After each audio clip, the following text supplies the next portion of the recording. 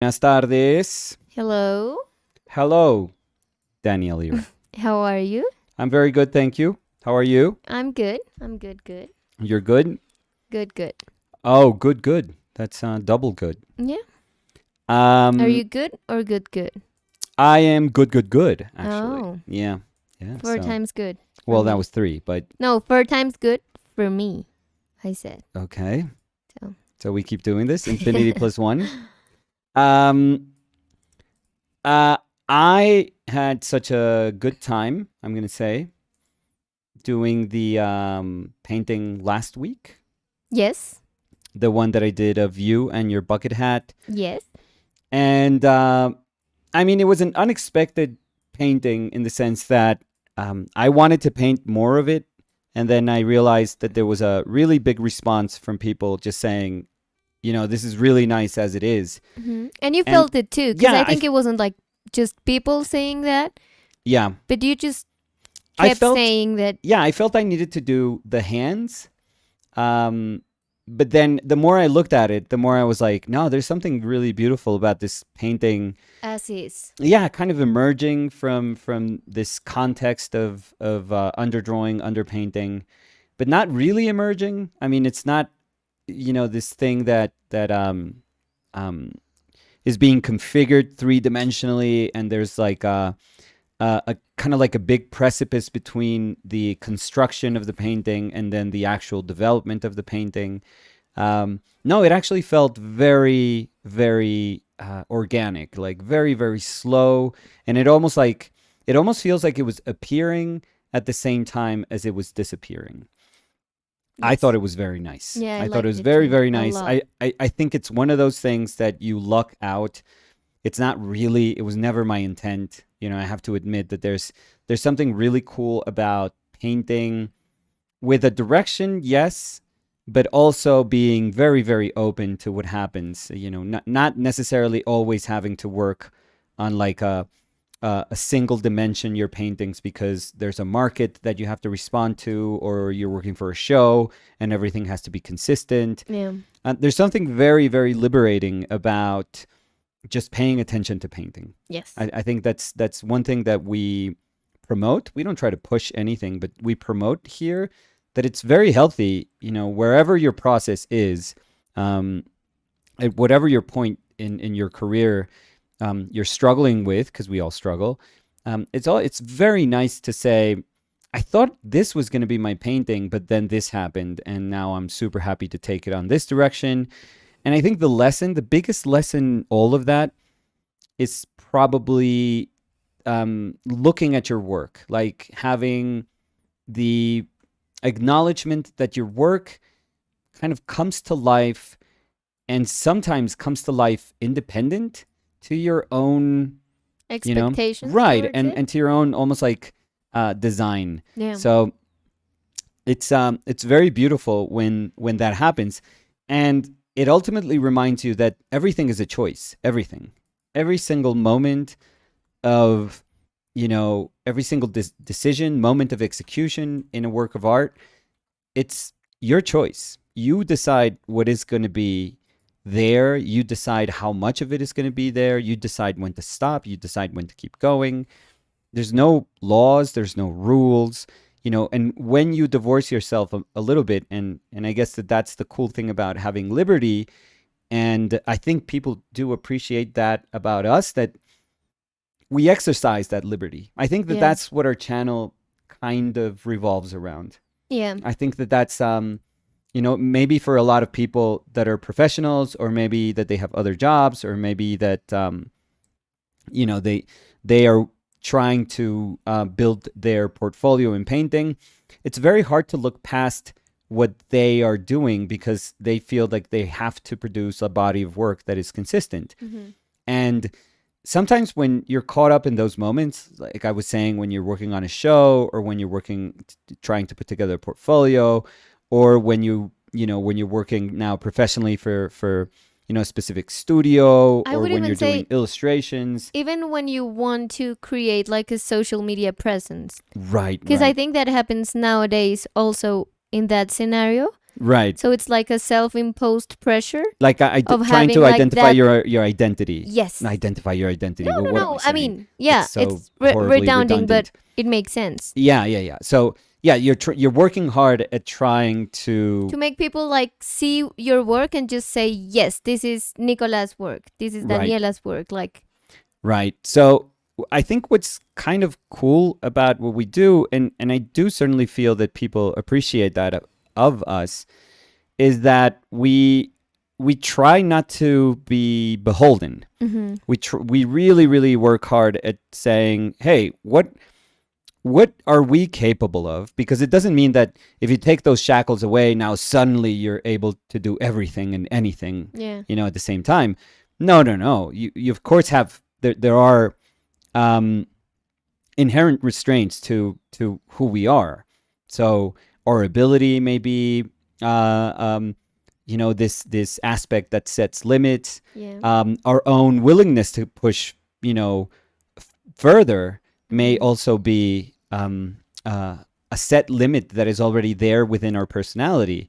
So exploring the limits of those things that means to be of that which means to be liberated from those shackles is also super interesting, because it's never going to be the same for two people. It's always going to be quite different for everyone. But I think within those boundaries that we already have, ourselves, we try in this channel. We try to sort of hover in that really strange place that is trying to make paintings or sculptures or whatever we can come up with, within this realm of our own capability. And it's very nice to just kind of move around it, to like slowly move and explore like all these little places, like nooks and crannies of this area that feels most of the time unexplored. Particularly when you work and you have set kind of like milestones for yourself, and you just want to take this proven path of how to do paintings, how to do drawings, how to do sculptures. It's very hard to just give yourself the chance to look kind of, to look outside your window and say, oh, that looks cool. Let me see how that feels. Yeah. So we realize that for many people, that's just not an option. That really is something that you would have to work super hard to incorporate into your own practice. For example, a lot of people that do production work for video games or animation industry or movie industry, they take their lunch breaks as the opportunity to do paintings that they want to do. It's like super important for them to always remind themselves of things that they want to paint. And that's amazing. Like, I remember Dice he was working at Pixar, and what he would do to just kind of take his mind off of the way Pixar would work was to go plein air painting. So it's incredible, because by saying that, you're like, wait a minute, you take your mind off of work with more work? Like, that's crazy. But it is, because the other work doesn't quite feel like work. Yeah. And I think that that's kind of what we do here. And I think it's not that it does not feel like work, but I mean, I think that when you're working and you have some parameters that you have to follow, it does not feel like it's your own. Yeah. So it's not free of taking you're not free of taking any decision you want, because you have to answer to X, Y, or Z. Right. So I think it's also very cool and liberating when you know that you own your work and not the other way around. Yeah. So for example, when you do different paths for your painting, so if you approach painting like this, or if you approach it just by painting, like straight painting, I think it's cool. And I think that we always emphasize on that in our own process, because we really like to feel that, I mean, your painting does not mean that you're going to approach it openly always. Like, Right. your painting is broader than that. Yes. So it Infinitely can be broader. Exactly. So it can be yours if you do an underdrawing, if you do an underpainting, and if you do 4 painting sessions, or it can be yours if it's one sitting. Yeah. So I think it's very, again, liberating to feel that it's not like the process you take what defines your art. Yeah, you're not beholden to your own process. Yes. Which is very weird, thinking that something that we have fought for and we have established for ourselves can also be something that constricts us. It's very, very strange to think that, because we can't blame it on anyone else. It's like, oh my God, who's doing this to me? And it's like, well, you decided this. Yeah. You decided that this was going to be the way your paintings were going to be made. You decided what your subject matter was going to be. You decided, all these different variables about what your work was going to mean. So it's super, super interesting. But all of this we're trying to say, because it's really nice when you can do a painting and when you can initially have like a set goal for that painting. And then just because we were working slower and just because, I don't know, everything kind of happened there in one moment where you open your eyes and you suddenly see your painting under a different light and you say, well, wait a minute, this is kind of cool. Like I didn't, it's funny because with all the paintings that I've done in my life, I still can't visualize, like pre-visualize a painting. And I don't think that that's something that I would ever want. Because the idea of that was the one that broke me like many years ago, probably like 10, 12 years ago, and made me want to start to do like these weird experiments with paint. But, and which had to do with just sitting down and saying, oh crap, I already know what I have to do with this painting. It's just a matter of me painting it, but I already know what I have to do. And it made sense because at that time I was working for a gallery and the gallery had like expectations of what the paintings were going to look like. And we had already themes of what the paintings were going to be. It was just very sad. There were so many things that were kind of immovable in that equation that then it was just about making the paintings. And I remember just sitting down one day with this like big canvas in front of me because I was doing like 80 by 60 paintings, like 2 meters by a meter 50. And I was just looking at this blank canvas and I was saying, I kind of already know what I'm going to do here. Yeah. And it was pathetic because it was like, I kind of know what my next month is going to feel like. Yeah. And the next one and the next one. Yeah. And then you would start the next painting and it's like, okay, the next month and a half is that it's like right there in my head. I don't know. I thought that was sad. Yeah. In many, many ways. I thought that was sad. And I know a lot of people that defend painting will say, no, the execution of a painting is glorious. The making of a painting is where a painting lives. And I get that, but I don't know. For me, it's not enough. For me, it's not enough to say, let me see if I can paint this satin, drapery and make it look really satiny. Because those were the sort of challenges that I would put for myself. And then I would do whatever job, like a good job, I guess, good enough job at doing that. And I would look at it and it's like, I would say, yeah, it's good. It's like satiny. So that's good, I guess. And let me see if I could paint this velvety. And I was like, yeah, again, at the best of my abilities, I could say, yeah, sure. I did it. I'm not saying like, oh yeah, you did it as if that's like,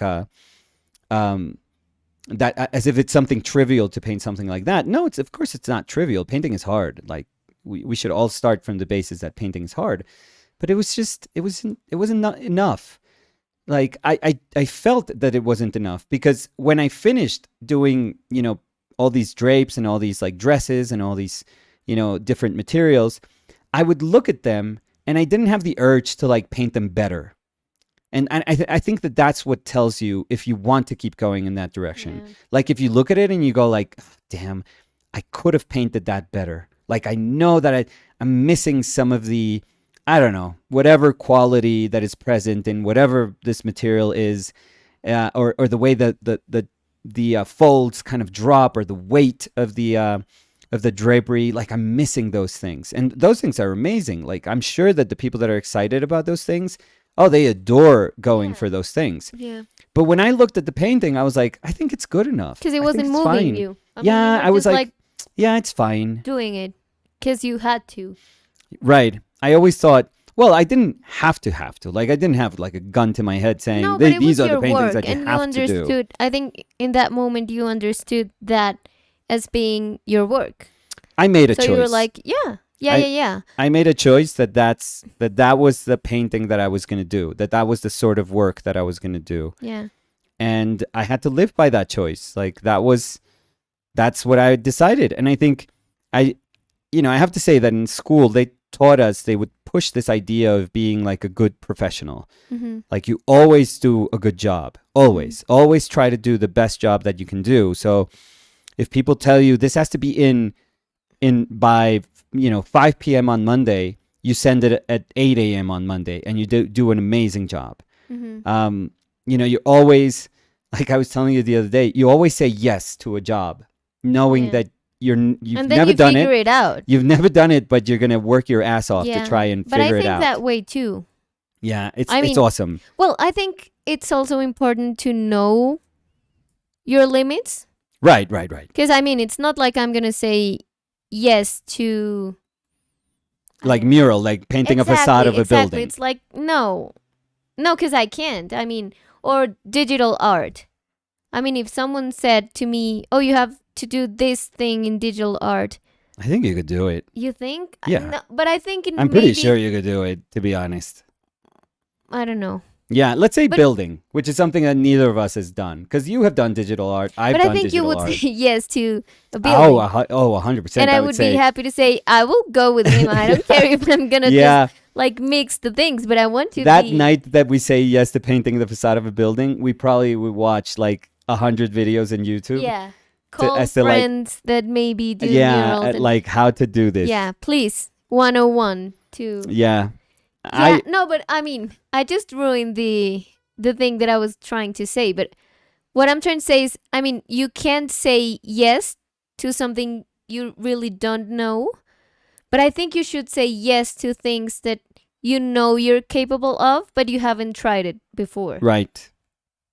So, if I have to do a web page, I would say no, because I don't know how to program or whatever a web page, but I could do the graphic part. Yeah, but it's like knowing the things you can do and can't do.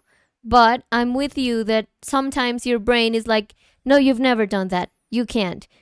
But if you say yes, I think it's cool because you're pushing yourself to see what you really can or can't do. Because sometimes you're just afraid because you've never done that. So you just say no by default because it's like, no, I've never done that. So I'm sorry. Yeah.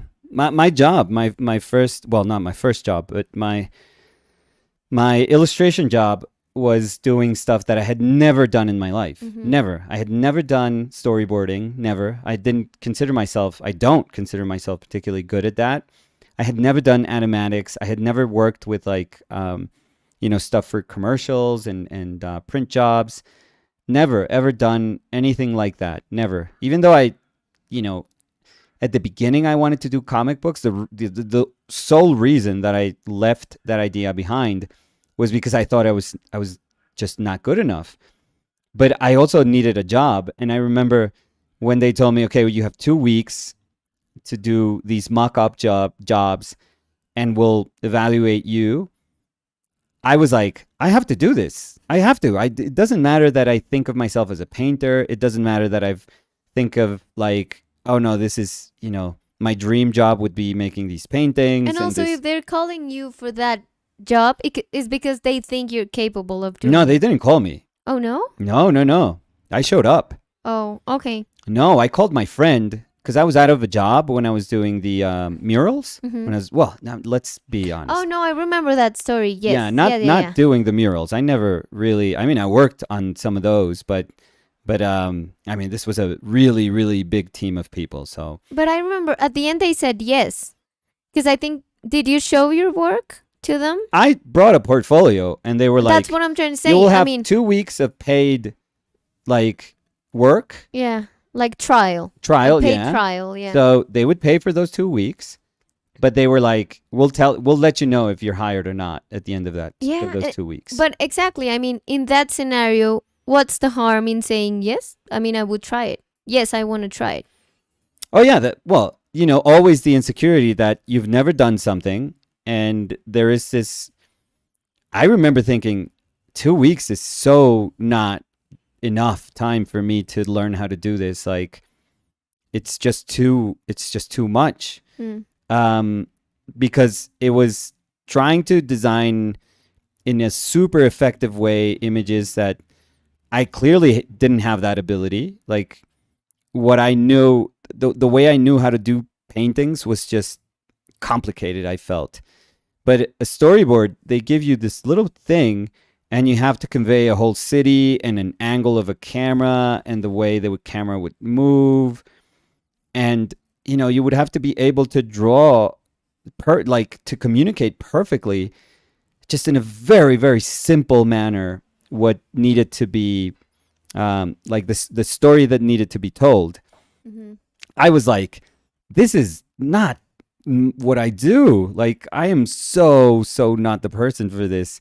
But I also thought, but even though that insecurity was there, the fact that I couldn't make rent was like even bigger in my mind. I was like, I probably had money saved up for like an extra month, I would say. I'm 100% positive that I didn't have, I don't know, $1,000 in the bank, or like $1,500 in the bank, and my rent was $500. So, maybe I had a month, but I'm 100,000% positive that I knew that I need to start a job immediately, because if not, then I don't know what to do. I literally don't know what to do. I was like, who do I go to? I don't have family here. I don't have, I'm alone here. So I just have to make this work. Have to. Yeah, but what I'm trying to say is it wouldn't harm anyone to try. Right. Because, I mean, you said yes. And maybe if you say yes and they give you the 2-week trial, they can be like, no, I'm sorry, it's not what we're looking for. Okay. And you just go and look for another job, but you tried it. Right. But if you said no, you're always going to wonder if maybe they would have said, yes, we like what you do and keep working with us. Or no, thank you. But I mean, you would always wonder because you never took the risk to see if you could or couldn't do it. So, and it's always super easy to find, not excuses, but to prove to ourselves that we are limited. Always. Like, that's the easiest thing in the world, to just say, no, of course I'm not good enough for that. Like, of course I don't know how to do that. And what's sad is that if we don't perform well, or because it's a bad week, or maybe it's a tough job, or maybe it's beyond our ability, which is very, very, very true many times. Yeah. What's sad is that we tend to sabotage ourselves and say, see, I told you, I wasn't good enough for this. I knew that I couldn't do this. But I think that's the thing. I mean, when you're trying something new as an artist, it's like you're being vulnerable. Because you just know the things you're very good at, but then you're trying something else and you might think no. I mean, if I don't get this job, it's because I'm terrible at that. Yeah. So I'm never going to do that again. And it's like, again, being vulnerable for that trial time or that moment while you learn. And I think that's complicated in the moment you do it, but it's also super gratifying when you do it. Yeah. Because that's the only way you learn to do things. Yeah, the bad thing is that if this was like an empty space that will allow you to do that, fine. But the truth is, many of these places are like, no, we are efficient. Like, we don't have time for you to learn how to do a job or to be patient with you.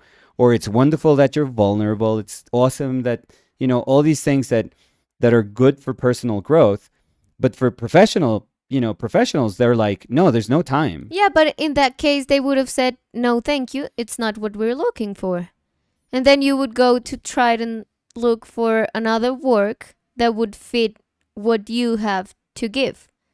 Yeah, I don't know what would have been of me. No, I really don't. Because you tried it. Yeah. I mean, because you've told me that you were super scared. Oh, yeah. But you were like, I'm scared, but I'm going to try it. No, and I was like, I have to. Yeah. There's nothing that makes you work hard than just pure desperation. That you know that there's no other options. It's like, it's this or just finding a job at a bar or waitressing or doing something, which is totally fine. I did many jobs. Can also feel terrifying. Yes. Because I don't think it's only... I think this fear does not only relate to art, but to everything in life. I mean, when you're doing something for the first time as an adult, it's like super nerve-wracking. Yeah. We have that added... I think artists do have that added weight put on our shoulders, which is that if you don't immediately find a job that has to do with art, then you're failing. Like, you're immediately failing. And I think there's a lot of... I mean, this is how many people feel, I'm sure, that maybe they've gone through their education hoping that they can find a job in what they love and what they actually studied. And there's nothing more frustrating than having to accept that that's not going to happen, and that you have to deal with just, getting a job. Doesn't matter what it is. It's just a job, and you have to be kind of grateful for finding a job, and you have to respect that, and you have to just work. But I don't know, with us artists, we tend to be so hard on ourselves that we tend to not even forgive the fact that, with ourselves, forgive the fact that sometimes we just need to take that job because there's no other options for us. And I probably would have had to do anything that I would have found.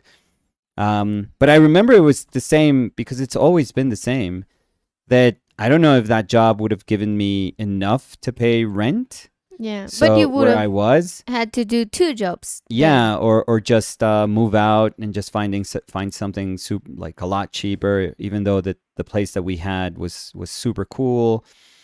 That's when life starts to transform, just because you can't find like a damn job, which is crazy. I was reading a tweet. The U.S. is so weird for me because in so many ways, I understand it as my home, and I have so many wonderful memories of the U.S. I owe my education to the U.S. The character of the artist that I am, I owe entirely to my time spent there. I have family there. My brother, whom I love, and his family, they're all there. My family's history belongs there also. My mother, her heart is over there. She adores every time she goes back to the US. And yet, you read stuff like from 2009, I think it was. I read a tweet that the minimum wage hasn't gone up. From 2009. Yeah, which is just, there's things that are so backwards. Yeah, because if that was the case, so but everything had the same price. Oh yeah, if there was no change in the price of anything, then fine. If 2009 money, it was exactly 2022 money. Yeah, if 2009 rent. Yeah, food, everything. Yeah, because gas for the people that are in the U.S. right now. Yeah. Like I wonder how much they would love 2009 gas prices right now. Education, 2009. How much? I wonder the percentage of that education prices, particularly private schools, private colleges, have gone up. I'm willing to say 2009. It has to be close to 100%. I'm going to say 70%, maybe. prices from 2009 to 2022. So let's see. Yeah, 13 years. I'm gonna say for sure, like 80%. Increase. ¿Cómo lo busco? I no, you would have to go on a, or you would have to look at I don't know how to look. I don't know how to look for that. I don't even know if those. This one says like $1 in 2009 is equivalent in purchasing power to about 138 today. Okay, but an increase of 0.38 over 13 years. Right, but that's not the rate at which education Yes. is not beholden to that. They can go up, So exponentially if they wanted to, which is crazy. so education prices.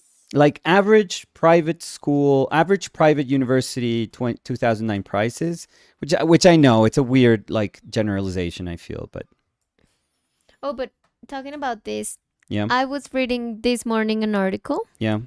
about New York City rent because Mhm. it's gone up after the pandemic a lot. Crazy. And I was seeing that the average one bedroom. Yeah. Don't tell me. One Try to- bedroom. Do you know square foot or No, meters? it was square, just saying. square meters? Yeah, they were just saying. So let me Google that to say the exact amount. So no, but try to guess. But how much has it gone up post pandemic? Yeah. Oh, I So have it from here. 2020 to It 2022? says- So the title is New York City one-bedroom apartments Yeah. are now more expensive than before the pandemic. So the median rent price for one bedroom is now blah blah blah. So they're not saying the Right. square meters, but I'm guessing that they're making the prices less accessible because many people had trouble paying rent during the pandemic, mhm. and landlords abhor that. I mean, they want their money. And granted, there's a lot of people that live from having a bunch of real estate. So this not only affects the people that rent, but also the people that are the owners. But I always feel like, come on, if you have enough money to own a bunch of apartments in New York, No, and I mean you're doing fine. I've told you about the things they ask for Oh, a it's rent crazy. Oh in no, New no, York. it's impossible. It's like 30 times It's the impossible. price of I the would have rent. never. which is- I would have never been able to have the paperwork for that. So I'm guessing that's what they're doing. They're trying to guarantee as much as they can that the people that are going to be living there are making really good money, really, really good money, and they're trying to just throw out people that are barely making rent. So one your bedroom. guess. Yeah. I'm gonna say 1,800. So $3,450. Oh my God! What? Yes. Which is crazy because it says, look, the survey looks at specific neighborhoods, and it turns out that Manhattan areas have seen the largest increase in the price of their one bedrooms are the Upper West Side, Okay, but which that's an expensive. increase. No, but listen to this. I mean, which an increase. They were talking about the comparison between 2020 Okay. and now. Yeah, which is crazy And it because says- it should never be. Why? Upper West Side Yeah. has increased in a 44.4%. Oh my God. Chelsea 42.4%. Bowery 40.8. I Bowery. mean, whatever, yeah. Yeah, it I'm doesn't not- matter. never It's a gonna place that live will there. never live there. We'll never live there. I can't afford it, Yeah. so I can call it Yeah, whatever. call it whatever you want. Yeah, but I mean, it's just. Yeah, that's not right. And it says similar to Manhattan, rents in Brooklyn areas Of with course. no fee rental buildings jumped over 20%. Oh, year Brooklyn over is year. Brooklyn might as well be Manhattan. You know. I mean, $3,450 Yeah, that is that's for a crazy. one bedroom. Maybe I was off. Maybe I was being too naive with the price that I was saying. I but don't know. I just feel like that's the crazy amount of I still money. think that if I go to Queens and somebody tells me a one bedroom is 1,800, which is the price that I was saying, I'd be like, that's a lot. That is a hell of a lot of money. Unless this is like San Francisco. that you're making like the average job in New York for any borough is giving you 150,000 a year. And then you can say, okay, I could do $4,000. I mean, $4,000 a year, that would be almost like 50,000 in rent.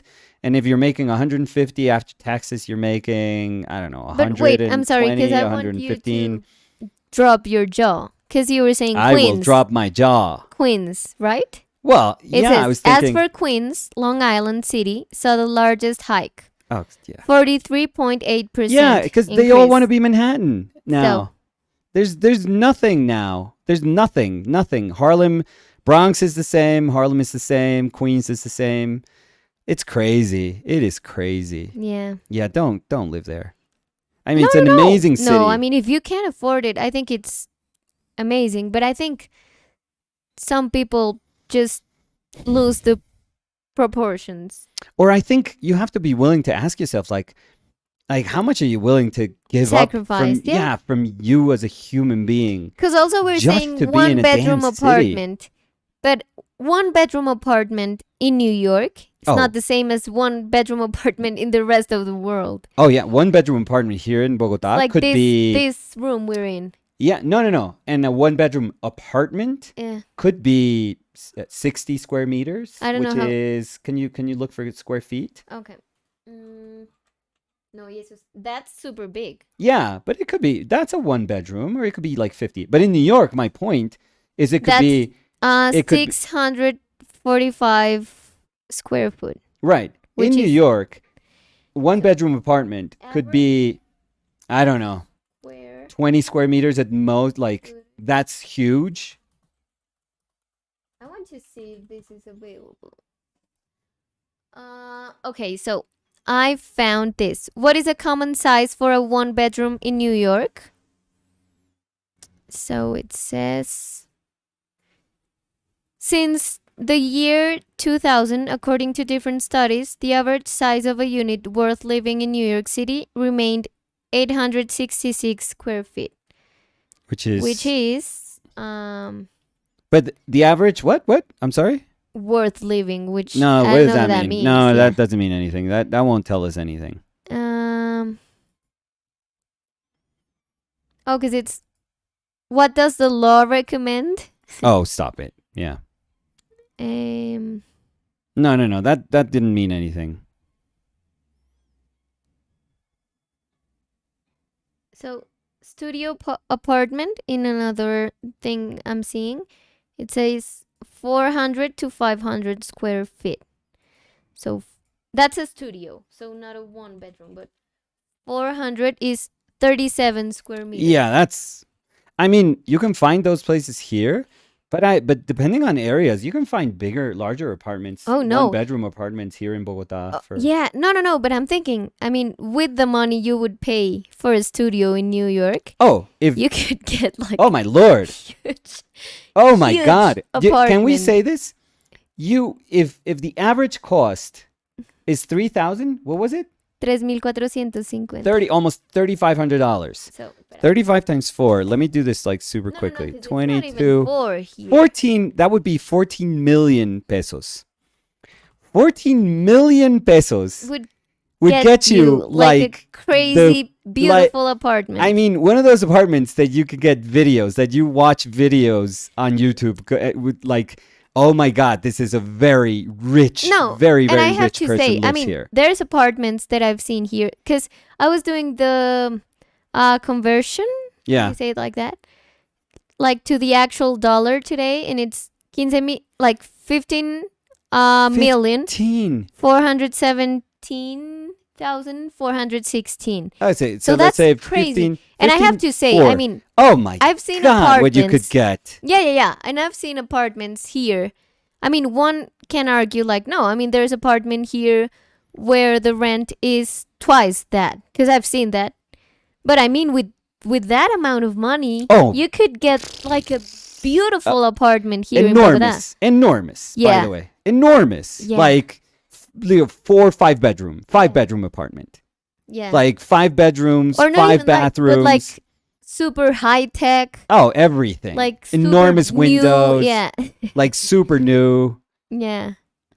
The sort of Yeah. stuff that probably in New York would cost you, I don't even know, $25,000 a month, maybe. I have no idea. I mean, I'm lost. If 3,450 Gets you a closet. is one Closet. bedroom, yeah. I have no idea. I mean, yeah. Yeah, that's the world. Yeah. Yeah. We haven't said what we were doing. No. And How did we end up talking about rent? I'm just Googling in the kind of like the silo we have here to see What a with that 15 amount, yeah, million- like the square meters you could get. So Now, a lot of people would say, well, it's Bogota. yeah. You know, it's not New York. Yeah, and people would say, yeah, but I want to live in New York. That's why I'm paying that much. I know, but I think it's the only way we can figure, like, kind of understand that amount of money because we live here. Yeah, the only So. thing you can do is relate it to your own experience. So, Yeah, so I'm seeing here. yeah. So let's look. There's two. Let's see the two that are like with a little star. So the recommended ones. So there's so both, of course, are beautiful. There's one that says 212 square meters, but it's brand new. Okay. So that is 2,281 square foot. And the other one that I'm seeing that's near the place we live, it says 429 Oh my God. square meters, That's which is that's big. 4,617 square foot. So So, that's just, yes. yeah, crazy. So get a job in New York and move here. Yeah, Yes. we should do that. Yeah, remote job Work, yeah. in New York. Just move here and live like a god. Yeah. Yeah, this is huge. That is crazy. Well, it's not crazy. I mean, it's expected, to be honest. Like, But still, it's crazy. yeah. I mean, I remember I was reading this morning that and I was like, what? Yeah. I mean, I wish, I thought I was Honestly- like reading it wrong. yeah, honestly, I wish that it was more surprising, but the truth is it's not.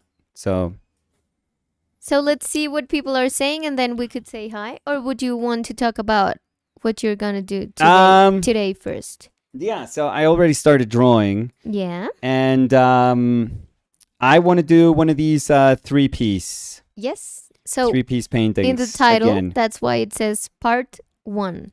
Yeah. I like it. I liked doing this. It gives me a different sort of structure with my paint, like with my painting practice. It's like I was saying I don't know if it was at the end of last week, but it kind of makes my brain think a little bit differently, which is really nice. I also enjoy spending a little more time with my drawing. Not that I don't like drawing with paint. This morning I painted James Castle for one of the portrait rewards. That I adore James Castle. I thought it was like a super nice loose painting of James Castle. I was very, very happy with how it came out. Yeah. Just very juicy and kind of loose. It's so nice to understand drawing through brushstrokes. And I guess that's, the concept of drawing is something that, yes, your brain is trying to like deal with all these definitions of drawing, but you really do feel that a part of your brain lights up when you have to hit that brushstroke, and it's very different than the one where I'm trying to figure things out in here with a more, let's call it like a primeval tool, which is just a mark making, this very graphic mark making tool, which can be a color pencil or charcoal or a pencil, whatever. It's very, very different. It's really cool how your brain just completely understands it as a tool that, yes, will let you, access drawing, the idea of drawing, but in a really specific way that is not the same. It's not present as the, when you're just constructing with brushstrokes. So yeah, it's very cool when that happens. Every time I try to draw my niece, I draw my sister. Well, they look alike, but it's like, come on. I feel like it feels like Titi's more than your sister. Yeah, but come on. Jesus Christ. So Roslyn was saying the James Castle is chef's kiss. Oh, I love it. I obviously like that you liked it. Thank you. So, let's see. I liked it too. I liked it 3. Yeah, and congrats to Rosalind. That's doing an awesome job, I feel, at her own classes, her own workshop. Yeah, I've results seen that are super cool. Sharing, very, very super cool. So huge and she's super congrats. cool too. So. I'm sure you're an amazing teacher. Yeah. Half of our rows.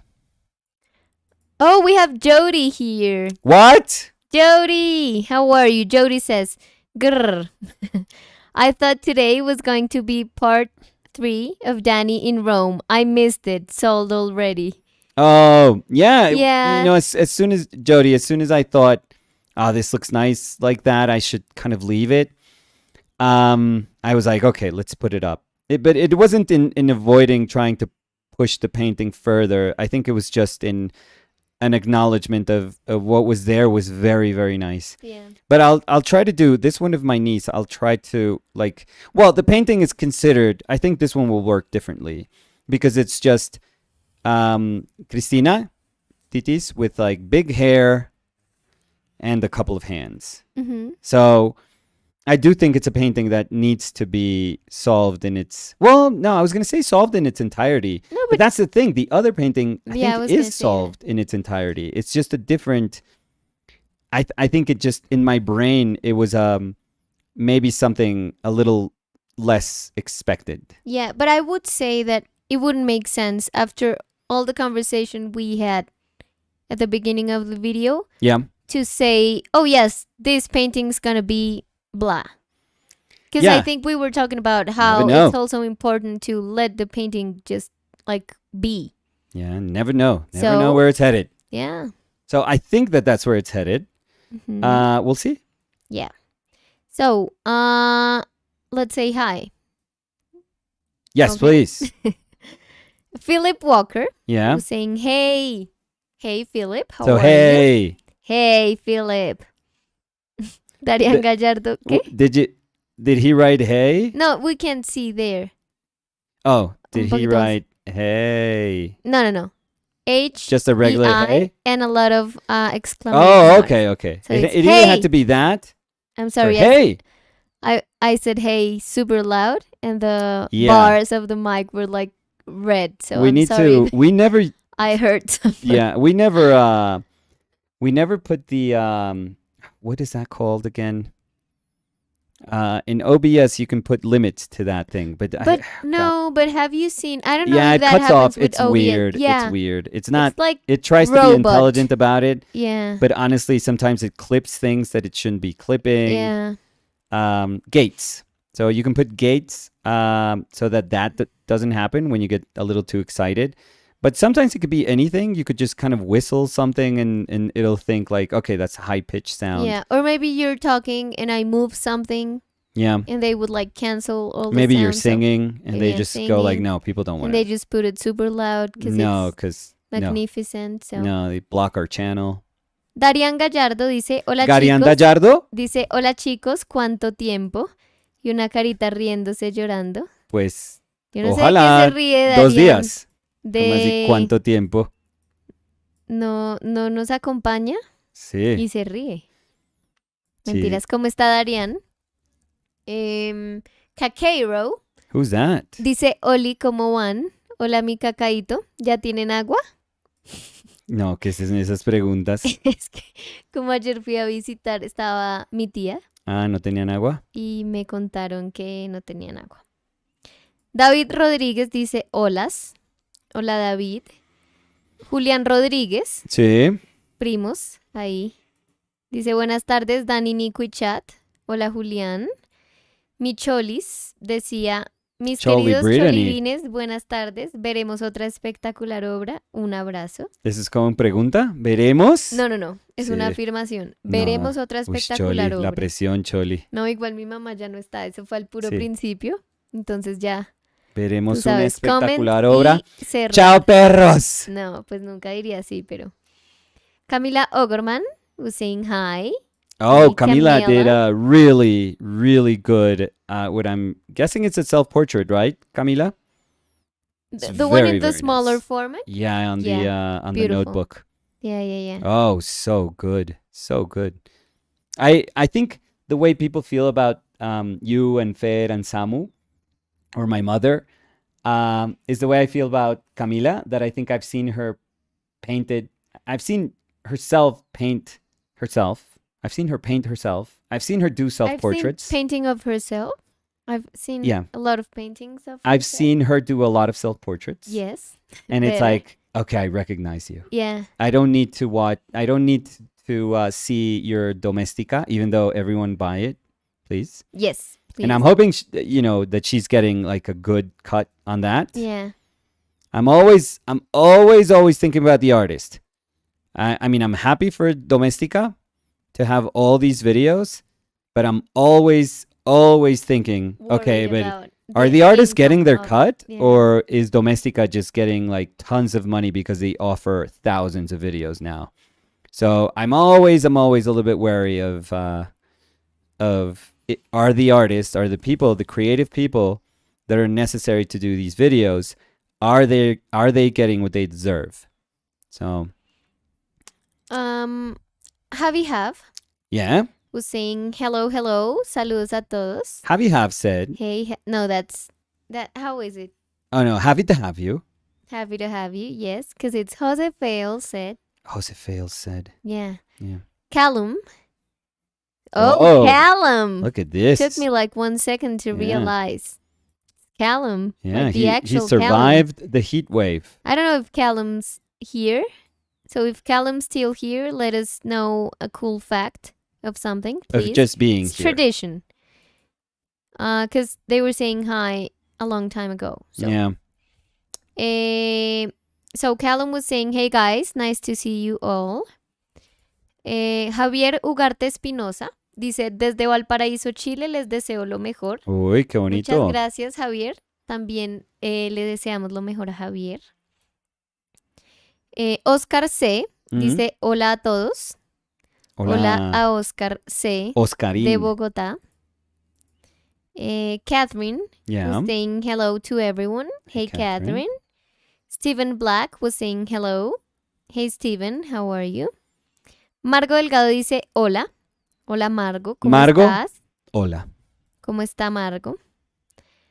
Tani was saying, hey, guys, LOL, the irony. I just packed up all my art stuff because it's thunderstorming over here.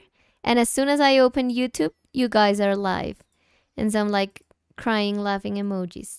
And they Very were also nice. saying, I started a watercolor sketch of some apple jam I made today, Ooh, but I'll that's work on it more tomorrow. apple jam. I don't think I've ever had apple jam. No?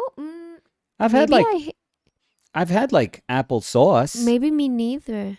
Apple It sauce sounds- is amazing. I mean, an apple jam has every possibility to be amazing. I mean, Yeah. it has like all the, I don't know, ingredients in the mix. I don't know if there's a It's- kid in Colombia that wasn't brought up with like applesauce.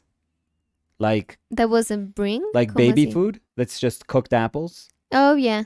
I think that's the most famous and easy baby food to make. Compota de manzana? Yeah. Yeah. I think that's But I have to say that when I was a kid, I had a lot of compota, yeah. so baby food, from the store. Oh It yeah, wasn't yeah, yeah. like, No, you can buy the. and I have to say, when I wasn't a baby, but I was an adult, or I still Oh yeah, there's tons of people that love that crave, stuff. yeah, compota. I mean, think it's. it's just fruit. You know what I like? The versions that are like a squeezable Oh yeah, that's not good. thing. No, that's nasty. I love it. No, that stuff is nasty. I used to pack that for art school. Yeah, that stuff is not good. No, it's No. amazing. It's the same. I mean, it's just the package. And preservatives, and you have to suck on the thing. No, No. es normal. No, no, Esa no. no. And all the ones I had may have preservatives. Oh, I'm 'Cause the 100% sure. Yeah. The ones you buy in the store have. Yeah, of course, preservatives. but no, in my house it was very old school. I mean, I'm sure my mother bought like other ones, but I But remember for your kids, I did no, you buy them from yeah, the well, store? when we would go to my mother's house, they would make for No, them. no, but I'm saying, did you Me? buy from the store for your kids? I think it was half and half. I'm going to be super honest. Yeah, because I think that's. I think it with was me. very nice just to cook some apples. It was very easy. It's super, super easy to just cook apples and then that's it. You know, peel apples, cook them, you're good. Put water and you're good. Yeah. No, and I have to say, I'm assuming. I mean, I think maybe in my house was also like 50-50. Yeah, but there were times like, because you don't want your kid just tasting like sweet those sweet ones or just apple. Like it's really good to introduce like different tastes. Like, Yeah. so yeah, I'm sure like the other fruits that maybe are not as easy to cook. I mean, they're all easy to be honest. But you know, I think with me, I mean, my mom could say if it's right or not, but I remember she has told me about how easy it was for me to try things. So I that's wouldn't good. eat a lot, but I would try everything. Oh, that's very good. I wouldn't be like the kid that spits food because they don't like the taste. Oh, that's tough. I would be I mean, just that's like, amazing. Those are the best kids. I would just like try it, but be full by just trying it. Because when I was a kid, I didn't eat a lot. Yeah. So. No, my kids, I mean, Samu was tough. Samu was really hard to get him to eat anything eventually that wasn't like fried. He was brought up with fried chicken and French fries. Mm-hmm. Yeah. Yeah. I have no idea how he's not working at a McDonald's now. Oh, no, but- I was open to eating everything. I mean, I remember I could eat pate. I Oh. could eat like... Oh, that was pretty fancy from the start. No, You but went with I like mean, a fancy one. well, you were like fun. Oh, number that's one what of you were that. throwing that out. Oh, that's why. No, but I was trying to say that because it's something that I've seen that kids rarely want to try. Yeah, Because or it's vegetables. like something let's weird. say. Yeah, but Or- I tried everything. But I just had like a tiny stomach. I think So. I was very difficult too.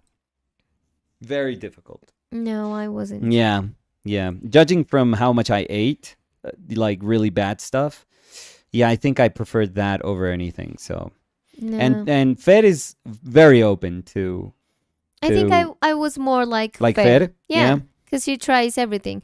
But Fer is eating a lot now. They're both. I struggled when I was a kid because I remember everyone was like, no, but she's super skinny. She has to eat. And I remember that I was always like, oh, I'm eating. I mean, it's just like I'm getting full. And now, after that, I'm sorry. I just grew up and I started eating a lot. And still, I wouldn't be like growing taller. Or no, I mean, I was just like the same person because I have like a super fast metabolism. Yeah. No, I grew sideways. So, Yeah, but I remember it was frustrating for me as a kid to always listen to people saying like, no, I mean, you're like, are you okay? Are you like sick? Because you don't eat that much. And I was like, no, I'm eating everything, but I just got full. My mom even gave me those like shakes. yeah. Yeah, because the doctor said. But that was when I was like maybe 6. Yeah, Samu had to take those too. Yeah. Yeah. He's always been very skinny. Like since he was a little kid, I remember the pediatrician saying like, "Oh, he's never going to be like this broad back or like, big bone. No, he was like, no, he's always going to be like skinny. How do you say con textura? Body type, maybe. Yeah, I don't know. Okay. I don't know. But he's always, and it's very true today. He eats more than any of us here.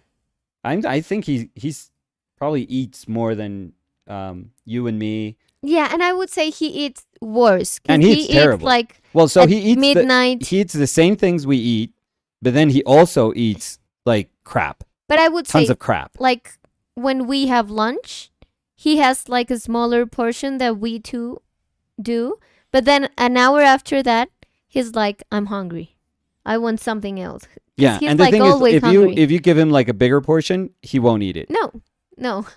He'll save it. He'll save food for like later. And then he would leave it because he would want like something sweet or something like that. So yeah. Liat was saying hello. Hey Liat, how are you? Belts was saying hello. Our Painted Lives quote unquote mural edition live stream would be pretty cool. Okay. I think a live stream that's while like, making a mural would be super complicated, but I think that's that all maybe, our data is going.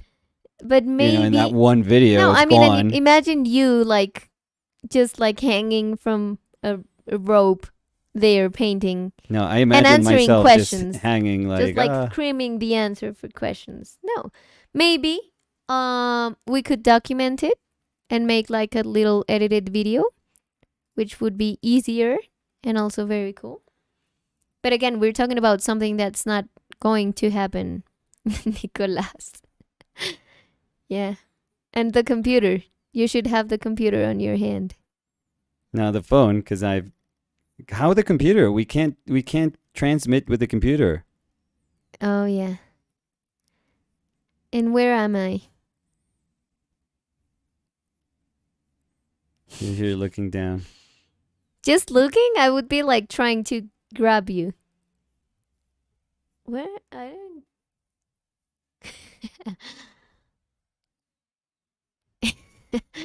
Nicolas.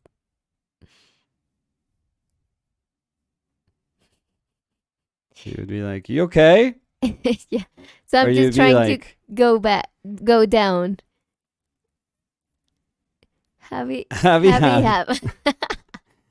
And I'd happy be like, to have you. Yeah. And I'd be like, "Great. Yes, hi, Javi have." Nikki Brooks was saying hi all.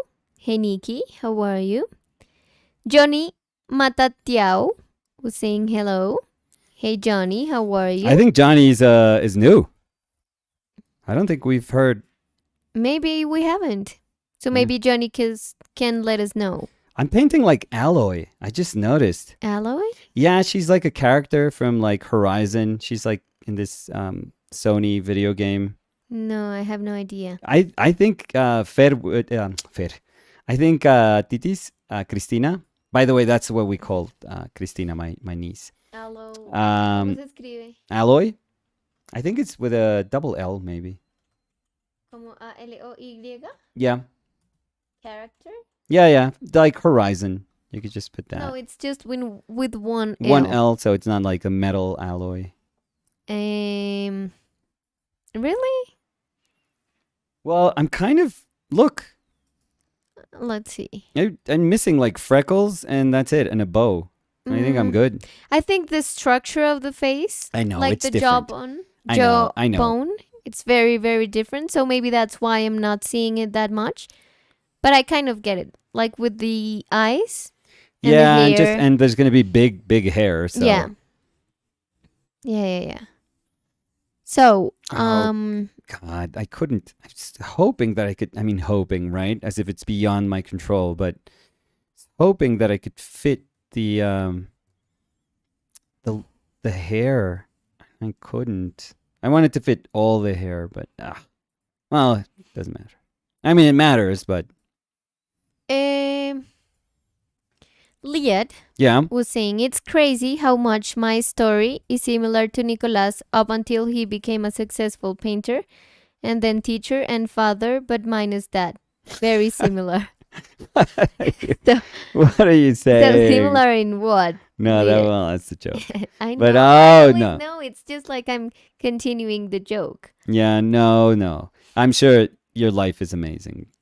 Jeff Every person's life is fascinating. Jeff Akoff was saying, "Hi Nico and Danny from the Netherlands. Hey, Jeff. Looking forward to exploring Bogota in a week." Awesome. Oh, amazing, Jeff. So it's gonna be kind of cold. Maybe. Yeah, days haven't been the best. So you should pack. Hasn't rained. Like a. No, it hasn't rained that much. But I think lately. here, because yesterday I was with my sister. And it was raining over there? No. And I think they were Okay. talking about how it had been raining. Okay. Because Bogota is huge. So sometimes it's not raining here, but some blocks away it's raining. So. Yes. So I would recommend to pack a good Always a jacket. Always like a have an umbrella ready. raincoat or yeah. No picture for the beholder. O sea, Lich. Nos dice Oli. Hola Lich, ¿qué más? ¿Qué más, Lichcito?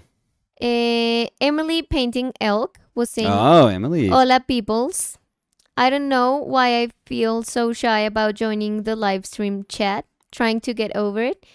No, we're all kind You are here. always welcome. And I also have to say that it was a very, very cool painting you did. Oh, it's crazy the one good. that you tagged us in. So I'm happy to know you're watching the live streams, but no, don't be shy. I think everyone here is very nice. And if they're not, I'm going to block them. So nice. Yeah, but awesome paintings, Emily, as always. Please follow Emily if you're not doing so already. Emily's the artist, the amazing painter that did the card painting that we showed a couple of weeks ago. Yeah, she's incredible. She has a series of those that I think, Emily, you're hoping to exhibit those, because I don't think those are available right now. So or let us know if they are, because I mean, maybe they are, and maybe people are. Maybe I'm wrong, but so. I don't know if I'm super wrong on that. Sinocephalus was saying, love how the canvas is always a place to doodle all kind of things. Always. And when we were talking about the rent, they were saying those prices are dementia. Who would want to live there? I think it's not who would want to, but I think who can afford. Yeah. Also, because I mean, I would have wanted to live there when I was working there for sure. So I can understand, but it really is turning into a city where the thing that I loved about New York is that you see there's everything. I mean, it's the most dense melting pot, boiling pot, also boiling probably right now with the world's heat wave. But it's the most dense melting pot in the world, I feel. So it's awesome when you meet so many different people and you realize that they can all just meet there, like crash there. I think that's why people sometimes are willing to sacrifice having like a super big apartment. Yeah. So saying, I would sacrifice the space of the apartment I'm going to live in because I want to be in New York. Yeah. Because I want to experience the things that New York is popular for. So if you ask me now, I would say no. But because of the life you have right now. Yeah, and the person that I am right now. I don't think I'm. And I also think that you can't conceive that idea because you're always thinking about Samu and Fair. No, but fair. no. But let's say that I can be very abstract and just separate myself and just say, would you be willing right now to shift your life towards New York? Like, for example, I've wanted to, explore if it's well paid and if there's a decent living, with a decent living wage to be made from teaching at my school, at my art school. Mm-hmm. Like, I always thought that in the future, which means when Fer is already old enough and she's doing her thing, studying whatever she wants to study. And you're saying Fer because Fer She's is the the smallest. youngest. Yes, Yeah. yes. So I'm saying Fer because that means that also Samu has gone through that. But I've considered. I always thought that I could move back, but it would have to be so appealing. It would have to be like one of those things that you go like, oh yes, this job is going to be super cool. The pay is really good. But then again, it's teaching, so I don't know how good that pay is, even if it's for SVA. So, but I would love to consider that. Let's see. Van Sant Ooh la la. was saying for 1,500, you get a room in a flat share in London. Oh, London is very, very expensive too. And when we were doing the change of the average one bedroom to what you could afford here in Bogota, Camila Ogorman said, same here, in the best neighborhood. Yeah. Van Sant was also saying, you even cleaned your palette. Yes, new me. New year, new me. I think it's good that it was my palette before, because I think in your mind that's like, oh, I have to keep it clean. That's exactly how even though it's not going to be mine again, because I already give it to you. But it's been like a good trick to your brain. In my mind, this is like, not. Oh, it's borrowed. In my mind, this is not mine. This is Danny's. So I have to like be somewhat decent about my use. And I love that you're taking a lot of care of that palette. Well, and that, I mean, it's a piece of plastic, but yes. No, but I was going to say, you're taking care of that palette, and it's like $1 palette. Oh, yeah. And the other one you have is like a very cool. It's better. Like, glass palette. Well, that one's, that one. The glass one I have in my closet, and it still has paint on it. Yeah. I mean, but this one's like, I bought it. No, you bought it for me. Because I remember you were in the mall, and I called you like, I need a palette. Because mine is ruined. Can you get one? And you were like, there's like terrible cheap ones. And I was like, yeah, I need those. And now it's the one you're cleaning the most. So. Yeah. Who would have thought that you need a $1 palette to go with my $1 brushes? Camila Ogorman said that's what lots of Europeans do with Buenos Aires. Yeah. They live wonderfully here but work over there. I think that would be amazing if you could get a job. I mean, if we could do that too. Oh, we would do that too. Yeah, well, because it's like, in many ways that's what we do, but yeah, but it's kind of different. I don't know if because you were saying, for example, if you were working in San Francisco and you would get like the average wage there. Yeah. If you change that, if you get that money and you convert it to living here, it's like awesome. A king. Yeah. A king. Yeah. Emily Painting Elk was saying, love that left ear on Castle. James Castle. Left. His left or our left? I'm gonna guess our left because that's the one I painted on light. Thank you, Emily. Solo Priest was saying hello todas. Hey Solo Priest, how are you? Jody was saying, I don't blame you. It was fantastic. Isn't there something about, quote unquote, knowing when to stop?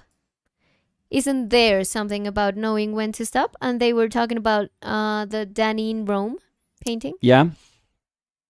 So, yeah, that was a question. So, isn't there something about knowing when to stop? Like something one could read or something one could, like, I don't know how to interpret that. Isn't there something? So, let's see. So, I thought today was going to be part 3 of Danny in Rome. I missed it. Sold already. I don't blame you. It was fantastic. Isn't there something about knowing when to stop? Oh, maybe, because maybe Jody got here after you talked at the beginning when you were saying that that's what specifically happened with that painting? Yes. That you thought you had to paint more, but then you were like trying to convince yourself that you had to. But then you were like, no, actually, I like it as is.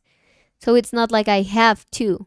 It's like the painting just evolved in a different way. Yes. And in the way it is, you liked it. So that's why you posted.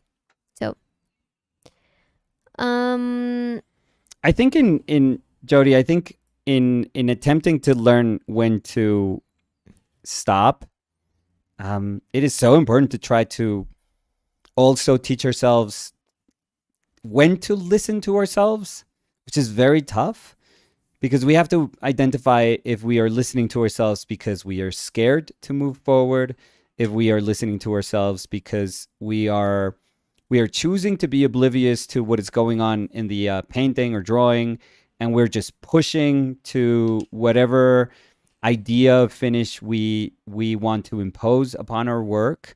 So it can be both. Like you could convince yourself of doing both sides of that kind of gamut. One where you are very hesitant about moving forward because you are ultimately a little insecure and a little bit scared, of ruining whatever good decisions you've already put down. And the other one where you're like, I don't care if this looks good right now. I know that my painting means this sort of image, and you have this idea of a far more resolved image in your brain, and you're telling yourself, I have to push further. I don't care if this is great. This can be great. I don't care. I have to push further. Like this can be something that's very cool for other people, but it will never satisfy me. And sometimes when you say that, you're closing yourself up for many possibilities that are amazing. So everything has to be right. And the conditions have to be right so that you can start teaching yourself to say, I should stop here, but I'm stopping here for good reasons. And you understand the good reasons. And you also understand what you're sacrificing by saying, I'm going to stop here. But you know that the good reasons outweigh the sacrifices. So who can teach you how to do that? Nobody. There's nobody, no teacher, no writer out there that can tell you how to spot those things. It's impossible.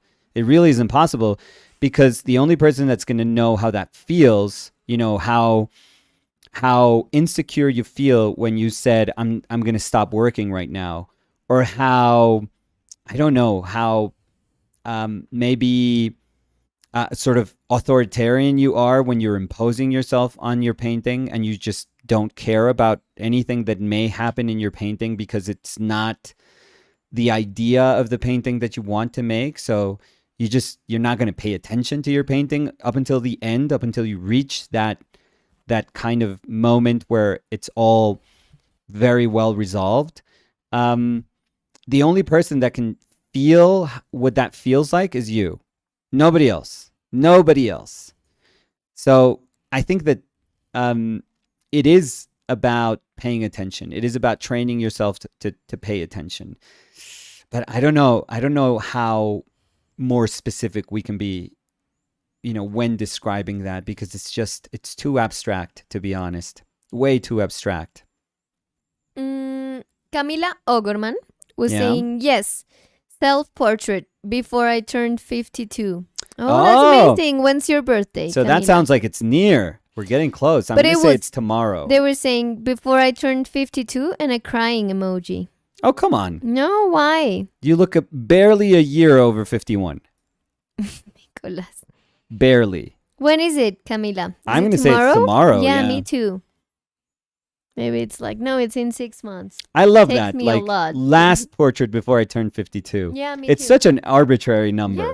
Like, it's such that I love it. I love it because, it's just, I don't know. It sounds like whatever age. It doesn't matter. Callum Yes. was saying no cool facts. Oh. It was 36 degrees here in the UK. Oh, Callum with the driest of facts. Yeah. Well, it was like a burning hot fact. Well, but he was also like, I'm not here to entertain. Yeah. You are here to entertain us. Yes. Get to drawing.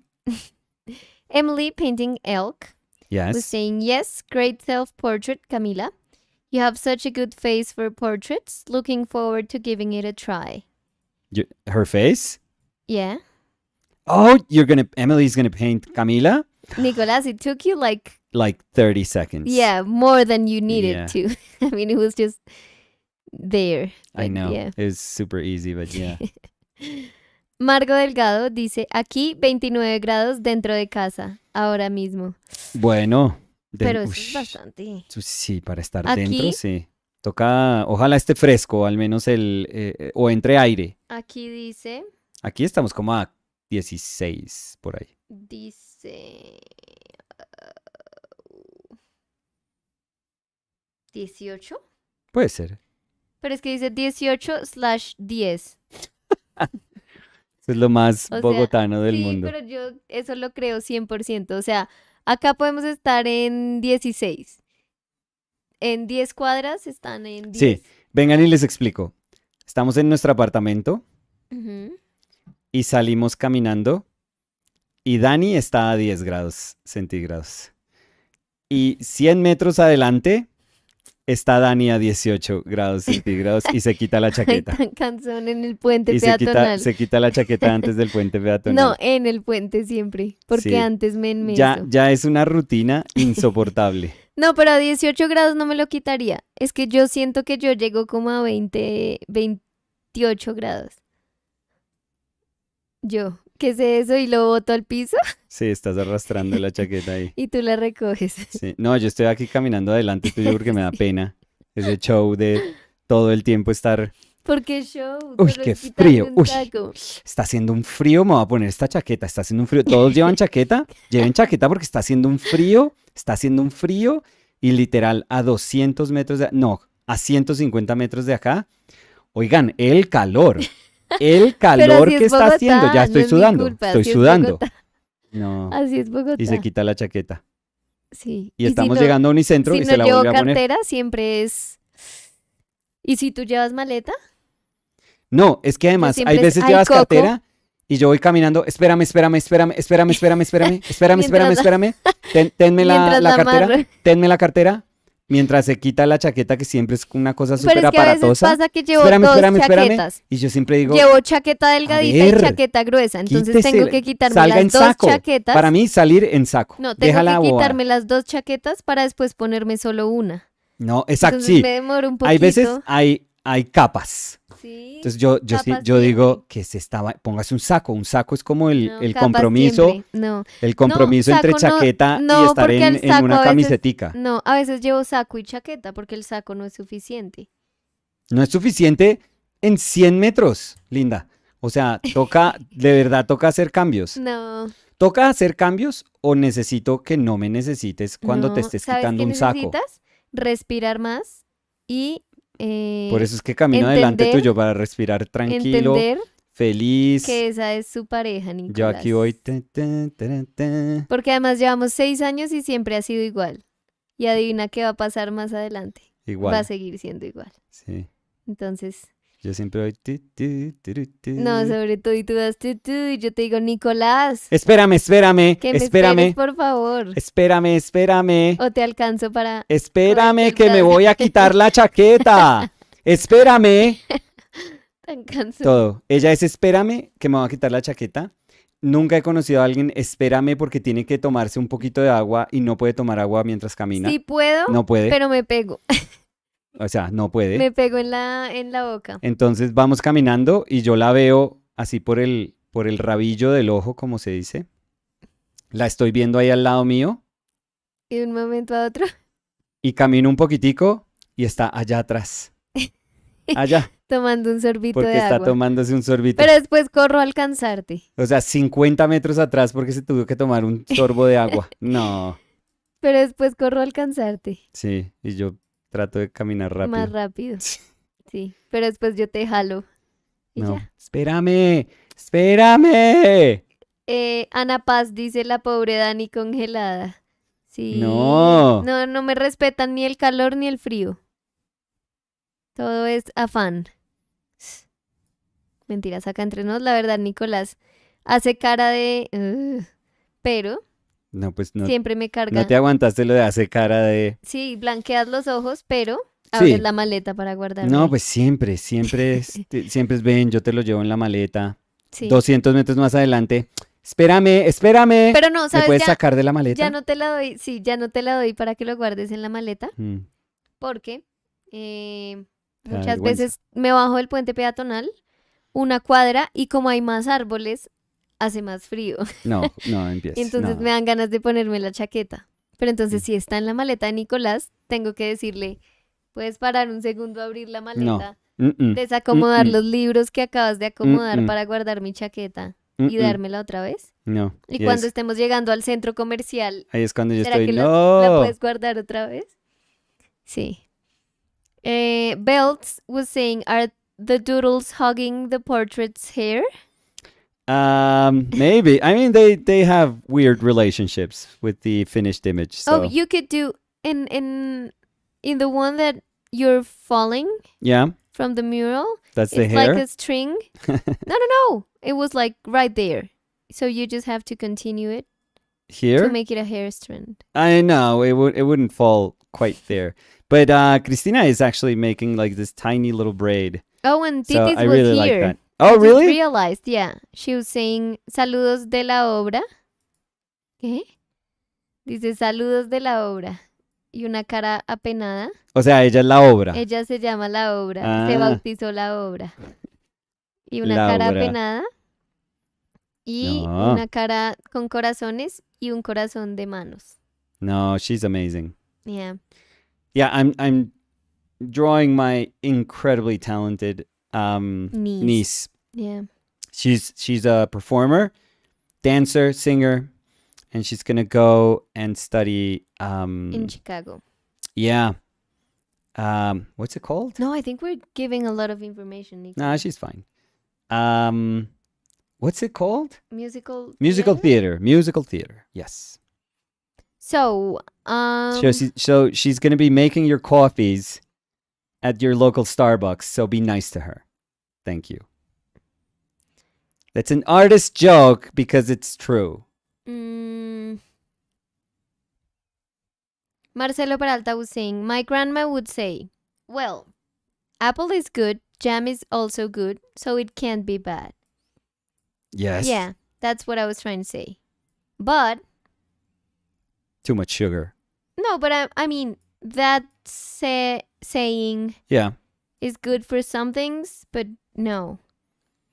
'Cause I it's mean, like thinking of bacon the is two good. things, Bacon is good, jam is good. and jam is good. But bacon jam, no thank you. Yeah, but we're thinking of jam. I mean, yeah, but I'm trying to think. No, because Oh, but that would maybe never a- be a thing. Bacon jam in a burger? Okay, no, we need to stop this. No? Maybe. I'm trying to think why you rarely see apple jam. No, a ver, de pronto sí hay mermelada manzana. Maybe it just doesn't hold that well. No, there's a lot. Yeah. I mean, I think there's not a lot here, but there's a lot. I know. Crazy. Look, Never tried it. We in could my try life. it. I'm gonna look for it. There's a Smucker's I've Smucker's never one? seen it. I Your know. My voice. voice just got too Yeah. excited, I guess. So let's see. Never seen it in my life. Or maybe I've walked past it Yeah. forever. Because maybe we just have the flavor we like, and we just like search for it and go, but Yeah. don't like actually see the other flavors available. No, I can no. No, I can know. No, I can assure you that I've spent quite a bit of time. Like, I think when we buy our jam is because we are buying we buy like jelly, but when we're buying that, it's because we're buying some peanut butter. Like, it's very rare for us to just buy jelly. No, for your kids. Yeah, but 9 out of 10 times it's because maybe we're getting some peanut butter. Yeah, no, but And I have to say we've I trust me, discovered like I spent quite a bit of time looking at the at the jellies that we have over here, but maybe they don't because I'm bring it thinking to of like a this good flavor store. for. Yeah, I know, but I've never seen. I gotta ask my mother. My mother's like, she loves grocery shopping. She just adores grocery I think shopping. it's cool too. Yeah. I'm always happy to go to every single Happy to have you. ¿Cómo se dice? Pasillo? Aisle. Aisle? Yeah. But you're like, nope. We just need to go to the cheese Well, aisle. no cheese And I'm aisle. like, well, There's no but cheese maybe. aisle. I wish there was a cheese Cheese aisle. aisle is at the end. No, but that's like milk. That's like frozen But I and would- milk. But it has cheese too. Yeah, but not. So- What I'm saying is, like, I would love a cheese aisle. Are you kidding me? There's a cheese aisle. It's smaller, but it's a cheese aisle. But no, what I'm trying to say is that you're like, no, I mean, we have to go to just 2 aisles. Why would we have to go to 10? Well, but know, I mean, it's not as if we're like, okay, let's spend half an hour here that we. No, but No, sometimes you we have do. to like go back. The thing is that I always want to do that. So it's maybe we're like in a rush. And I'm like, Nicolas, but maybe there's like a new product that At we're the going best to time. love. And you're like, Danny, we had to be back home an hour ago. So Yeah. move. Yeah. So, Emily was telling us Paris. that it's called apple butter instead of jam. Apple butter. So apple butter, no. Never had apple butter here. No. Margo Delgado dice, yo también soy de frío/calor y muchas veces estoy solo con una manga de la chaqueta puesta. No, Margo, eso está. Claro que me fascinaría pintar a Margo con Sí, una es como, manga. "Ves, tengo frío en el lado izquierdo". Sí, y se va cambiando de mangas. Sí. Va intercambiando los brazos. Thumb Oh, Jordan. Thumb. Thumb Yeah. was saying, I think apples are normally made into compote. Compote? Yeah, it's like baby At food. least- Like, That's what mama does. yeah. For us, yes, that's also super traditional. I think it's traditional. Well, most of the Western world, I would say. Marcelo Peralta was saying, we always made fun of grandma for that way of thinking in ingredients one by one. She used to make me popcorn and hot tea when I was a toddler. No way. Although But I have to say, I don't think I've it's had that bad. combination, but I think I'd be fine. Tea goes with anything. Not a popular one, but at least for Nicolas and me, more for you because Yeah. you love hot tea. For me, tea goes with anything. You could have, yeah, honestly. But I have to say, I was enjoying my hot matcha. Yeah. Hot Up until? matcha latte. Yeah. Up until? No, up until I run out of the creamer. Oh. So I have to get it. But I used to have it only cold. Yeah. And now I'm loving, or I was when I had my creamer. I was loving to have it super hot in the morning. Oh, it's best. Yeah, it was great. Yeah. I love like a hot cup of tea. 100%. So let's see, where was I? Here. So Roslyn was saying, when my kids were little, they all loved applesauce on toast. Applesauce. It's De the same thing. pronto. It's the same thing. It's Honestly, also no, but I'm thinking Applesauce it's just has a little more water if you think about it. applesauce, and apple jam difference between. So there's a web page that says difference between applesauce, apple jam, and apple butter. Okay, because apple So butter I had according to never heard in my this- life. Let's see. Yeah, what Emily was saying, I had never heard apple butter in my life. No, but I want a summary. I mean, this is like. No. Oh, it's good that you didn't, just blindly begin reading. That's amazing. I'm learning. Not really.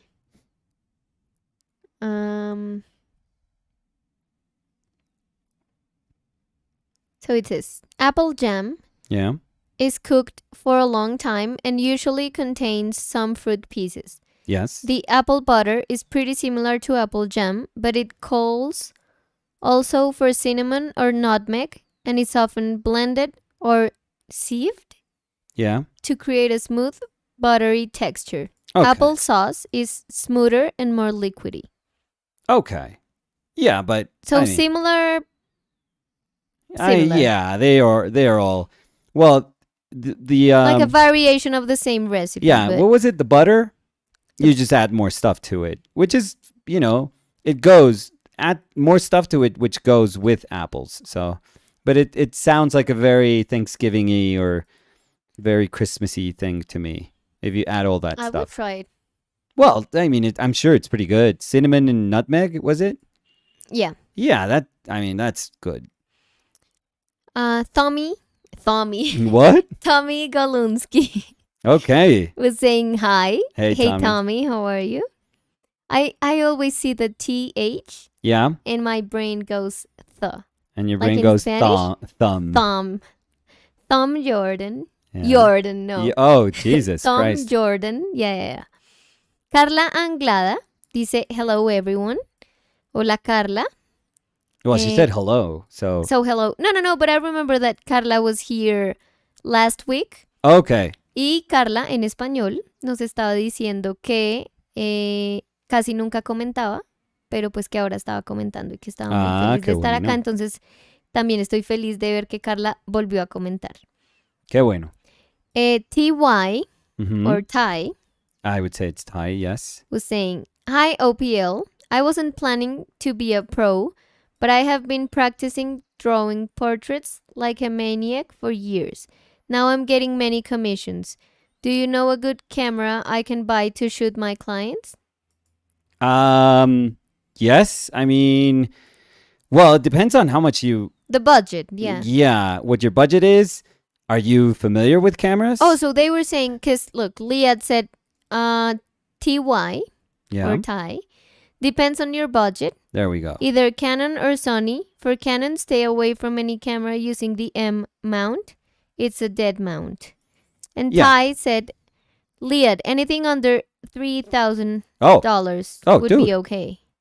Dude, so get a Sony Alpha 7 III, which is the one that we have. Yeah, I think the 4 is coming out, so the 3 is probably down in price. Let's see how much. That with a lens, well, you need a portrait lens. So you're probably looking for like an 85 or a 150. I mean, are you doing like portrait, like faces? Or do you want like busts or like, half bodies?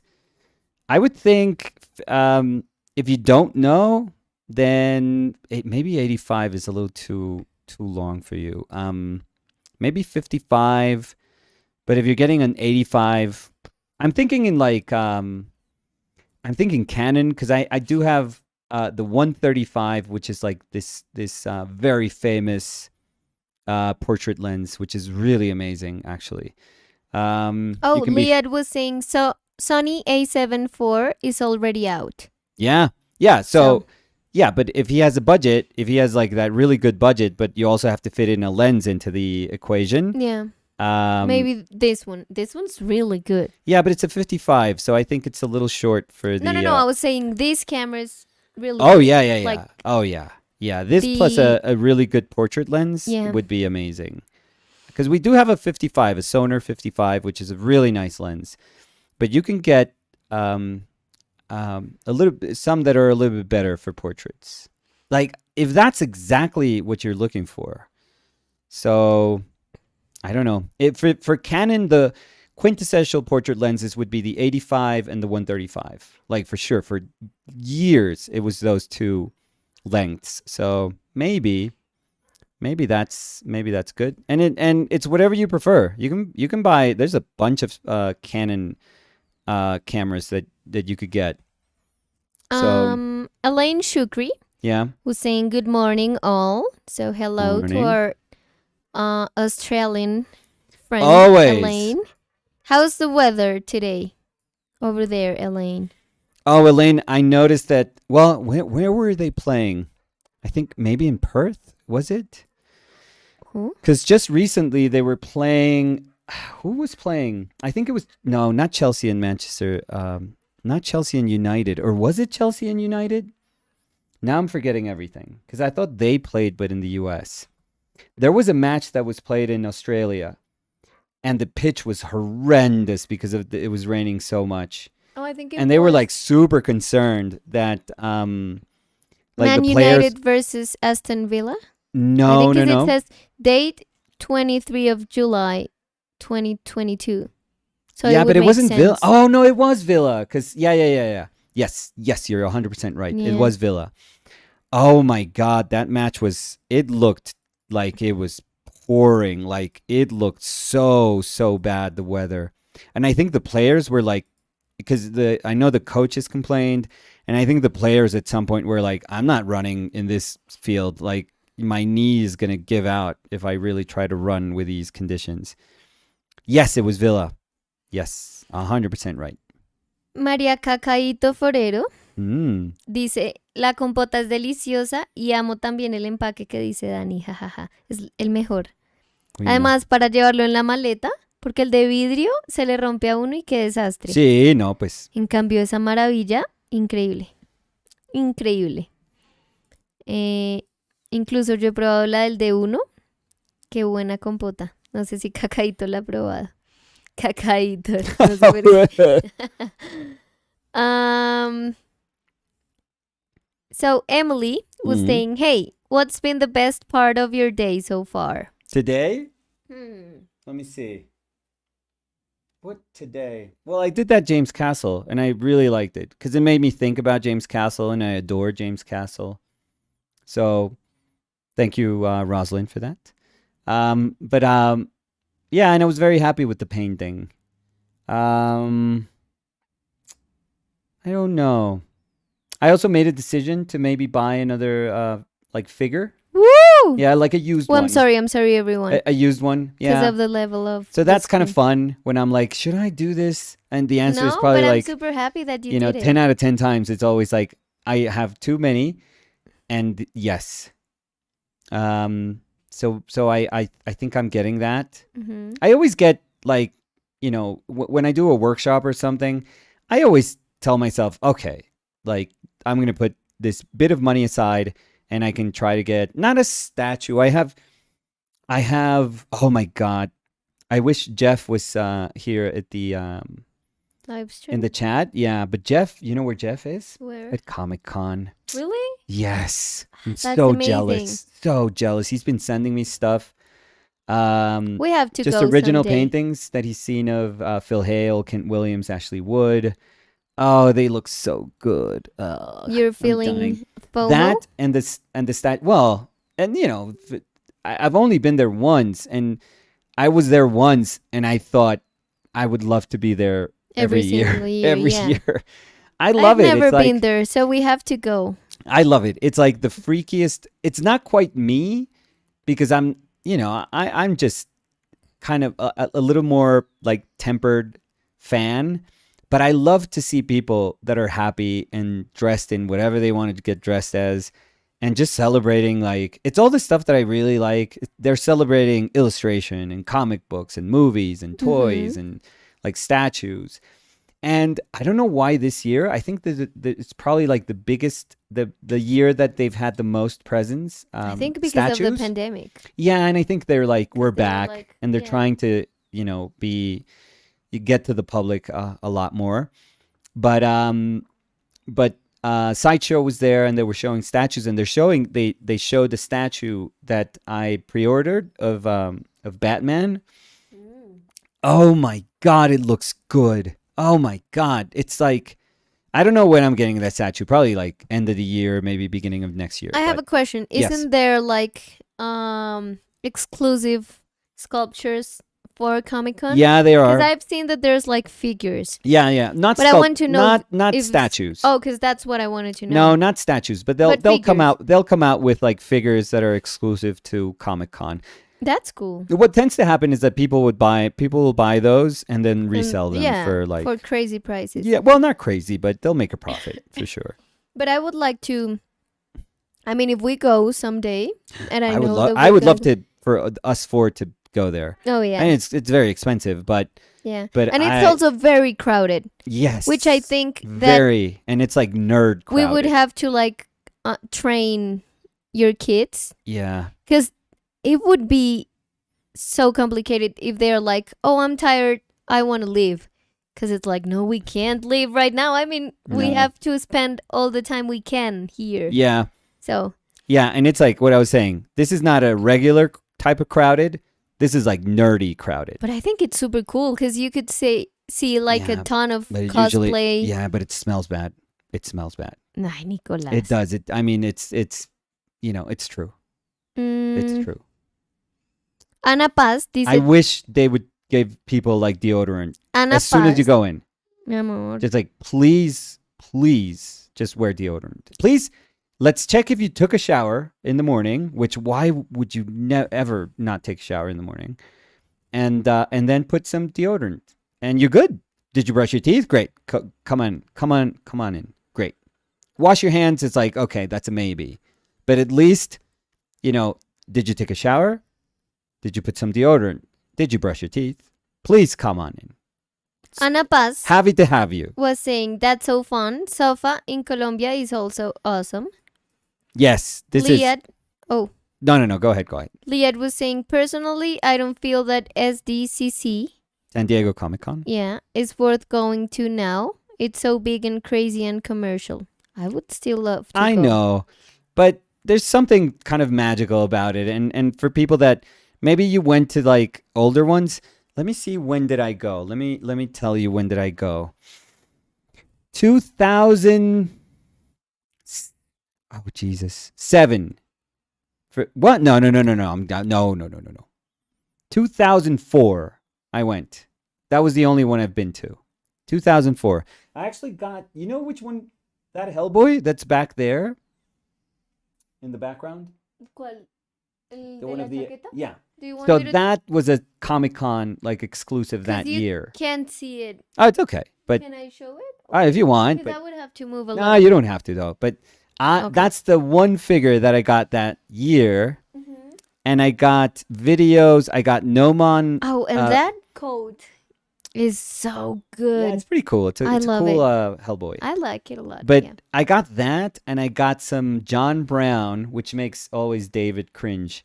But I got some John Brown sculpting videos. I bought like 4 DVDs of him teaching you how to sculpt. I think that's cool too. Which were helpful. Yeah. I mean, he's not the best, but he was helpful. He was super helpful. So yeah, David always makes fun that was my that I got educated that way. Liad said, I used to go every year, and I had an artist alley. Oh, so cool. Ally, sorry. Table 1 year. That is Callum super cool. said, my plan is to go in the next 10 years, but have a table in artist alley. Oh, so it's alley. Yeah, Okay, yeah. So you're there and you're making sketches, or you bring some books. Yeah. Yeah, it's super cool. Yeah, so you're not attending it. You're like part of it. Yeah, which is Like kind of showing expensive. Yeah. Cody Winnicky said, went to SDCC a couple times and it was amazing. That was a while ago though, and we stopped when it became almost impossible to get tickets with the lottery type system. I know. I would have to get my brother. Lottery My brother type is system? like, What's that? yeah, it's like going to the World Cup. Oh, so you can't like just No, buy it's not a as ticket? easy. Well, you Wow. could probably buy it. It's the like second hand bit. Wow, I had no idea about that. Yeah. It's like, it's like trying to go to like when I was in Liverpool, that it's like, you know what? I'm going to go to the game. And it's like, you either are going to pay a lot of money to go to the game. For the resale? Yeah. Oh, for the like the whole For just, experience. yeah, because in theory, these bigger like stadiums and like bigger conventions, it's like sold out. But I would have to ask my brother, because my brother had like a special thing where he was like, because he used to live in San Diego and he used to go there like every year. And he used to be like, just tell me if you're coming and I'll just get tickets for both of us. Oh. So if I told him right now, I'm sure he can get tickets for next year. But that would have to be like a whole production for us, because for us, And it's we not would like have super to- easy to yeah. say, Okay, we're going to San Diego, the four of us. No, and we have to It's like $20,000. Yeah. Thank you. Yeah. Johnny Matatiao was saying, I'm sorta new.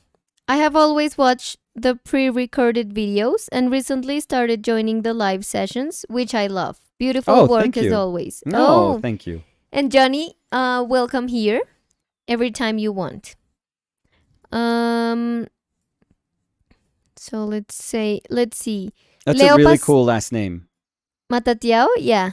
I don't know if I'm doing Is it spelled like you're saying it? Matatiao. Matatiao. That's why I'm saying Matatiao. Matatiao. Oh, okay. So I don't know if I'm making it sound as it should. Yeah. I thought if it was I-O, maybe he could be like Filipino. Maybe. That would have been my Maybe they guess. can let us know. But I really like it too. Yeah, maybe. Matatiao. I think it's It's very cool. has like a cool vibe. But we I don't always know. think it's last names and they're like, no, it's from an anime, or no, it's actually... Which There's is always cool like a too. cool I mean, story. if you like it, yeah. There's always like a cool story attached to like usernames. Or you are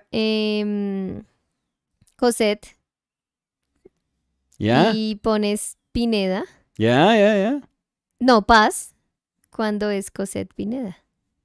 Solo para distraer A los enemigos. al enemigo. Leo Pascual dice, hola amigos desde Oaxaca, México. Viva Oaxaca. Hola Leo. Tenemos que ir algún día a Oaxaca, Nicolás. Sí. Mi hermana estuvo en Oaxaca. Le encantó Oaxaca. Hay que ir a Oaxaca. Lo más cercano que hemos estado de Oaxaca es la entrevista que nos hizo Teresa Oaxaca. Oaxaca, sí. Pero Teresa no ha ido a Oaxaca. Teresa Oaxaca no conoce No, Oaxaca. Y no habla español. No habla español. Entonces sí. When you were telling everyone to follow Emily Painting Elk, Yes. Emily was saying, turning cadmium red here. Okay. That's a good color. Pair Gineros. Pair. Dice, hola muchachos. Pair. ¿Cómo está Pair?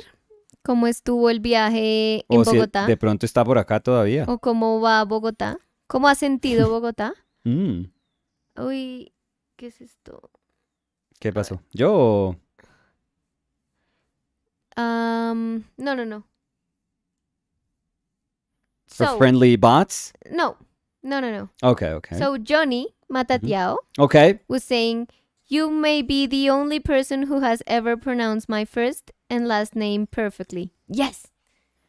You know? No, we're good. I have a super talent I mean, sometimes it works, to Danny. do the pronunciation of Johnny Matatiao. Now you're pushing it, Danny. Not just Jean Roussine. now you're pushing it. Don't like. Oh no, you but gotta I'm quit happy. while you're ahead. So you have a very, very cool last name. Yes. I have to say. Pairgineros dice, are we talking about cool names? Well, if you So want. I would argue that Pair is a weird name.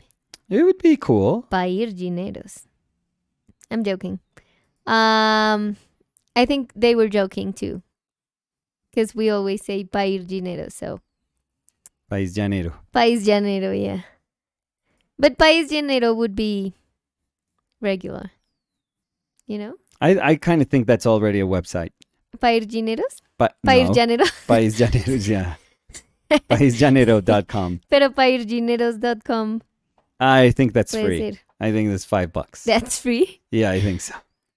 So let's see. Where was I? So I was saying hi to Pair. Mm-hmm.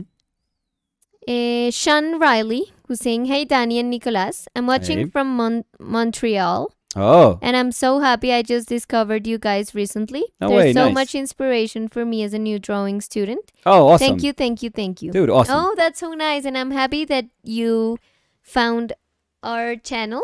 And I'm happy if you would like to stick around. We would be happy to have you. Here. Happy to have you? Happy to have you Come here. on, you're betraying Javi. No, because I'm happy to have everyone here. Like, I'm genuinely happy that people want to hang out with us here. So Emily painting elk regarding the paintings in the cards. Yes, please. Was saying, haha, there's no show or anything, but thank you for promoting my non-existent show. I'm just doing my thing, trying to keep up my head down, teaching myself to paint. So would they be available, Emily? Because maybe someone's interested here. Yes. So yeah, it would be. I mean, the one that we bought is one of the coolest things that we own. Yeah. So I am sure that people would be interested. Pair Gineros dice, hola muchachos, Bogotá fue increíble, ya estoy de vuelta en Austin y no alcancé a pintar un mural en Bogotá, pero justo lástima. cuando llegué aquí pinté un mural de Frida Kahlo. Bueno, qué bonito. Sí, y que, a ver, y dice, y qué lástima que no alcanzamos a salir a tomar un tintico o algo. La próxima vez que vuelva tenemos que vernos para darles la bobadita que les hice. Claro que sí. Muy amable. Es que nos Claro cuadró que sí, justo también con el viaje nuestro sí. al taller, entonces. Pero me alegra igual que la haya pasado bien en Bogotá, don Pair. ¿Qué hizo? ¿Qué fue lo que más le gustó La gente. de Bogotá? Entonces, La comida, lo la que más le gente. gustó de comida y el lugar que más le gustó. Por favor, necesito saber para ir. ¿Para ir allá? Para ir a probar a ver si sí es bueno, sí. Julia Tovar. Oh, who is that? La Block Julia. her. Dice, I think that's a bot. For la sure. Julia dice, hola Sounds OPL. like a bot. Los dibujos de Nicolás. Y una carita con ojos de X. Hola Julia. X. ¿Qué está haciendo Julia ahorita? Oh. Because I mean, you asked if they were available, but Emily had a part 2 to the comment. So it says, since you asked, the playing cards portraits are not for sale yet anyway. Okay. I'm trying to build a collection, but I may put some other works up for sale in the near future. Thanks for asking. Oh, so and a heart. We really feel that we were very lucky to be able to convince you to sell us that one. Yeah. So thank you so much for that. It feels very, very special.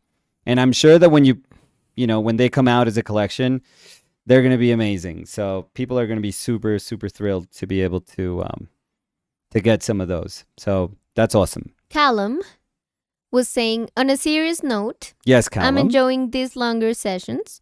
Sorry for the lack of facts. I've been busy painting, trying to get some work together for open calls next month. Oh, awesome. Oh, don't worry. Oh, Callum. I mean, always love, dude. Yeah. Oh, nothing but love. And we're just joking. We're just happy that you're here. Not really. Camila Augerman nos dice, jajaja, not tomorrow. It's in August the 8th, but I'm going to France next week for a month. Ooh so la I won't la. be painting that much. Whoa. Ooh la la. Is it a 52 anniversaire? Joyeux anniversaire. 52 anniversaire trip.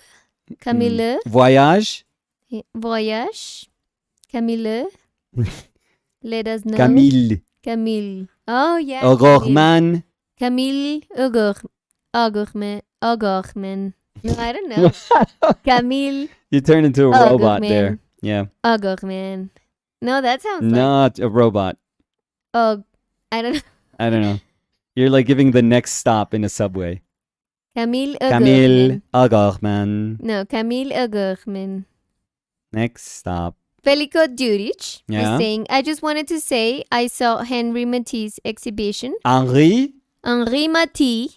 No, Matisse. I mean. No, that's great. That's great. Henri Matisse. Matip. Matip. I think he plays for Liverpool. Yeah. Henri Matisse. Oui, exhibition. Oui. That man understood so much, and some paintings are left unfinished, but they are perfect that way and so powerful. Yes. Oh, I really like watching this while painting, was saying Velico. Oh, he's one of the best artists ever. I think he's one of the most brilliant minds in art ever. Picasso is a genius, and I think there's a reason for him being this kind of ubiquitous character that is synonymous with art and with very fearless art and with the spirit, like the art spirit of experimenting and just constantly doing and using anything to make art. He is like, you can understand why he is the latter half of the 20th century for sure. Well, no, let's call it the 20th century, really. Picasso is the 20th century for sure. But Matisse is as big. Like, there's no doubt that he is as big as Picasso for sure. He made paintings that are genius, that were so out of anything that humanity had ever done, that it's just, he was ahead of everyone. I'm even sure that there's a bunch of stuff that he did that was beyond Picasso's grasp, even like that wasn't accessible to Picasso, I feel. So yeah, genius. This arm is not working, by the way. I'm trying to see how it works, but maybe I'll just disregard it and I'll just concentrate first on the hands and then try to fit the arm, which is not the way. That sounds like super backwards, but maybe it's the way I have to do it, because I am struggling trying to find how to do it. So Liad was saying iced coffee is the best. I think it's really good. I would say, because I was talking about hot matcha. Yeah. When Liad said that. I think yes. The thing is that with matcha, I used to only have it like iced. But now I understand the beauty in a hot matcha latte. So, but yeah, iced coffee is really good. And like granizado. How do you say that? Oh, iced coffee, maybe? No, because iced has like the cubes of ice. Oh, don't ask me. I don't drink coffee. I have no idea all these like ridiculous terms that people go into Starbucks say. Like a frappuccino, isn't it? Granita? According to this, but no, I don't think you say granita when you go to. Isn't it frappuccino? Frappe? Oh yeah, frappe. Yeah, that's it.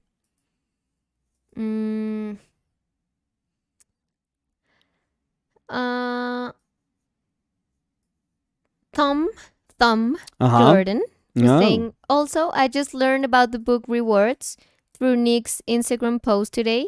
Is there any way people can still fund the 500 option for the book and portrait of an artist, or did I miss it?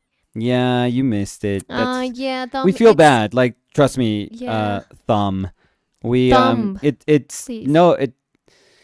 It's not cool to say so many people, because a lot of people have written to us, have DM'd, asking, "Oh, I missed the campaign, but I'm willing to do a book, or I'm willing to do to do the 100 artist tier, and which is really cool, and it would obviously be beneficial to us. That money would obviously help in the production, but the truth is, it just logistically, everything it works for us if we just stick to the whole process that we've had from the beginning. And I know that we tried to be, I mean, we didn't shove it down people's throats like promoting the book, but we were very open about saying, hey, this is what we have right now. Yeah, we shared a video. Right. So a lot of people were aware that the book was the campaign of the book was up. And we totally understand that people don't have to be paying attention to us like 24/7 to know these things, or that people have lives, and sometimes they can't be paying attention to a bunch of stuff that honestly it's not super important. But yeah, sadly for us, for our logistics, for the way we've planned everything in terms of production and shipping, dates, everything, it can't work. If we start receiving more orders, it just can't work that way. Or if we made a ton more books and just decided to ship those when we are in the US shipping, like that won't work either. There's probably going to be very few books available for shipping when we are there, and it's going to be the last books we would have. Yeah, it would be, they would be the last books we would ever say, hey, we just have these in hand. First come, first serve. If you guys want a book, just let us know. But we have to do it that way. And we have to obviously first just send every single backer book out. Mm-hmm. And it's not going to be like a huge amount. No, and we would have to. No, the one that the sketchbook one was actually more. Yeah, no, and I was going to say that. Oh, the ones that would be available. Yes. And no, I was we also have to. Yes, I'm sorry. Go ahead, Danny.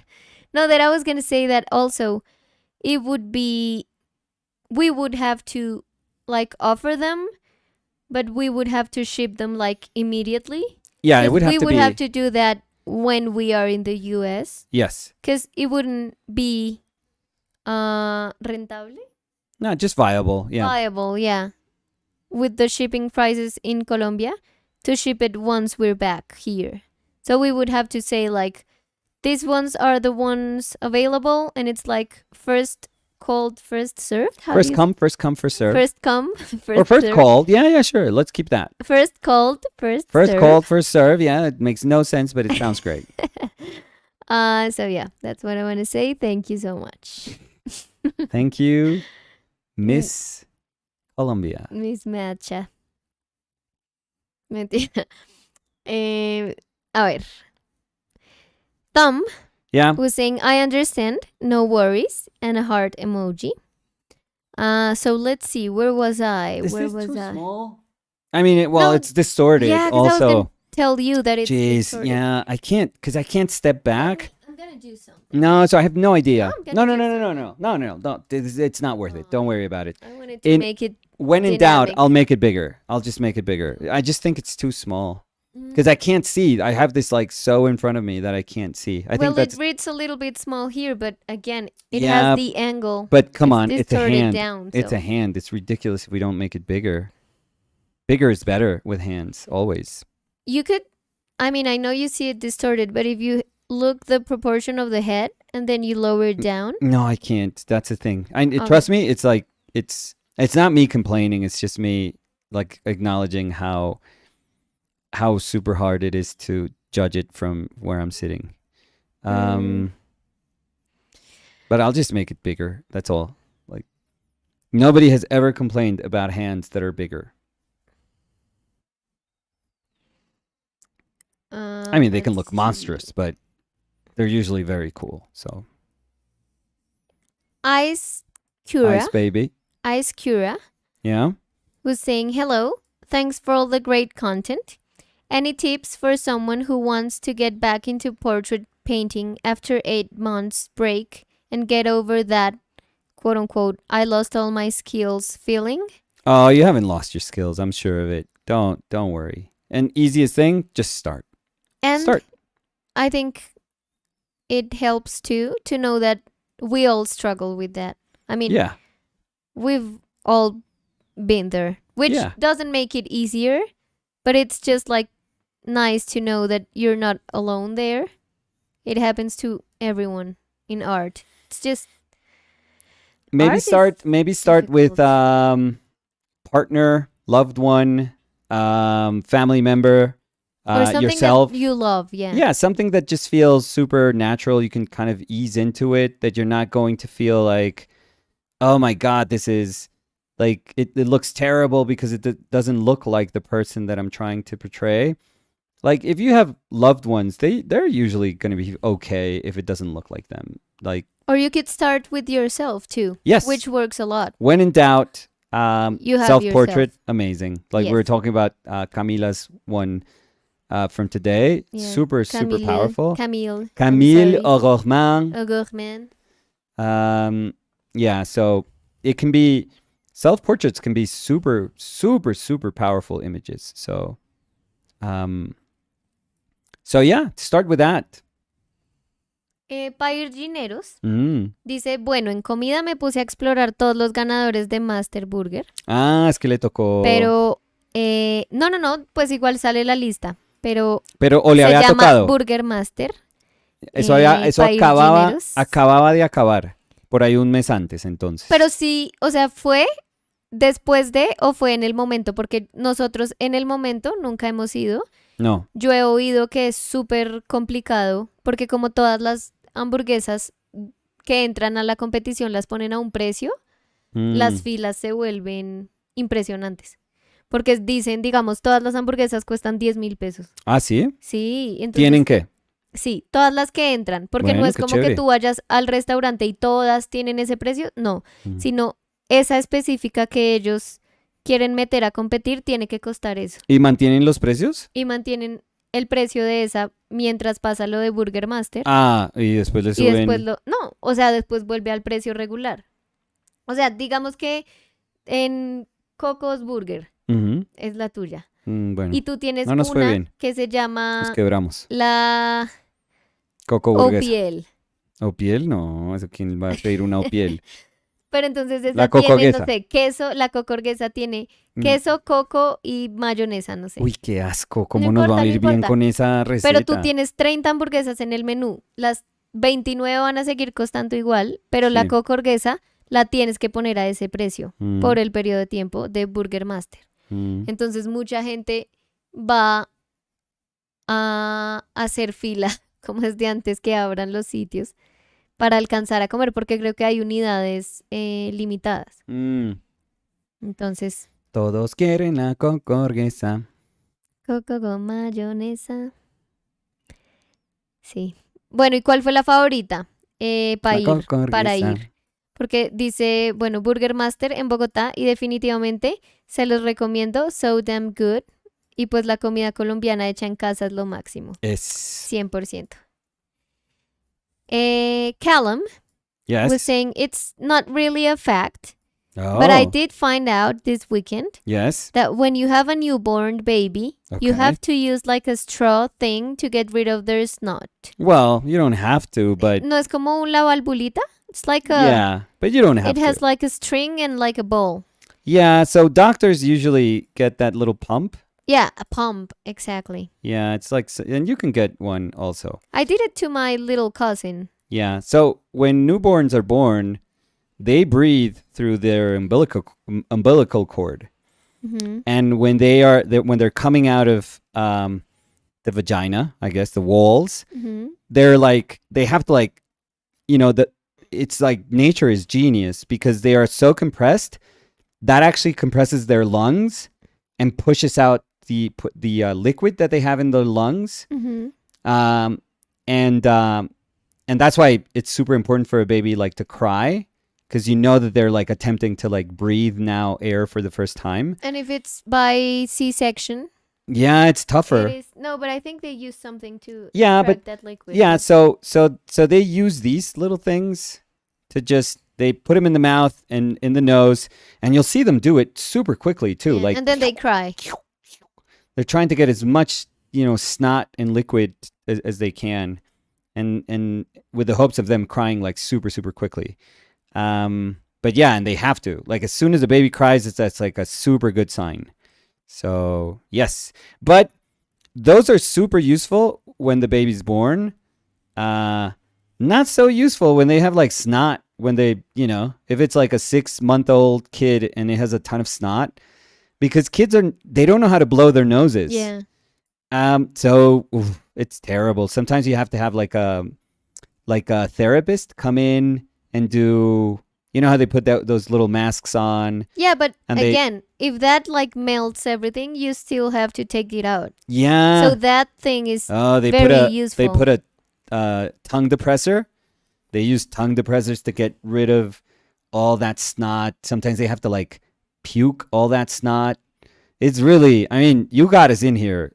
I'm just like telling you how it was, but yeah, it's so weird. But again, super super useful. Yeah, I guess, I don't know why you're getting into that. Because Callum was saying, put me right off. Ha ha ha. So. Yeah.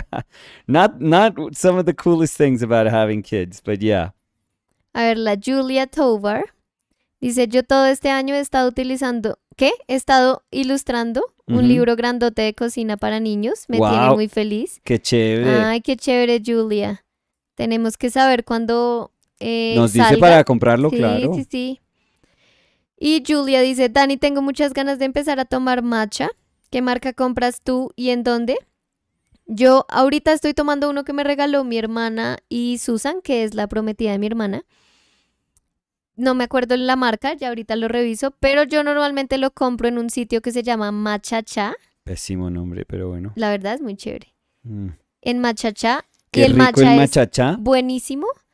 Y yo compro uno que es, no el matcha ceremonial, sino el premium, porque el ceremonial es un poco más caro, ese no lo he probado, pero yo compro el premium como en bolsa grande y me rinde un montón. Voy a traer la bolsita de la otra para que El hecho de que Julia haya vea. una cosa que se llame Mi ceremonial. amor, porque el matcha era ceremonial. O sea, el Pues, matcha se usaba para ceremonias, por bueno, eso es no, pues sí. matcha de grado ceremonial. No, pues sí, antes solo los reyes tenían azúcar y ya no importa. Pues, O sea, sí todo bien. pero sí es importante. No, pues no, no es importante. O sea, tampoco. Es un té. Sí. Pero ¿y qué? Yo puedo comprarme un ceremonial y No. tomármelo con Sí, unos, sí. con Lo que unos pasa, sucaritas. sí, es que el ceremonial, creo que el proceso es como, o sea, es como mucho más fino el No, polvo y todo porque se usan porciones más chiquitas. Entonces, no, pues no por eso es sé. tan caro, porque es como para hacer un Yo, shot. yo, ser humano, me sentiría mal si alguien me ofrece un matcha y digo, ay, no, qué pena. Es que yo normalmente tomo solo ceremonial. No, pues si alguien Uy, dice eso. fatal. Gracias, ahí está la Y puerta. este me lo regaló mi hermana y Susan, y la verdad, muy rico. Y es ¿Es este ceremonial, de es acá? delicioso. No, es que no se ve. ¿Es este? Dice...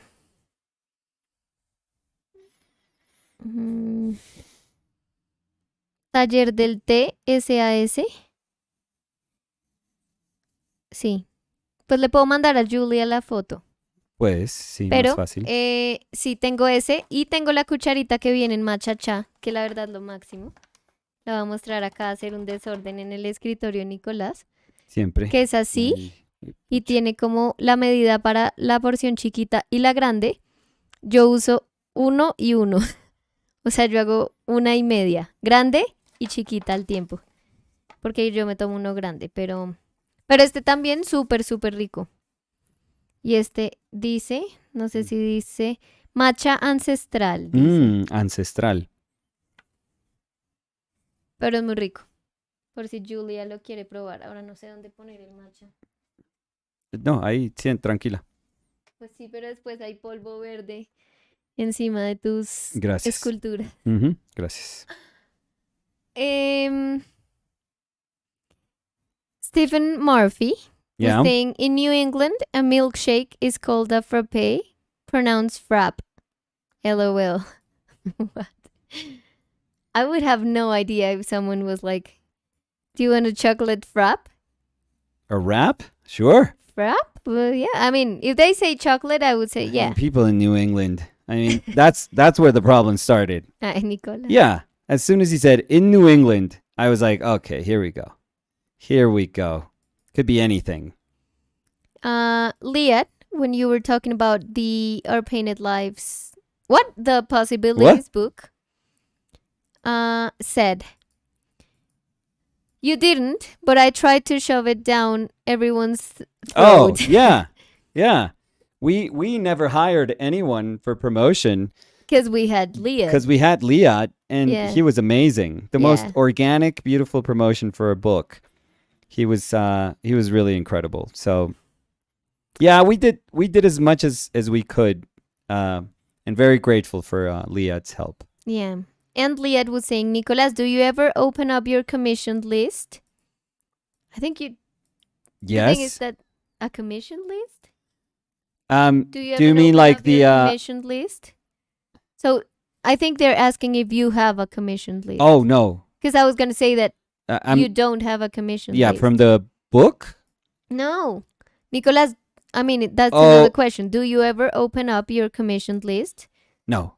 Like when people say, Work for I'm commission, open for commissions. Oh exactly. no, I don't. I'm happy now working for myself. And the thing is, when you do commissions, they're awesome, but you ultimately depend on people saying, I don't like it, not happy with it. And I mean, I'm okay with that feeling with jobs. And a commission is ultimately a job, but if I can avoid it, great. Emily Painting Elk was saying, I feel lucky to have gotten in on the book action, especially with Instagram failing to show me what's happening with many of my favorite artists these days. Yeah. Something super easy, because I know that there's been people that are sharing, please Instagram, like, be Instagram. What is it? What was it? Bring Instagram. No, I have Make no idea. Instagram back again. I don't know what to say. Make Instagram back Yeah, again. yeah. That shows you. Perfect. That shows you how I wasn't in charge of that post. I could see it. Maybe I can see it here, because I remember William Felipe tagged us. Yeah. So. But you know what's not surefire way of getting to not see available. Getting to see the people that you like. Comment on their posts and DM them. I know this is kind of weird because you don't have to. I mean, know them. You don't have to know that. I know that most times you don't know these people, but just write to them saying, "Oh, I love your work. I just wanted to write so that you know that I love your work." And that I've noticed that with the people that you do interact with the most, which are usually not a lot of people on Instagram, so that's the bad thing, because you're gonna get those people plus a bunch of like crap that Instagram usually suggests to you. But if you interact with a lot of artists that you like, and it doesn't take much, just like their post and maybe write something, and the ones that you like most, write them like a message. Like it can be like a nothing message. Don't worry like about writing something that's relevant. Just write to them. Just wanted to tell you that I love your work. Thank you.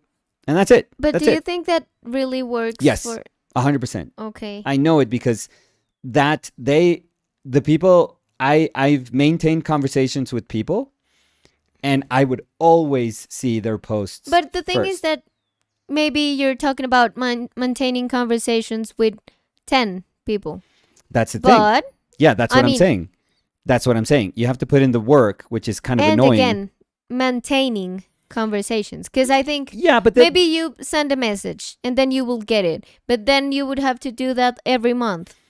No. I think it's complicated. No, because it starts making like a list of the people that you're like in contact with. Well, but I think we are kind of guessing. I mean, I get what you're saying, but I think you're guessing with the speculating a little bit. This is all experiential, so you know. It's not a thing. It's not like we've deciphered the algorithm. If I could tell you how the algorithm works, like that would be something totally different.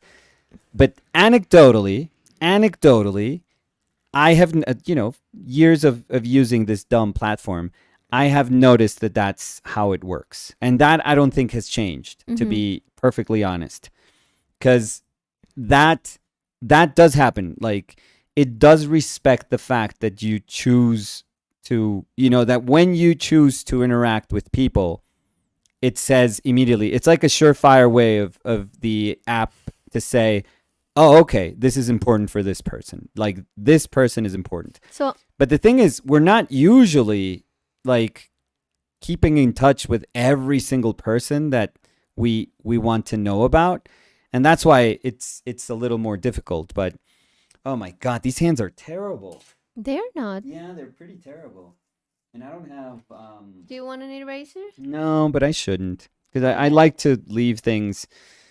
Like, I'll try to rework them when I have to paint them, but Jesus Christ. But you could try to erase them. No. I think it doesn't... No, I don't like erasing. Harming. Yeah, I don't like erasing. So I found the post. It says, make Instagram again. Stop trying to be TikTok. Okay, I wasn't that far off. I want to see cute photos of my friends. Sincerely, everyone. Make Instagram back Again, Instagram. Yeah, well, I wasn't that far. yours didn't make sense. And I'm just seeing that the account that made the post, Yeah. which I think it's like a photographer, like a fashion photographer, it says, let's bring back the old Instagram, share this in your stories, and sign my petition. No, yeah, that's not going to do anything. But maybe it's a good way sentiment. for like the Instagram people to realize that oh, come on, they're not happy. You don't think they know this? Well, but I've signed petitions of, for example, if I want a new temporada, how do you season? Yeah, that doesn't of do a anything. series. No, Danny, that doesn't do anything. Like, I'm just being honest. It doesn't do anything. I've done that. I know. Never seen the new Petition.org is the most useless but kind of necessary idea of hope that people latch onto that does nothing. Nothing. There's no petition on petition.org that has ever worked for anything. So, a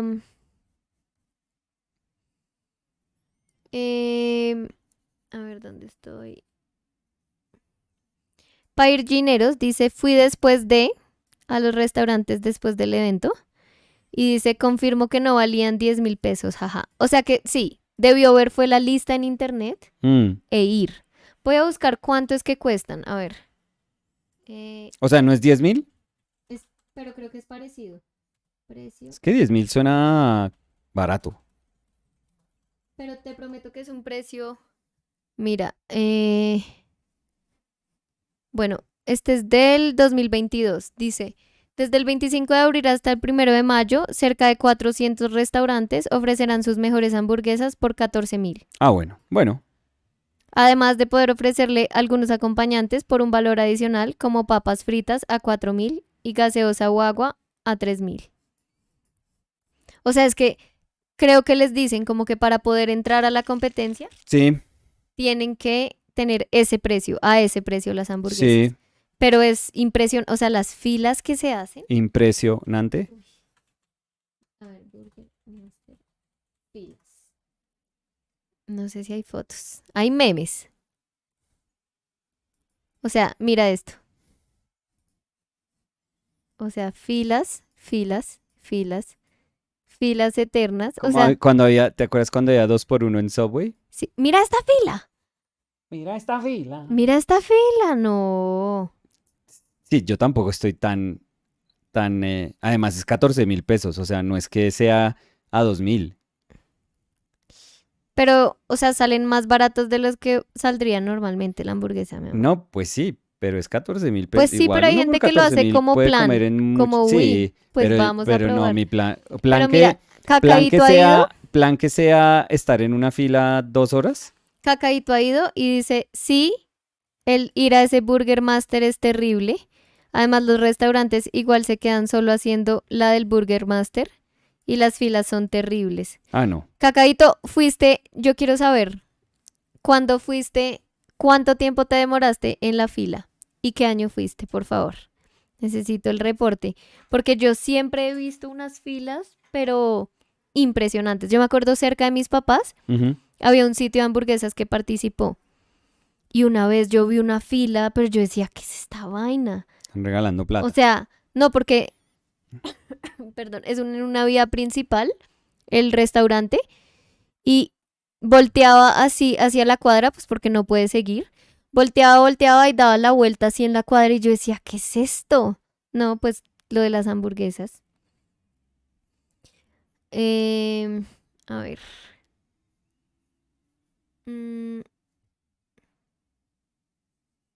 A ver qué dice acá. So, Emily Painting Elk was answering to Ice Cura, which was asking how to get out of a painting block. Yeah. After not painting for 8 months. And Emily was saying, oh my God, I was so there. Didn't paint for almost a year after the loss of a loved one. Longer I waited, harder it got. Don't wait any longer. Dive in and be super kind and gentle with yourself.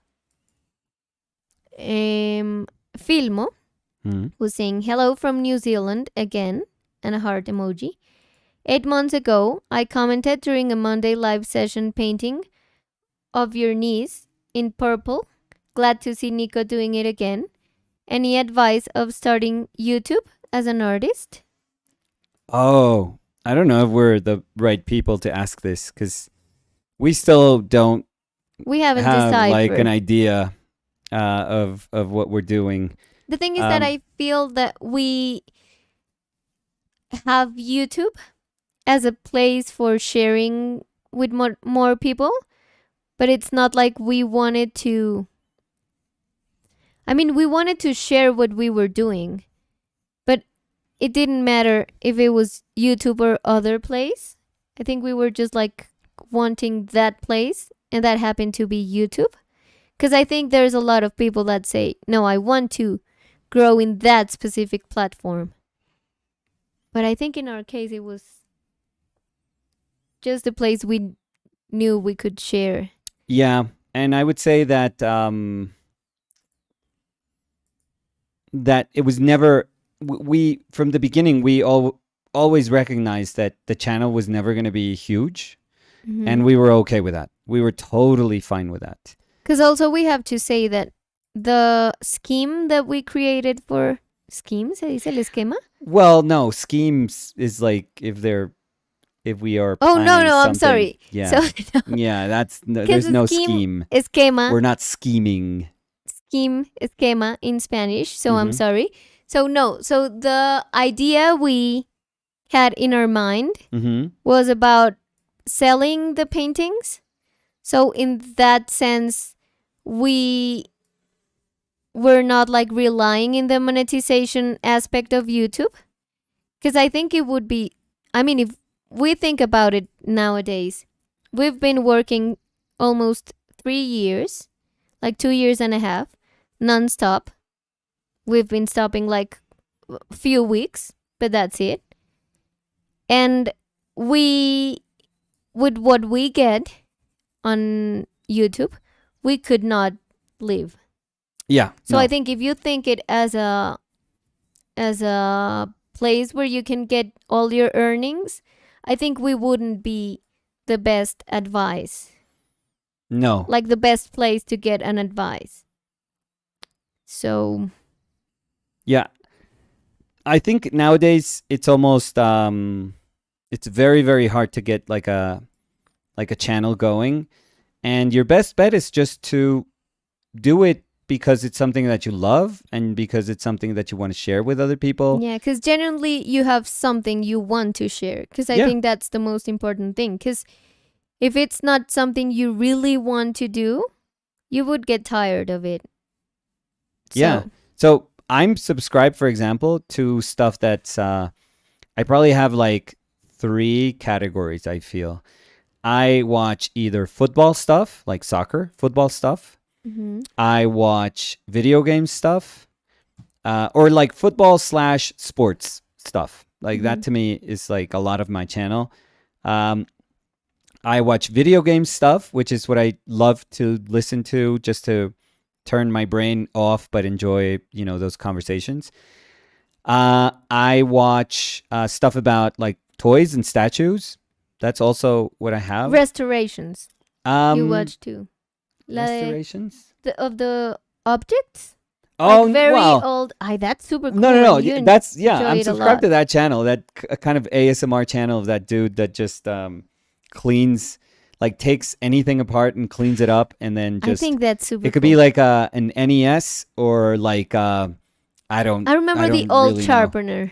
Yeah, or like a gum making machine. So good. Yeah, it's I crazy. have to say, I looked for it in my. Oh, you did? Yeah. Yeah, I like it. I just like the dude is like, and I'm not into like ASMR stuff. No, but it was good. But I am I totally like it. into. I like the before and after of. I'm the totally objects. into like tools and just I don't know. But no, but as in big categories, like that's probably what my YouTube looks like. And a lot of the channels that I follow, they have like, I don't know, like 3,000 people following, and I don't really do it. And you can tell from those people, maybe they wish their channel was super huge. But they do it because they like it. Like if they're Yeah. touring, like for example with Comic Con, if they're touring the convention floor because they love the statues and they just want to give people like a view of the statues, like you can tell that these dudes are like loving like they love being there And loving the fact of sharing it. Because I yeah think that's like the socialization part yeah that you have to want when you have a YouTube channel. yeah Because if you're just enjoying being there, well, you don't have to share it. yeah But if you share it, it's because you're missing that part and you really want to have that part. yeah so do that stuff because it is what you love. That's kind of always, it's a really corny answer, but I think it's the best answer ever. Just do it because it's something that you enjoy doing, because it's something that if nobody was paying you a single dime, you would still do it because you want to find a community, you want to find people that speak that feel kind of like the same as you do, about statues or comic books or football or anything, or painting, illustration, animation, whatever it is that you love. Like you kind of just want to have friends to talk those things over with. And if you do that, I think that that's great. I think that you have to convince yourself that you're going to be satisfied with that. If you're like quitting your job because you're going to start a YouTube channel, I think that that's super risky. I think that that's like really, really like something that you should think about. It's like rolling the dice. Yeah, I don't think, not like, even if it's like, even if you do really well, it's going to be highly improbable that you're going to do like livable wages very quickly. by Instagram ads. Yeah, just by getting ads and just views. So and even if you have something that's super viral, it doesn't mean people are going to come back and watch your other videos again. Around. Yeah, it's not like this surefire way of acquiring like consistent viewership. So I don't know, just look at the stuff that's out there. We certainly looked at stuff that was out there that was talking about painting, and we looked at the stuff not to copy, but to realize, okay, this is not us. Like we wouldn't be able to talk like this about stuff. Mm-hmm. Like for example, we looked at Broco's channel, and we were like, okay, that's awesome. Stan is an awesome teacher, but we don't want to teach like that, because honestly, if you want that, you got Stan or you got New Masters. Yeah. Like we were always thinking with Danny, like what's the point of just having like a third option when those two other options and when there's are already very good. Exactly, like successful. Yeah, they're very good. They're very, very 'cause- good. Jeff Watts is very good. Yeah. So, you're like, okay, if they're that good, I'm not, the only way I could differentiate myself from them is being like better. And we're not better than any of these people. Or Those people substantially are different. right. But we're not. Like, we're just, these are like very, very good professionals. Jeff Watts is very, very good. He's super, super talented. When we were looking at James Gurney, yeah, you can't compete with James. Yeah. He's a tremendous professional. Yeah. Like the experience that James has, very few artists and illustrators have. Yeah, and I think it's. Oh, I'm sorry. Go ahead. No. No, I was gonna say that it's not only that, but because he could be an amazing artist without having a YouTube channel. But I think in every single video that he makes, you could see that he really likes to share what he's doing. Yes. Like it's not only the painting process, it's also the videos for him. So for example, I'm sorry, go ahead. No, like you could see him invested in every video, which I think at the end is what people get to like about a channel. Right. So for example, what you can do is when you can look at James, for example, James Gurney, and you could say, oh, this is amazing. Why do we love this channel so much? Like, what is it that we love, absolutely adore about something like this? And you realize, yeah, what you love about people like him is just this, this want to share, to like genuinely share his knowledge and his experience with anyone that's willing to listen. It's kind of like that thing that you're not forcing anyone. You're not telling them, hey, this is like your schooling. No, he's like very gently just kind of saying, hey, this is how I went about doing this dinosaur cover for National Geographic. Mm-hmm. And let me show you guys how I go about doing one of these things. And it's just out of pure like, oh, wow, that's cool. That's super, super, that's like an awesome experience that you're just willing to share with everyone. I think that those are the healthiest channels that you can follow. Yeah. Like people that are just, that if they see that they had 2 views, they're like, okay, it was 2 people. No, I probably and they're reached... like, I'm gonna keep doing this because I'm not looking for that amount of people looking or not looking. I'm just like, I feel like I have to do the videos. Yeah. Because it's part of my process. And maybe you convince yourself like, oh, awesome. Like, I know that this is, and I'm not here trying to say this is like toxic positivity, but there is something about being like saying the world, like there's something nice about looking like half glass full at the world. Like it's super easy to just be down on anything. Trust me, like we artists have that down. So there's no medals to be given to anyone just for being pessimistic. Like it's super easy to just believe that nothing ever is going to work ever. I choose to believe like, oh, that's cool. Like the 10 people that saw this and that liked it and maybe a lot of them commented, it's like, I have 10 people that liked what I was doing and totally get it.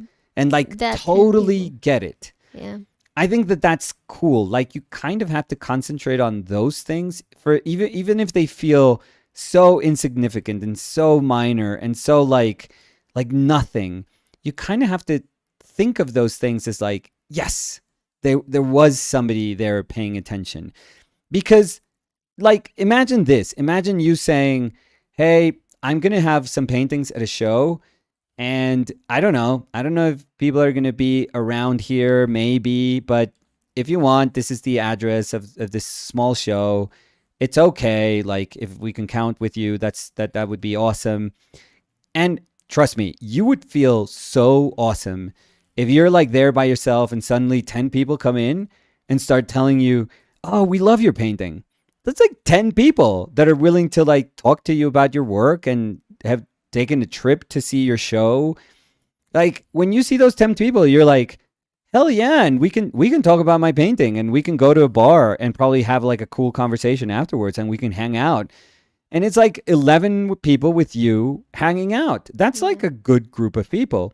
And I don't know, I think we've lost that sense of like people meaning something, like even the smallest amount of people meaning something. Yeah, because now we think about numbers. In millions. Yeah, we think in like these abstract like amount of numbers that don't really mean anything. But we forgot that if you actually see the person, like if you go to a party and it's a horrible party and suddenly you found the one person that you make like a really bad joke about a video game and nobody gets it and everyone looks at you like, oh my god, this fucking loser. And then suddenly one person is like, hey, high five, like I got it, dude. Yeah. You're like, oh, thank you for existing. Like I'm gonna be able to talk to somebody for the rest of the night without feeling like this is the worst party ever. That's what people mean. And I think we've forgotten about that. We just see, possibilities to, make like, oh, this is a potential market, or, oh, I need so many views to get this amount of money this month, or, oh, I need this, amount of engagement for this.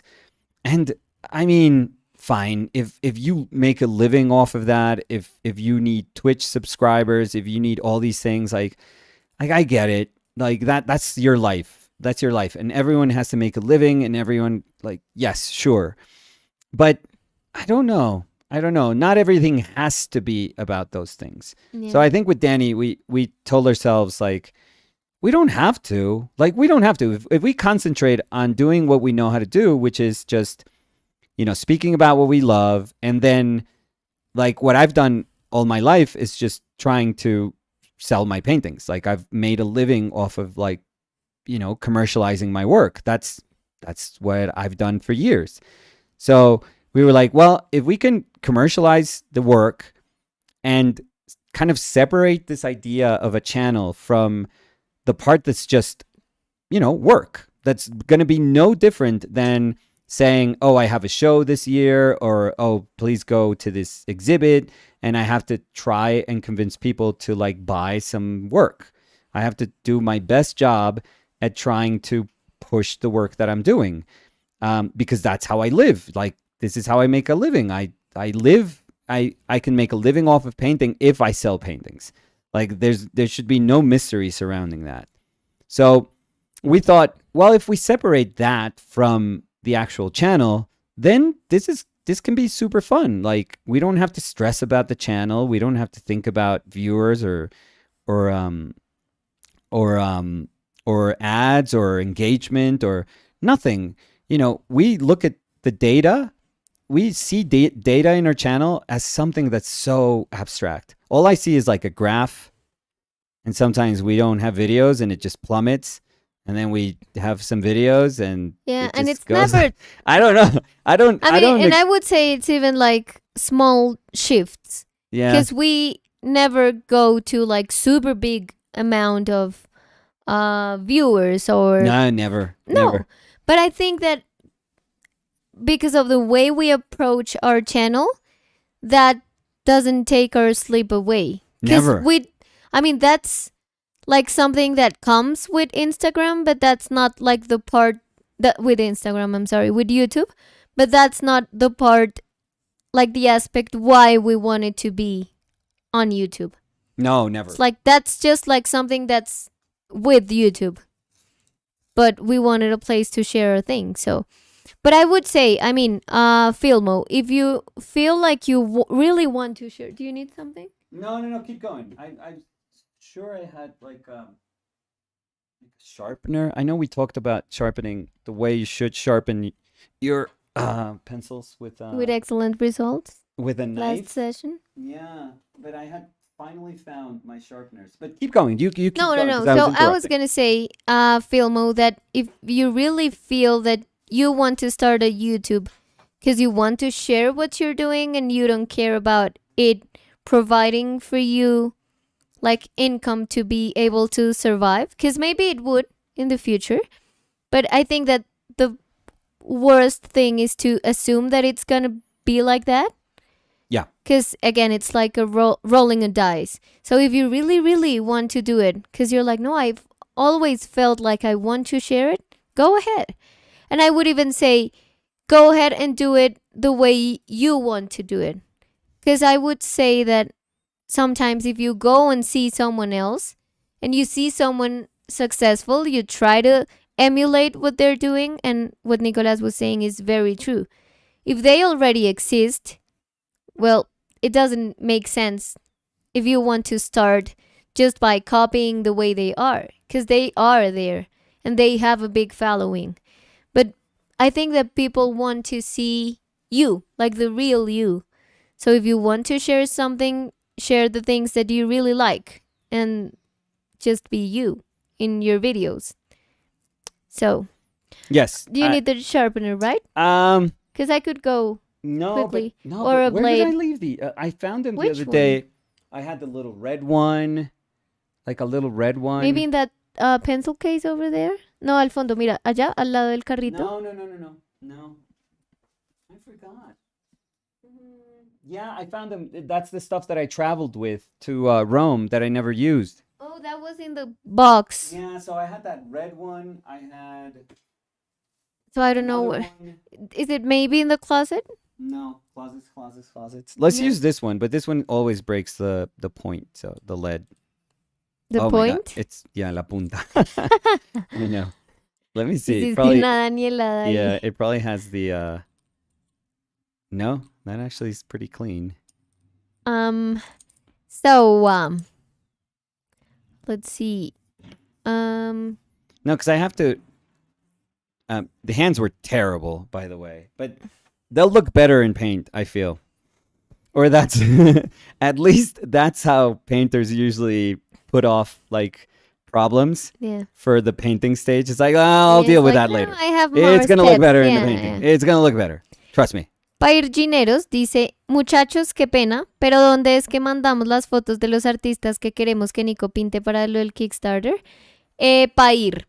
En la cuenta de Kickstarter, o sea, tiene Pair que meterse a su cuenta de Kickstarter y en la campaña, nuestra campaña de Possibilities, ahí nosotros mandamos un mensaje. En ese mensaje está el correo donde se van a recibir las imágenes, o hay gente que si solo dijo el nombre del artista que quiere, no lo escribió ahí mismo como respuesta a ese mensaje. Entonces todo está en la campaña del Kickstarter. Pair, por favor, más atento a los mensajes métase a su cuenta de Kickstarter, por favor. Sí, por favor. Mucha hamburguesa y muy poco Kickstarter, Pair. Sí, esos mensajes que reciba de Kickstarter, digamos que no los de publicidad, pero los que son de, Possibilities sends you a message. Eso, por favor, párele bolas. Sí. Sí, es tan amable. Y muchísimas gracias. Sí. Eso no es con regaño, pero un poquito.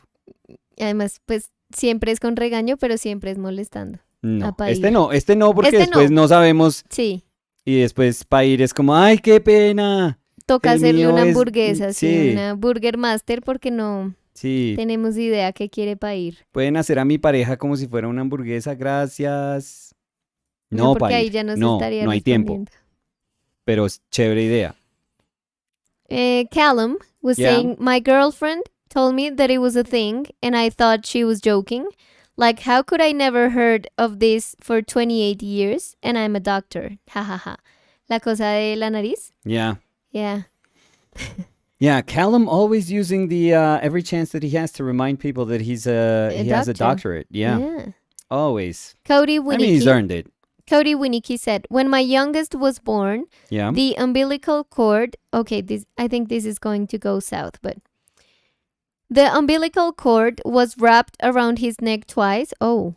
And I yeah. was freaking out, but the nurse just flipped it like an extension cord, like it was nothing. I will never forget the visual. Yeah, they know what they're doing. The nurse was so calm and professional. It was amazing. Yeah, they're incredible. Wow. The way they handle newborn babies, nurses, oh my God, it's amazing. They are amazing because you're thinking like the most fragile creature on earth just was born. Mhm. And they're like flipping it, hand to hand. They're like dealing with pancakes over there. They're incredible. Yeah, it just shows what experience really, really is. Your mom was saying, oof, a great drawing. Thank you. Congratulations. Thank you, Olgita. Um, Olgita Divine. A ver, Cakeiro no nos contestó sobre las Burger Master. Acá seguimos esperando. Callum was saying, I don't know, to be honest. I enjoy making reels of my work. It takes me about a day to make a week's worth of content. It feels very creative and I feel like people like their doomsaying. That's cool. I mean, because that means that you found the way you like to socialize your work. So, Roslyn was saying, someone just came up to me to say, I love your hair. You look like a hair model. Then I come to check Nico's painting. Nicolas's hair? See her hair Yeah. and just die laughing. No comparison. Ha ha ha. I love her hair so much. Looking great so far. She's Nick. got a big ass head of hair. Amazing hair, yeah. Yeah, she's got like. But I have to say, I saw the picture that Roslyn posted in the. I saw your story. Yeah, also. in the stories. You got And I some- have to you say, got some cool ass hair. that was very model hair. Yeah. I liked it too. Julia Tovar dice, She's got cool ass hair too. me tocó irme y volver a buscar la respuesta. Gracias, Dani, por traer los paquetes y mostrarme. Voy a aprovechar cuando vaya a Bogotá e ir a Machachá. ¿Y los tomas con leche normal? Julia, no, con un creamer. Pero si quieres, Julia, te puedo mandar por Instagram como un videito. Si quieres, Julia, escríbeme en este momentico y te hago como un videito para mostrarte Pues no lo en que este uso. momentico. No, o sea, que me escriba en este momento porque es que si no se me olvida. Ah, A no, eso yo te me acuerdo, refería. Sí, es que pensé que te Dizque ibas yo a te ir. Bueno, acuerdo. ya vengo, le voy a hacer No. un videito de Sí, cómo... oyes ahí la licuadora. Sí. No, es para mostrarle a Julia porque ese se hace normalmente, así se vaya a tomar frío. Yo antes no lo hacía así, pero así se vaya a tomar frío, se hace siempre en un poquitico de agua caliente, porque así es como se disuelve más fácil. Y yo antes no lo hacía así, pero me quedaban grumos abajo. Entonces ahora lo que hago es, si lo voy a hacer frío, pues hiervo agua caliente y echo poquitico, lo revuelvo y luego sí le echo la leche No, ya se le olvidó y la todo. crema. No, Por no, no. eso le estaba diciendo Sí, que un no, no, video es no, más fácil, Lindita. pero ahora lo hago es solo con leche, más leche y luego le echo como un creamer, No, no lácteo. no, de nuevo, Lindita, Y, esto es muy específico. y no lo Créeme que la revuelvo con perdimos el hace rato. whisker de bambú, que es el No, original, pero yo lo revuelvo con un como frother mi amor, frother ya de leche. no está ahí, no está. Bueno, Julia, te mando un videito si me acuerdas. Y es que cuando a uno le dicen le va a mandar un video, uno ya para de poner atención. Uno ya dice, ay, perfecto. Julia dice, sí, perdón por el matcha talk. Ya te escribo, Dani. No, y no es por no hablar del matcha acá, sino por lo que acabo de pasar. Sino Y del es que match creo allá. que es complicado explicarlo sin mostrar lo que estoy hablando. Mm. Camila Tovar, ¿qué? What? Mezclé a Julia y a Camila Ogerman. Camila Ogerman Sí. dice un tutorial de matcha. Le voy a hacer un tutorial chiquito a Julia. De pronto haces uno de esos y es el video más visto No, porque no de lo voy nuestro a canal. subir. O sea, lo voy a... Pero sería el más visto si me sale como un fail o algo. Se me rompe el vaso o algo. Ahí sí sería un hit. ¿Qué fue el gruñido? ¿Estás Cositas del dibujo que me estresadillo? exasperan, que no, sí, que sé que no están bien, pero pues que tendré que lidiar con esas mientras voy. Haciéndolo. Sí, jue madre vida. Hugo Araujo Sí. dice, hola, soy ilustrador de Brasil y hago Araújo. ilustraciones para libros con oil painting. Sí. Yo era casado con una chilena, entonces Watching You me hace pensar cuando estaba con ella, lo que es un poco triste, pero disfruto viéndolos pintar anyways. No, Hugo, pero nos Hugo, trajo que acá fue esa roller coaster memoria, sí. de Memoria. sentimientos, Sí, hay Hugo. mucho, había muchas cosas pasando en ese mensaje, Pero me Hugo. gusta que al final dijo, disfruto viéndolos pintar.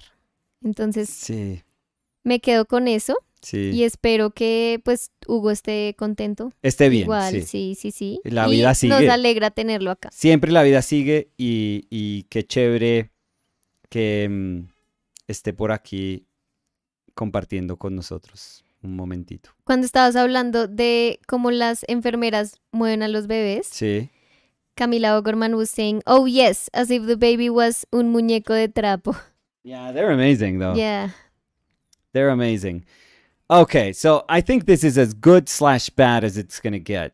It's not bad, No. Nicolas, There's please. so many things with the portrait that I don't like. You know what? I'm gonna Wait, no, don't do that. Your hand. No. Could you get me that kneaded eraser? Yeah. I'm so sorry to ask you go to, ahead. for these things. You're so sorry. Yeah, Why? no, because I usually don't. But I need to move like little things because I'm getting exasperated, and I usually don't like to erase stuff because I don't think that drawings have to be that conditioning, and I could just as easily. Thank you, Lindita. You're welcome.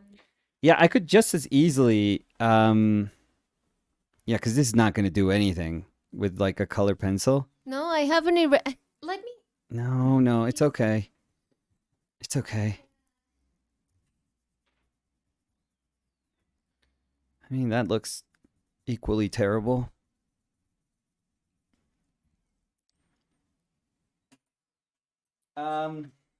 No, what I was saying was I tend to never to teach myself not to want to erase, and it just gives you like a better sense of what it means to commit in a drawing, and I'm okay with that.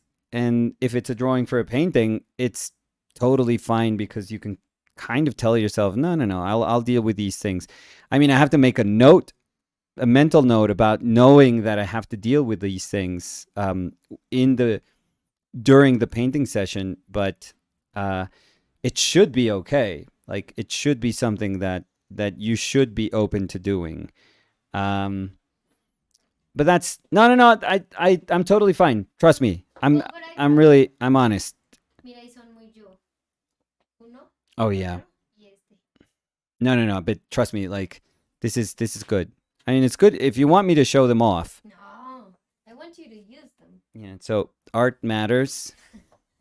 That was a gift of my sister that my sister did. Are these like MoMA ones or like Chicago? I think the a Art friend Institute? of her gave it to her, and then she gave it to me.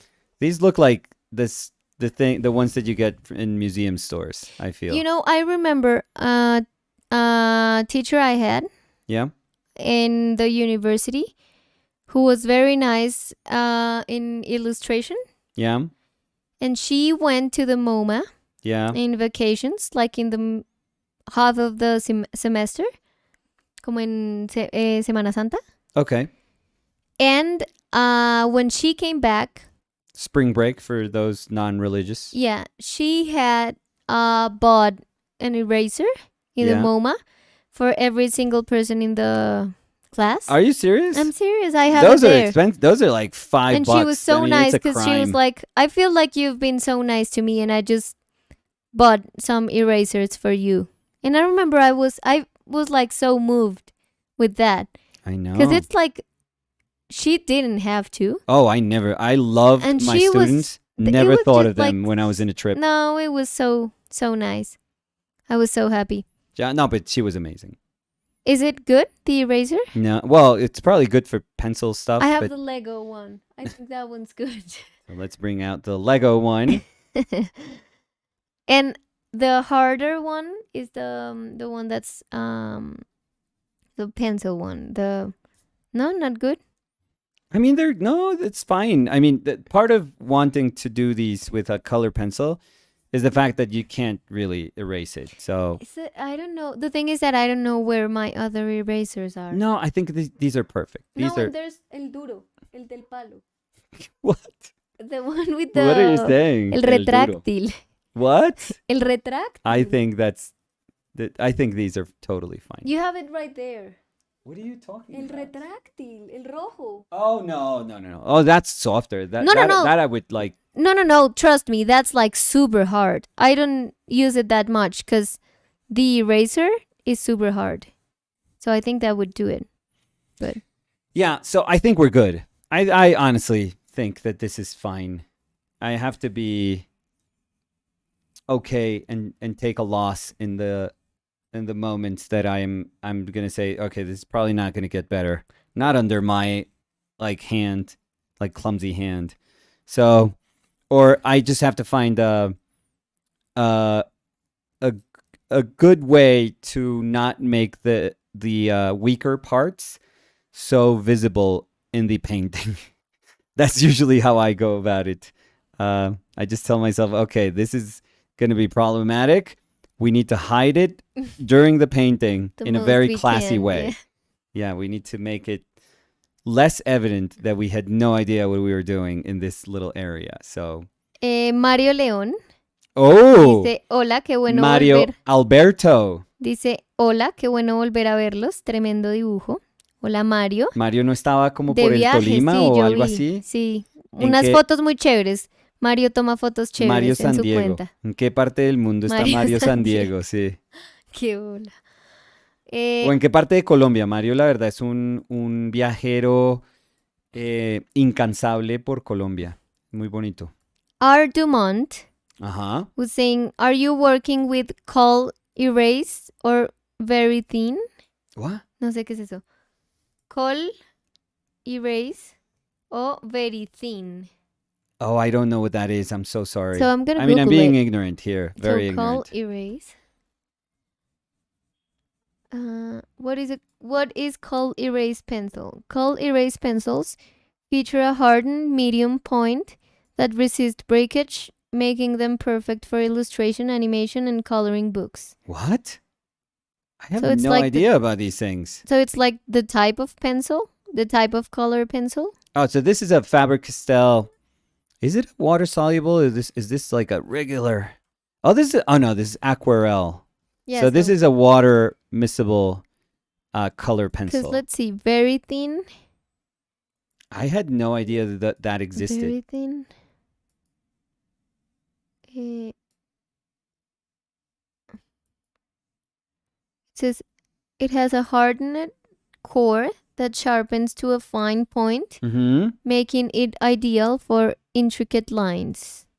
Oh, that's what I need. Oh, but that's like a sub-brand of Prismacolor. Oh, they're Prismacolors. Yeah. Oh, well, that's what I think. Let's say yes. Because, I mean, I see this, look. So it says Prismacolor, very thin. And it has like an R. Like the... Very thin. Yeah. We don't get those here. No. No, I can assure you that we've Maybe, but... I've never seen them. That's like the apple sauce. Apple what? Was it apple butter? Never seen anything called apple butter in my life. Ice Kura was saying, what did you learn from recording and talking a lot more about painting during the last years? Oof. About ourselves or about... I think you could answer about both. Or about... Yeah, I don't know. I think they were asking when we were talking about the YouTube channel. Yeah. I mean, it was very surprising to realize that it wasn't...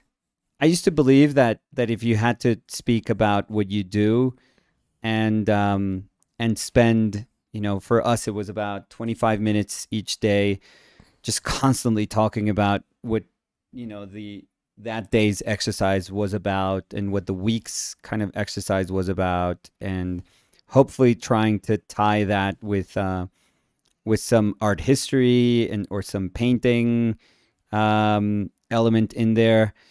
But I thought, oh my God, this is a recipe for being super conceited and for being so full of yourself, for becoming full of yourself, because you're going to hear yourself talk, you're going to edit those voiceovers, you're going to look at the painting that you're doing, like your whole day is going to revolve around just looking at yourself. Like, who wants that? That is terrible.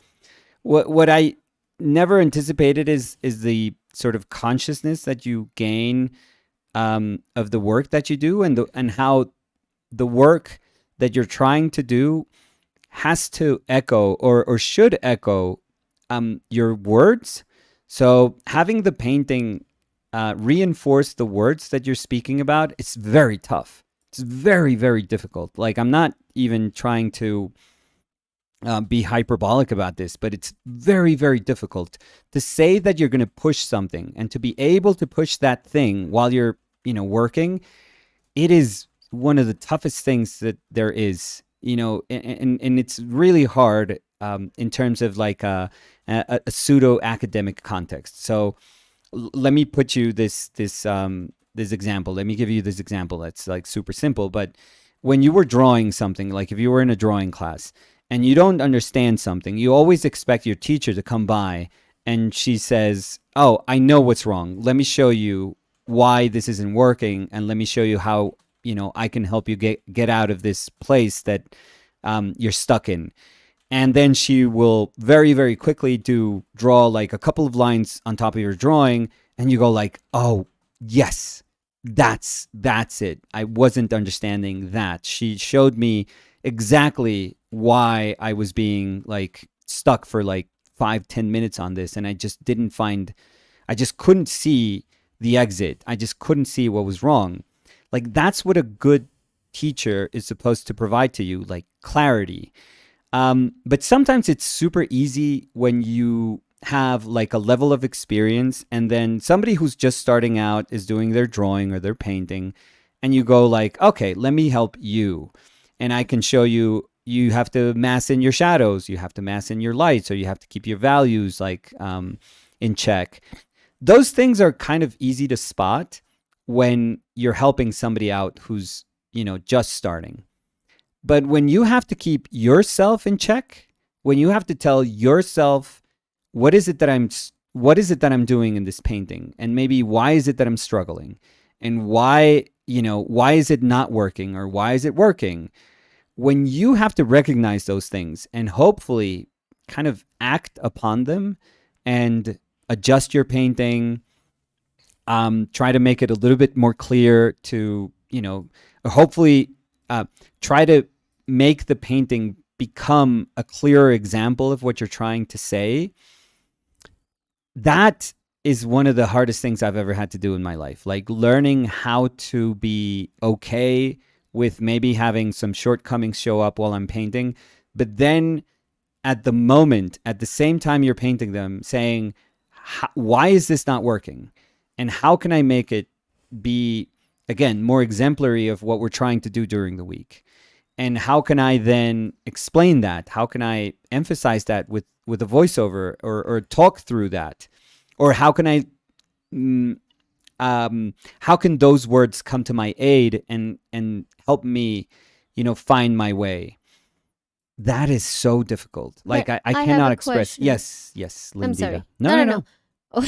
No. But don't you think that made you grow a lot in your artistic path? Yes. Because I think it was like you knew that you were like adding a step to your art creating process. So you would have to go back, like revisit everything you did. And I think that's interesting because it's like making you super conscious of the decisions you made in that moment. It's like abstracting yourself. Yeah. And just like going back with fresh eyes and trying to understand the decisions you took. I'm sorry. Yeah. So I think that made you grow a lot, but that's why I'm asking, because that's how I think it would be for me, and that's how I think I would understand a process like that. Because you know what kind of happens to me sometimes? Mm-hmm. That I'll see like an older painting and I will think of myself as like, oh, that's a really good painting. Like, I don't know how to paint that way anymore. Like, that's a better painting than one I could do today. Mm-hmm. And at the same time, I think that I'm a better painter today. Mm-hmm. I don't know if that makes sense. No, I don't think that makes sense. Yeah. I think that doesn't have to make sense for anyone out there. But in my brain, it makes sense. Like, I'll see, paintings that, granted, like, I would devote far more time to them, but I'll see them and I'm like, oh, that's a nice painting. Like, that's probably a nicer painting than one that I could produce today. And yet I feel like I know so much more of painting and I'm so much more comfortable of, dealing with who I am as a painter nowadays, Mm-hmm. that all those things together make me a better painter. Mm-hmm. Like, what this has given me is just being so comfortable when working around people, Mm-hmm. with people, helping out people. It just makes me so okay with the painter that I am, that has no price, honestly. That's like so difficult to achieve, that I am really grateful, because part of my job also is to be okay when I give my workshops. Mm-hmm. And that's when you realize how cool, having spent so much time trying to get to know yourself pays off, Mm-hmm. because you are okay with who you are. Yeah. It's very easy. Like, I'll give you an example. I was giving a workshop right at the same time that Hollis is giving his workshop. So we're doing parallel workshops in Rome.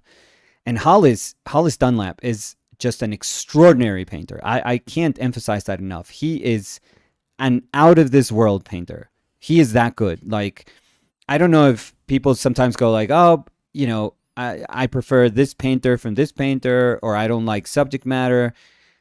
When you get to see people like Sean or Hollis paint, you really get to gauge how extraordinary they are. It's beyond my words to express how amazing they are.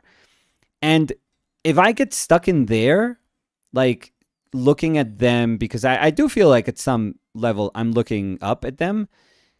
But if I'm here, it's a good place to be because it shows reverence and it shows you, wow, it shows you like the place you belong as a painter.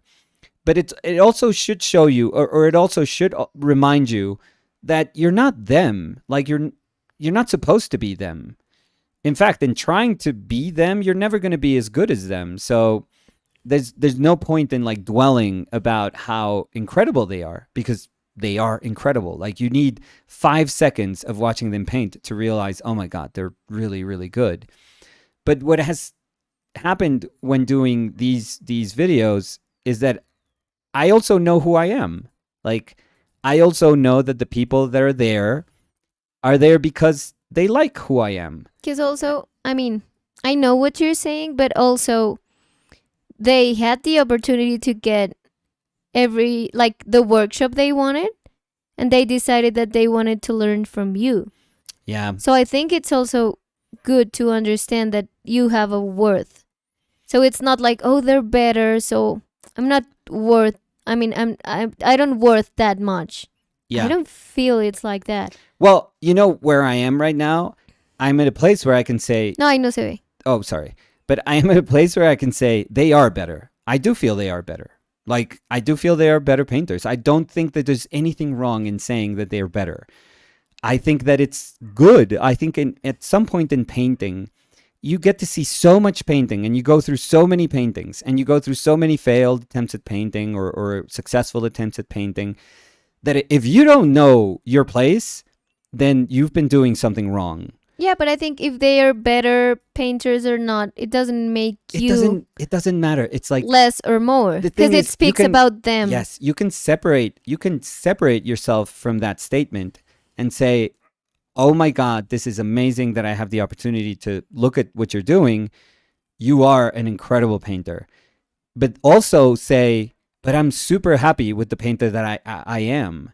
Like, you also realize that your path, your paths cross just because, there's a wonderful person that's David that's, pulling all these artists together. But your paths would be so different, if you didn't have that moment where you met.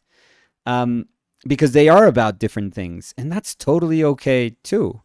So I think, and I'm trying to get to that kind of good feeling about kind of paying attention to who you are, because it is not about ego. If anything, it literally destroys your ego. It makes you so comfortable knowing that there are so many things that you have to learn from painting that it just serves no purpose to begin to believe this idea that you're a great painter. But it does show you your path. Like, it reminds you of your path constantly. So it reminds you of all the things that you've had to work really hard for, and all the things that, you've had to overcome, and all the little successes that you've had. And it makes you respect those things. It makes you, like, really know their value and understand how essential they have been for your development. And I think that that's amazing. And sure, I had that sense of self when I was working by myself, alone in a studio, just painting away. But this has been major. This is examining yourself every single day with, like, proof. You're like trying to talk through your painting. Yeah. You're trying to express things that maybe your painting is not saying, so you feel like an idiot because you're trying to say, yeah, I'm going to paint about this, and then suddenly your painting just does something completely different. So you have to deal with that. But you're constantly examining and just judging yourself. I would look at my paintings, at the videos of the paintings that I would do, sometimes thinking, like, what was I thinking when I was making those decisions? Like, and it's so weird because it feels kind of out of body. Mm-hmm. And you look at yourself and you're saying, like, why did I do that? Like, or why didn't I recognize that it was really good? I would tell Danny many times, like, oh, look, this is the moment that I messed it up. Like, I couldn't see that this was better. And then it took me 45 minutes to take it to the, exact place that it was before. Mm-hmm. But and I would tell myself, why didn't I see it? Like, why was I blind to that Because I also good think moment? it's very good to, like, for you to have that like thing documenting what you do, because I think that your brain, when you're revisiting it, it's not the same as when you're doing it, because you're taking decisions. So I Yes. think that when you're revisiting it, you could be like, oh, that was a bad decision, but in the moment you're just taking the decisions you think that would build the painting to a better end. Yeah. And So I think it's like super interesting how we're only thinking about like the sharing aspect of our project, but at the end it gave back a ton of oh different yes. things that we didn't expect to. Oh And yeah. I also, I mean, I wanted to ask you because I think I know the answer, but I think it is very good to address in this moment, that people were asking about the things you got from like this socialization we've been doing with the channel. Yes. And it's, do you think that painting became more part of your everyday life with the project? Because I know that it's always been a part of your life, Right. Right. always. But if I could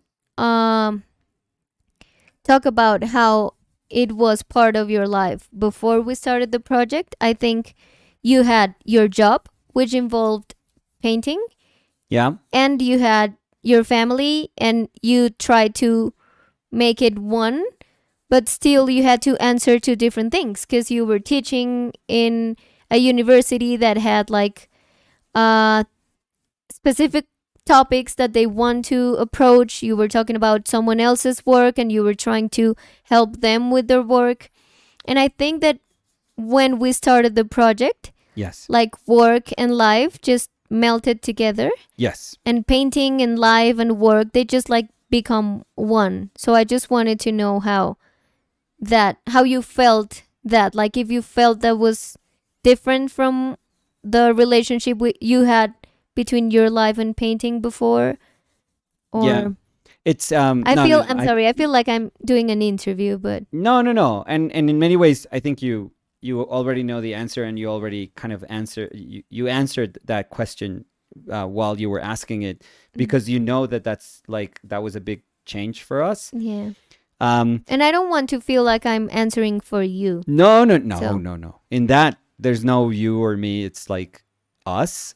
I mean, it's hard for me to separate the feeling of us when we're talking about our project. So, no, but I'll give you this answer that probably shows you how funny it is. I think Samu and Fer have a hard time understanding that we work. You know, it's really hard for them to think like, oh, they're working. And, you know, the easiest way is just to tell them, oh, we're going to be doing a live video now, so please don't use the internet, which they always do. You know, they always feel like, you know, maybe by mistake they were using it, but then they realize, what are they talking about? Of course I can watch like, Yeah. you know, Netflix videos now. So they're probably like eating up our bandwidth. And, but, you know, what can we do? Yeah. But what's funny is that they always feel like you're right there. Like, we can talk to you guys whenever we want. You're there. You're not working. Like, it's not like somebody says, hi, you know, good morning. to Like, the here's your office." breakfast. I Yeah. love you. I'm leaving for work. Have a good day in school. Bye. We'll see you in the afternoon. Which is like the reality of a lot of people. Like, when I was teaching, I would leave in the morning and get back at night. Like, that was every day.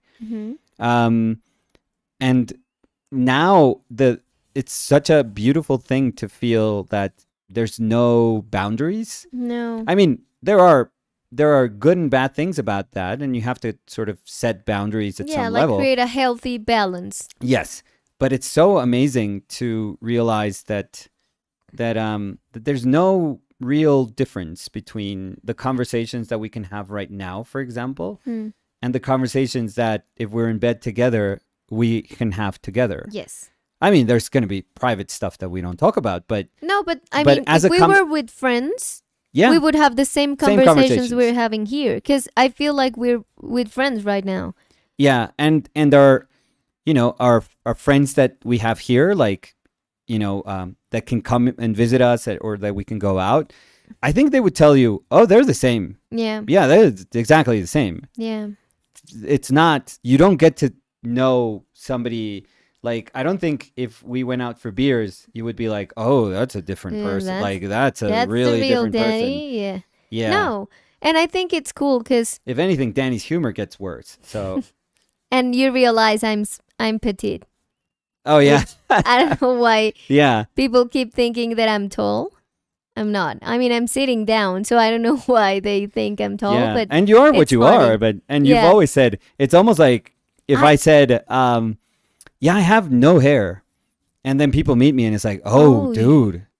I didn't think you had no hair. Yeah. Yeah. Yeah, because it's funny. I mean, and it's always like loving the place it comes from. Yeah. But it's been funny because I've met people that follow our channel and they've said like, oh, I thought you were tall.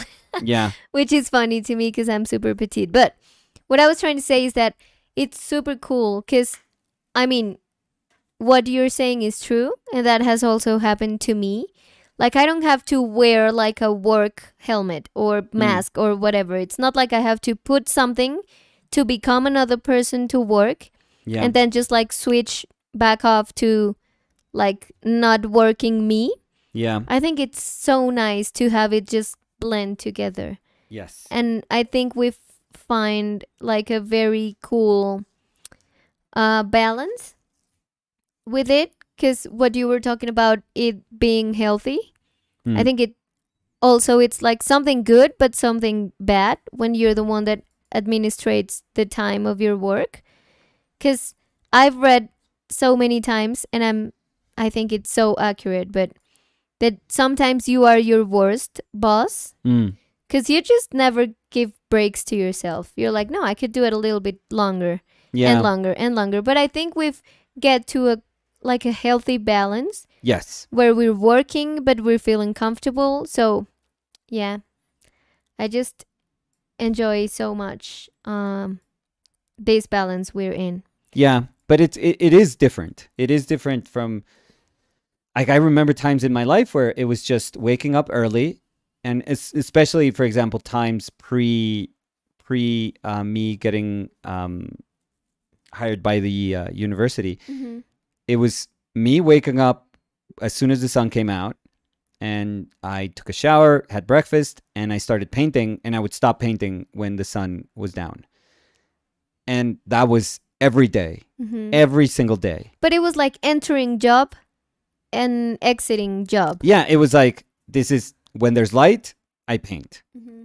And so in that, like, if you strictly define painting by just that, like, how many hours does it occupy in your life? Yeah, like that, those days, painting was part of my life for sure. I don't think painting has ever been not part of my life since I started painting. The weird thing is like, I painted this morning, we drew this afternoon, or I could have painted today, and it essentially would have been the same thing, like painting day and painting afternoon. You know, you only break for lunch. But for some reason, I have to say that nowadays feels amazing. It just feels different. Feels completely different. And it's not because it's like daily paintings, or maybe it's a mix of everything, but it's not quite, it doesn't quite have to do anything with a painting being one session long, because we just did a painting that was like 3 separate sessions, and I felt the same. And I'm sure that if we could do a painting that, you know, that could stretch for a month and it would still feel the same. I know that. I really know that about this exercise that we've been doing. But it's, I don't know. I think it's a mix of mindset. It's a mix of the place that we are in our lives right now. And I would also say that it has to do with we working together. Yes. Like we as a couple living together and working together. Yes. Because I think that maybe if this was something I did alone or you did alone. Oh, never. It would be like I turn off the camera and then I have to go back to like me. And I think that we are living together all the time. So we are working, we're living, and it just blended into one. Yeah, there's something that I can't like I can't stress enough how this, I think the smallest part of what we do here is about my painting. I really do. I think my painting is just the excuse to have like something to do. But I, because I know that if it was about my painting and if I had to do these things alone, like I could put a screen in front of me and I could just, kind of look up, and I could put a webcam right looking at me, and I could look up at the chat and try to draw and paint and answer questions, and a lot of artists have to do that if they're doing things by themselves. Like I totally commend them in doing that, and that's awesome. But the enjoyment that I have is that I'm having a conversation with you, and it feels like we can have then a conversation with everyone. Mm-hmm. Like if you weren't here and if it was just me painting, I don't know if I don't know if I would feel comfortable. I don't know if I could talk in the same way I do.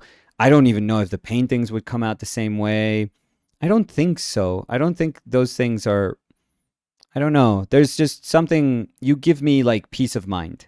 That is the truth. Like you provide me with just feeling, stronger, I guess. That's so nice. Or more like courageous. Like that's always what you want in a partner. That you feel that you're always going to be better with them than without them. And I feel that that's super true. I really do. I would see no point in wanting to do this without you. I really wouldn't. I wouldn't, I don't think it's the same. It would ever feel the same way. So, and if it doesn't feel the same way, it just doesn't make sense doing it. So. I share that 1,000%. Yeah. So let me, because maybe there's people asking about what I applied to the drawing. Mm-hmm. So it's just a transparent acrylic binder. Acrylic binder, it's just what it is. It's an acrylic resin, and it's think about the same acrylic resin that is usually in your acrylic paints. So in a nutshell, your acrylic paints are this plus pigment. Not sponsored, by the way, but no, but I would adore if they could send me, lifetime. But only of that product. Yeah, only this. Actually, everything else is crap. Their paint is crappy because it's very, very cheap. So there's very low pigment. Yeah, there's a very, very low pigment concentration on each, be it acrylic or oil or watercolor. It's really basic paint. But for some reason, this thing that they do is really good. At least what I think. I mean, I think it's great. Mm-hmm. So this acrylic binder, you could, in theory, this is probably sold to people to use as a medium for acrylic. So instead of using water, or you may mix it with water, and you get like a heavier body as for your medium than just like water, which is not really a great medium to use when you're working with paint. At least like acrylic paint. But so a lot of people, I'm sure, would mix or would try to extend their color with a little bit of medium. So if you have to cover like a really big area, you could probably use 20-30% of this and mix it with your paint. I don't think you could use 50% or more, because then it starts losing like the actual pigments qualities. But you could use 20% of this and then stretch your color really nicely. That's what it's meant to be used. But it's also a really nice sealer, and that's what we're using it as. We're using it to seal our drawing, and to seal the paper, obviously, to protect the paper from the paint that we would put on top. Now, I'm using seal and protect because that's the traditional purpose of any sort of priming that you could do on a substrate.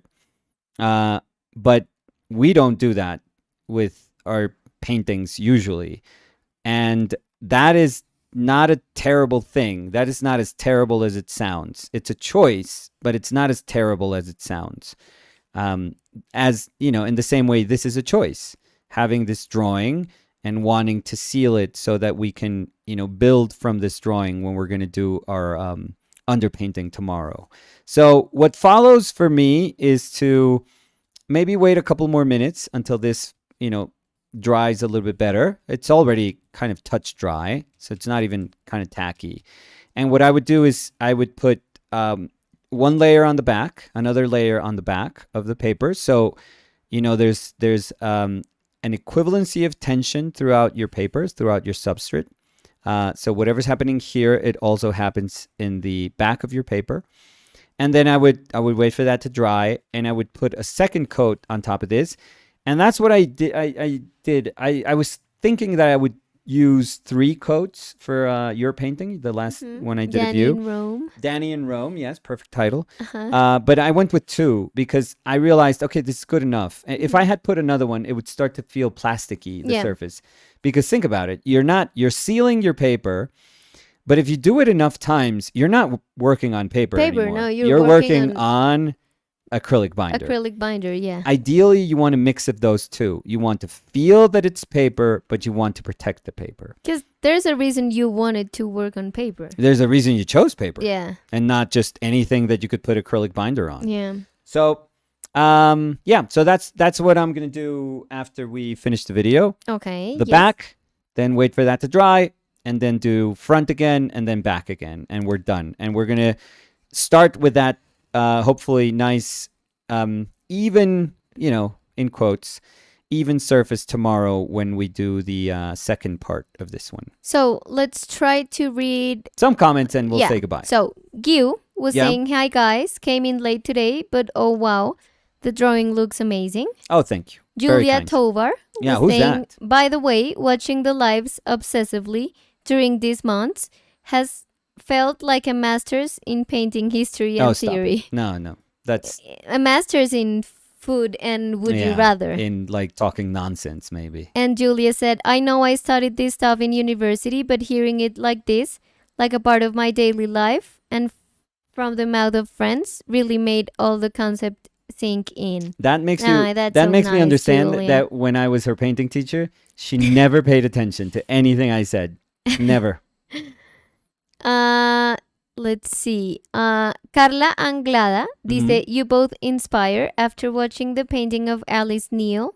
I couldn't wait to paint. Oh, that's so awesome. Thank you. That was I really liked that painting. I really liked that week of painting. That was super cool. Camila O'Gorman. Oh my God. O Camille O'Gorman. Camille. Dice, si está en falta en Colombia, les puedo enviar el binder. ¿Necesitan? No, tan linda, Camila. No, lo quitaron por mucho tiempo. Ahora lo podemos encontrar pero ahora esporádicamente. Sí. Y yo cada vez que veo, Camila, si te soy honesto, me compro un tubito o otro. Por ahí tengo como 3. Sí, allá hay otro por allá, sí.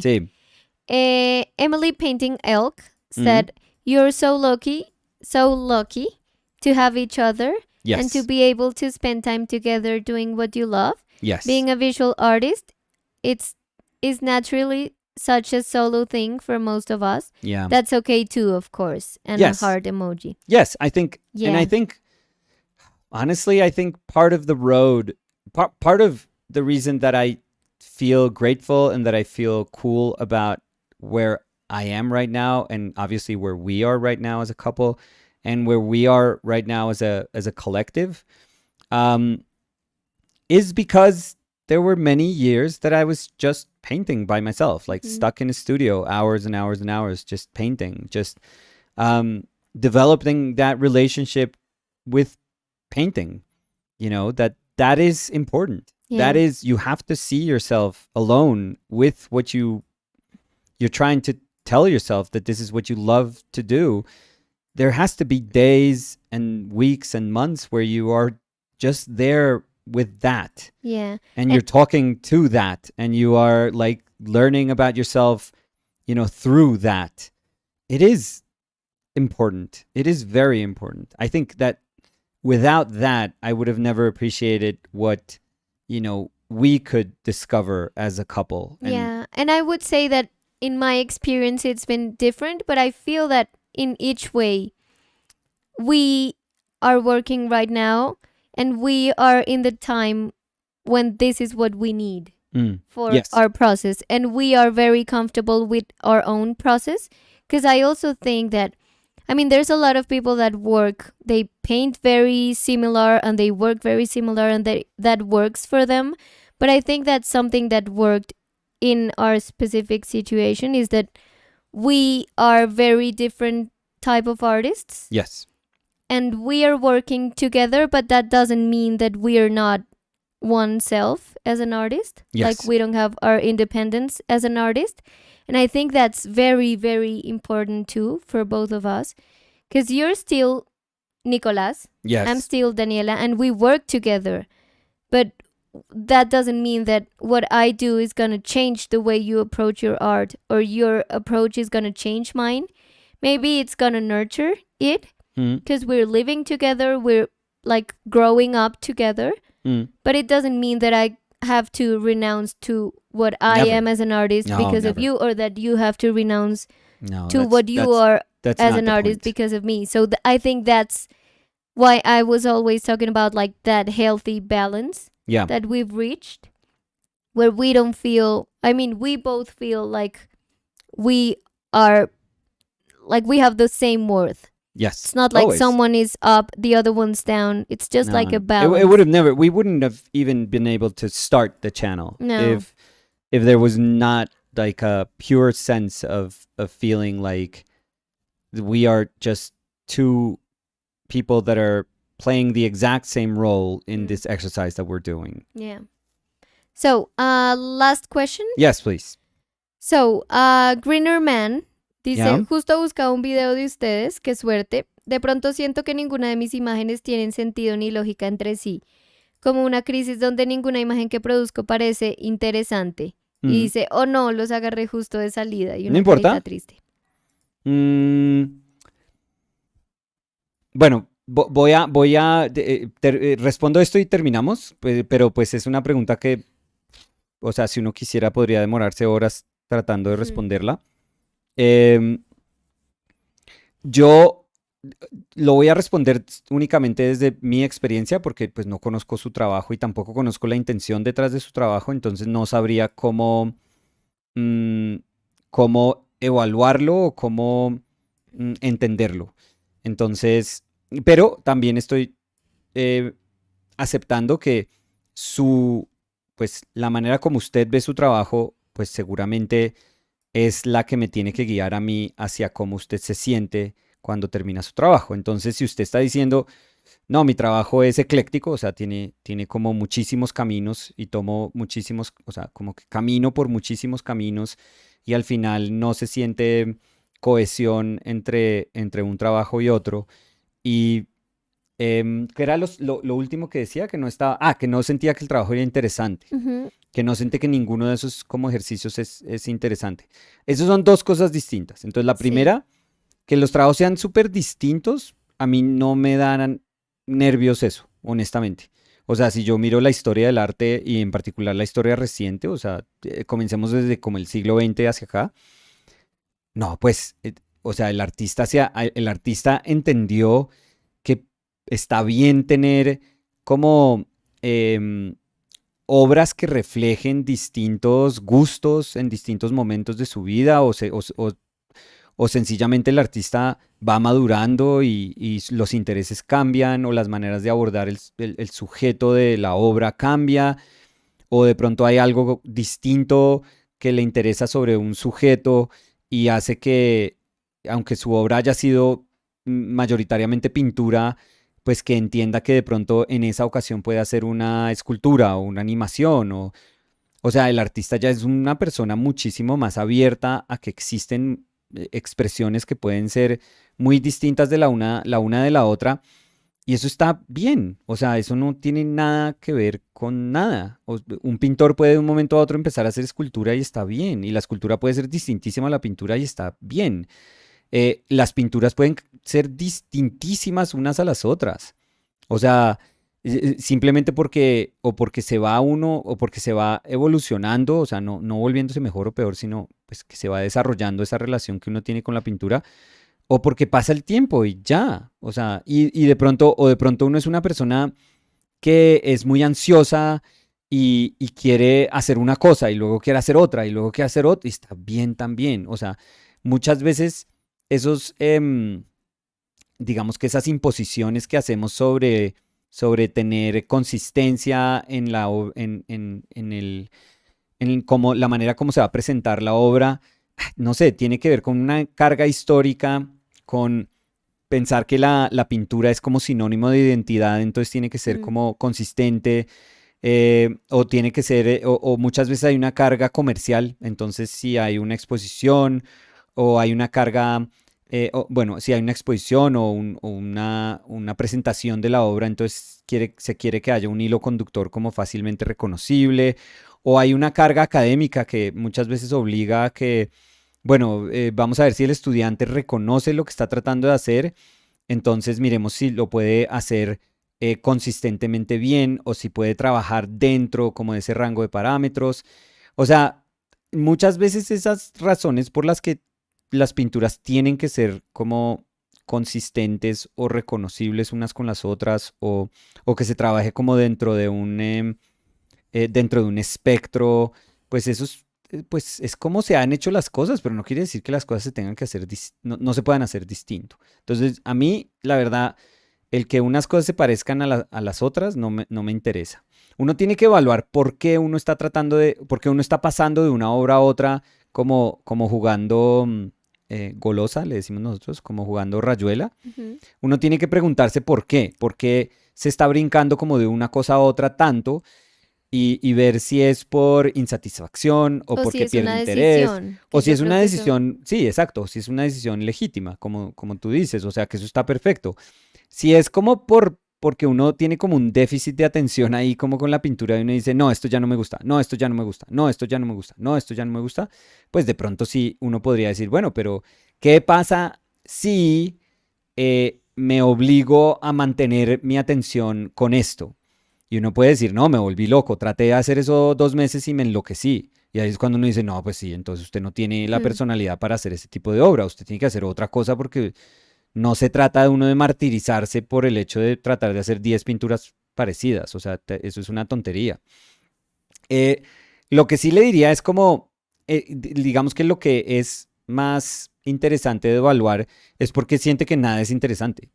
O sea, eso Mm. sí yo le diría y porque está con ese sentimiento, o Y sea, yo creo que también es importante ver si esa pregunta de que nada me parece interesante es por como que de pronto se está comparando con otras cosas de otras personas que ve, exacto. que yo creo que también es muy importante lo que tú decías de cómo saber el momento en el que uno va en su propio proceso, Sí, porque creo que también es muy complicado cuando uno en su cabeza siempre dice, no, pero es que si esta pintura se pareciera más a lo que hace Benjamin Björkland, pues que estoy viendo lo de él y eso sí es interesante.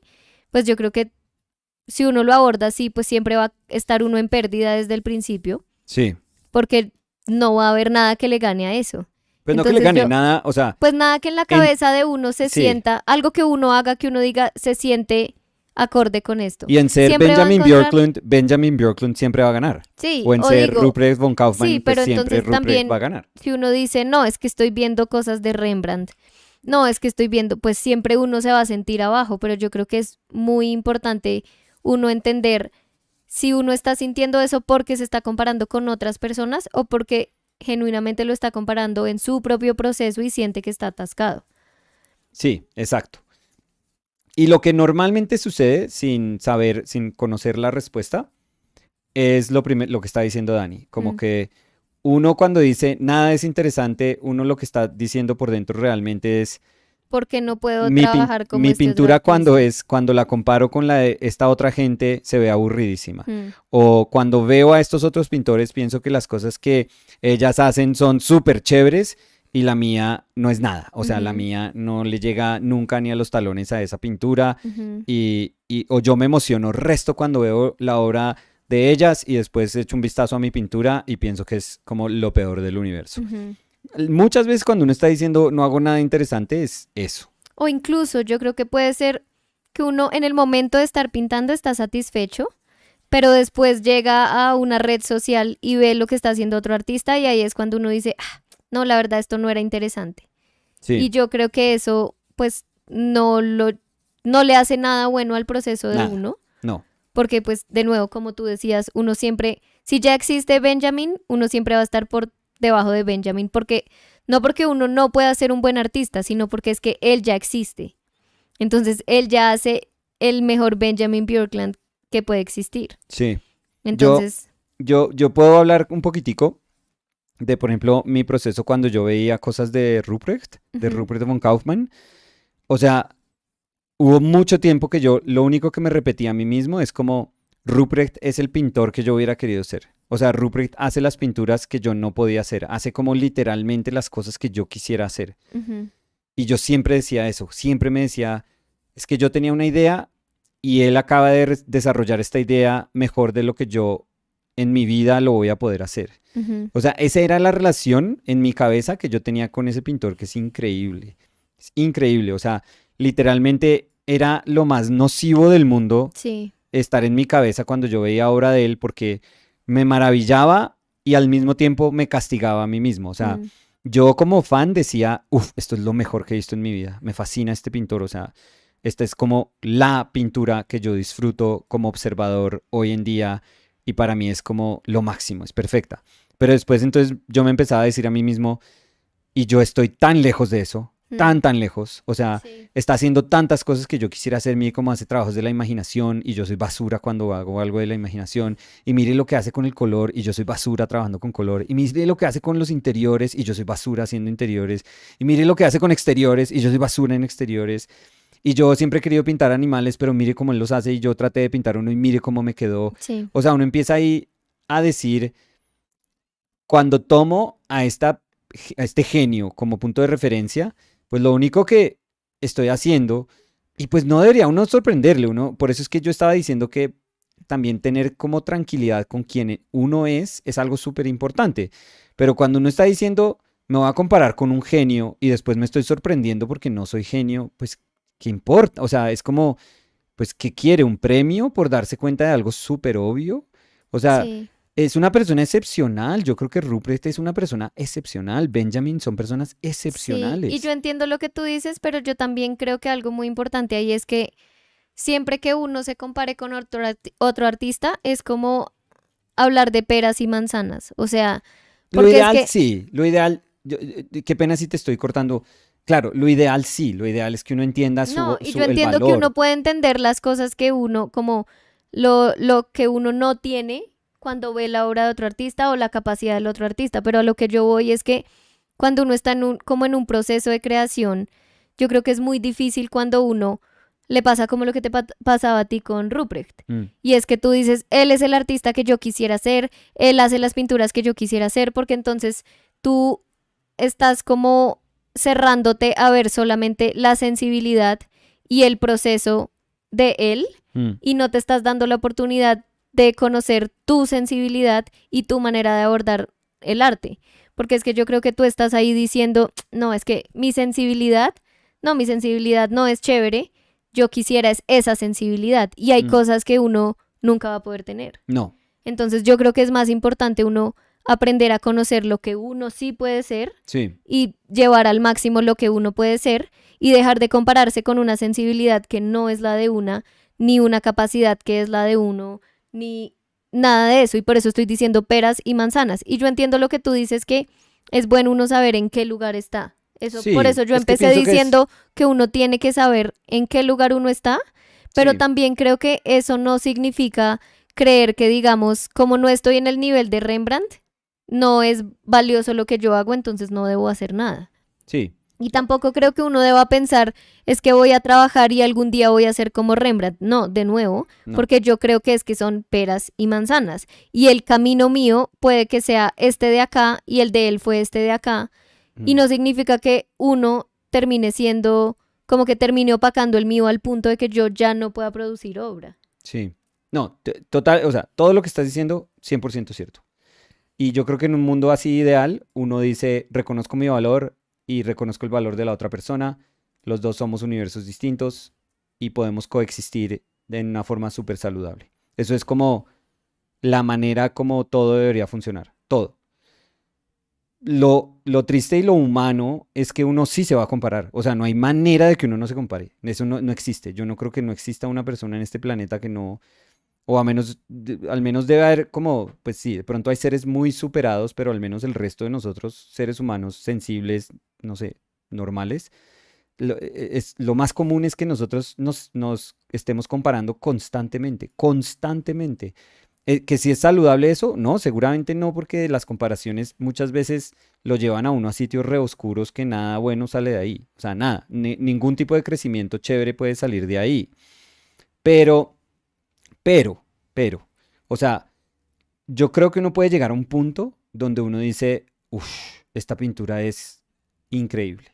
Y esta pintura simboliza muchísimas de las cosas que me atraen en la vida y de las que yo quisiera hacer como artista. Pero es que una cosa es lo que uno quiere hacer, lo que uno quisiera hacer, y otra cosa, la verdad, es lo que uno puede hacer. Pero por eso, de nuevo, ahí creo que me estás dando la razón con lo que digo de peras y manzanas, porque es que yo puedo ver Pero las ¿me dejas terminar virtudes. 2 segundos Claro, esto? dale, dale. Sí, porque es que, o sea, a lo que voy es que uno no le tiene que tener susto a decir, no soy tan bueno como esa persona.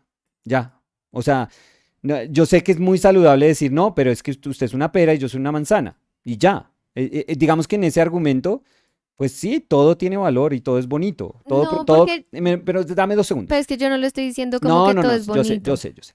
Pero, pero lo que estoy tratando de decir es que, no, pues se puede, o sea, se puede ser competitivo y se puede ser, o sea, y uno puede mirar algo y decir, uff, o sea, esto es mejor de lo que yo hago.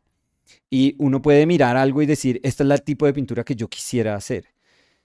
O sea, y yo creo que uno puede decir eso y puede volver a su taller sin sentirse como una basura. O Sí, sea, sí. yo creo que ese punto existe, el punto donde tú admiras y respetas y celebras todo lo que es un artista, pero no al punto en donde vuelves al taller y vas a trabajar y se te acabó todo, se Sí, te es que derrumbó el mundo. yo creo que eso tiene que ver con uno educarse a sí mismo, con cómo uno entiende la comparación. Porque es que yo creo que ahí cuando tú dices, puedo entender que este pintor es mucho mejor que yo, eso puede ser una comparación sana si tú estás como teniendo un aprendizaje Sí, sobre eso y es un aprendizaje que es aplicable a lo que tú eres como artista. Pero si el compararse solamente va a significar decir, es que esto es lo que yo no soy, y es que esto es lo que yo no logro, y es que esto es el mal manejo de color, porque, o sea, perdón, este es un muy buen manejo de color y yo solo tengo mal manejo de color, y es que este es un dibujo increíble y yo no tengo, pues es que el solamente decir no soy, no soy, no tengo, sí, no tiene lo que yo nada hago, bueno sale no de ahí. construye, No, nada, exacto. nada que, o sea, nada que pueda significarle a uno una oportunidad de crecimiento nace de esos Sí, comentarios. pero Nada. de nuevo, yo volvería al ejemplo que yo estaba diciendo porque yo creo que no tiene nada de malo decir como son cosas completamente distintas. Y no con eso no estoy diciendo todo es válido o todo es igual de bueno o todo es, o sea, todo el mundo es igual de capaz. No, no estoy diciendo eso, sino que estoy diciendo que uno lo que debería siempre es mirar para interiorizar en lo que yo tengo, en lo que yo puedo hacer dentro de mi capacidad, dentro de el tiempo que llevo trabajando, dentro de mi sensibilidad. ¿Cómo puedo mirar esas cosas que siento que son todavía vacíos en mi pintura Mm, y nutrirlos para que crezcan? sí. Lo único, y si quieres, no, es que tú estás dando una parte que es súper saludable del argumento Ujú. y de pronto yo estoy también aceptando que hay una parte que es la difícil. O No, y yo la como, entiendo también, y es que yo creo que uno siempre se va a comparar, o pero sea, por eso digo que, o sea, a mí me sirve, o por lo menos por eso hablo desde mi punto de vista, a mí me sirve mm, tener claro estas cosas de entender cómo la comparación puede ser sana o no sana, porque sé que va a llegar un momento, y puede ser en un día, en un mes, que me compare con otro artista, pero si yo ya interioricé, mm, así yo esté en un momento súper oscuro que yo digo, no, esto es horrible, en mi cerebro ya va a existir esa información que me va a decir, oiga, pero ¿de qué le va a servir esto? Si ya entendimos que es que comparar nos sí. debe servir es como para construir y no para quedarme Sí, estancado. o sea, sí, de nuevo, tienes toda la razón en eso. Pero cuando aterrizas eso al mundo, o sea, al mundo donde uno está en un salón de clase y le van a poner una nota y esa nota va a ser distinta a la de los otros 20 estudiantes. donde vas a estudiar una maestría y van a leer tu tesis y te van a evaluar en relación a 10 otros aspirantes a esa maestría, en donde vas a ir a una galería y van a ver tu portafolio con respecto al portafolio de cientos o miles de artistas que han mirado, donde vas a ir a un premio y te van a juzgar con respecto a cientos de artistas que han mandado su obra para participar a ese premio, donde vas a tratar de ganarte un trabajo, donde están mirando tu obra con respecto a la de docenas y docenas de artistas que están también tratando de tener ese trabajo. Entonces el mundo real, todo el mundo compara, todo el mundo te va a entender a ti en una escala de esta persona es mejor que esta, no es tan buena como esta, o es buena para este trabajo, pero no para este trabajo, o es con esta persona podemos generar un mercado de arte, o esta persona hizo una tesis fantástica y merece ser laureada, o en este salón de clase esta persona hizo el mejor trabajo y merece la nota más alta con referencia a los otros que no merecen una como tan alta. O sea, todo el tiempo uno se está como estrellando contra momentos en la vida donde tú, la única manera como te van a entender es con respecto a otros artistas. Eso lo Entonces, entiendo, entonces, 100%. yo digo que, o sea, si la respuesta, no quiero decir que la respuesta que estés dando no sea la correcta, porque fundamentalmente es la correcta. O sea, fundamentalmente uno quiere llegar a decir, este es mi valor y mi proceso son distintos al de la otra persona.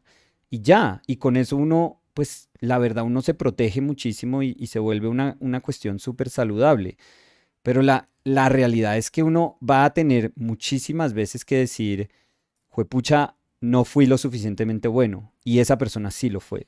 Pues No por eso, fui, pero de nuevo, eso a posteriori puede significar crecimiento para uno, porque si al final eso, el entender después de compararse, si eso no se traduce en aprendizaje, pues no le sirve de nada a uno, porque es que el compararse por compararse no trae nada. no, en ese sentido, no. Yo creo que uno va a tener en la vida como que acostumbrarse a que todas esas cosas van a pasar. Y ahí es cuando uno tiene que lidiar con que alguien se ganó un premio y uno sentía que uno era mejor. No, y Y por entonces eso, se lo dieron. dime. No. Es que creo que mi punto es que lo que tú estás diciendo es la respuesta, pero es una respuesta súper bonita. Es como cuando uno dice todos deberían vivir en paz. Pero es que yo creo que mi Y respuesta no va en contra de lo que tú estás diciendo. O no, sea, yo no tampoco. creo como que estén en dos lados opuestos. No. Creo Lo que que estoy diciendo es que paralelo a eso, paralelo a esa búsqueda que es como ese autorreconocimiento y saber como el valor el valor real que uno tiene y trabajar por las cosas que uno quiere.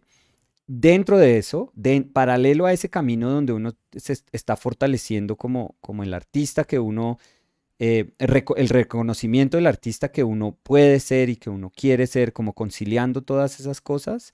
Paralelo a eso hay un mundo real que también le está dando a uno como un montonón de vueltas y cachetadas y lo está haciendo y está haciendo que ese proceso sea súper complejo y súper difícil.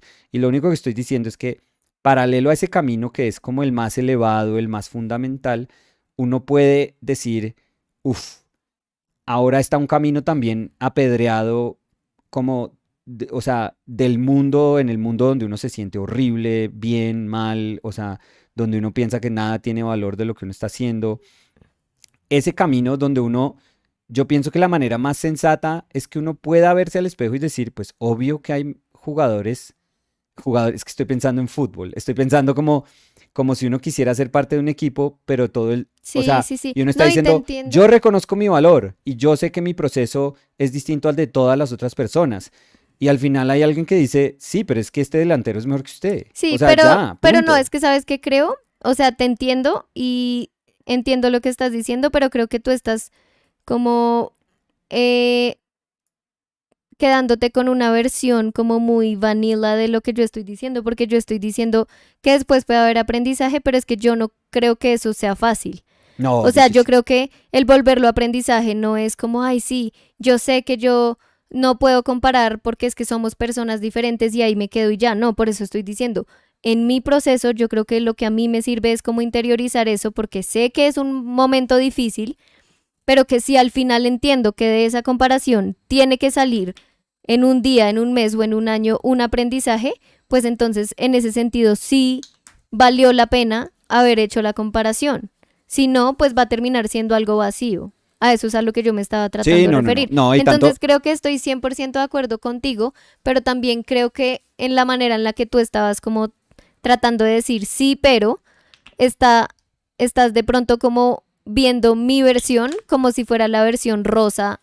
Y yo creo que no es así, porque porque tú decías es el caso como ideal y yo entiendo, pero ideal no es rosa, o sea, ideal bueno. te dije que incluso dije que es como lo fundamental, pienso que es lo fundamental, o sea, sí. Es como más allá, o sea, yo no puedo encontrar otra razón después de esa.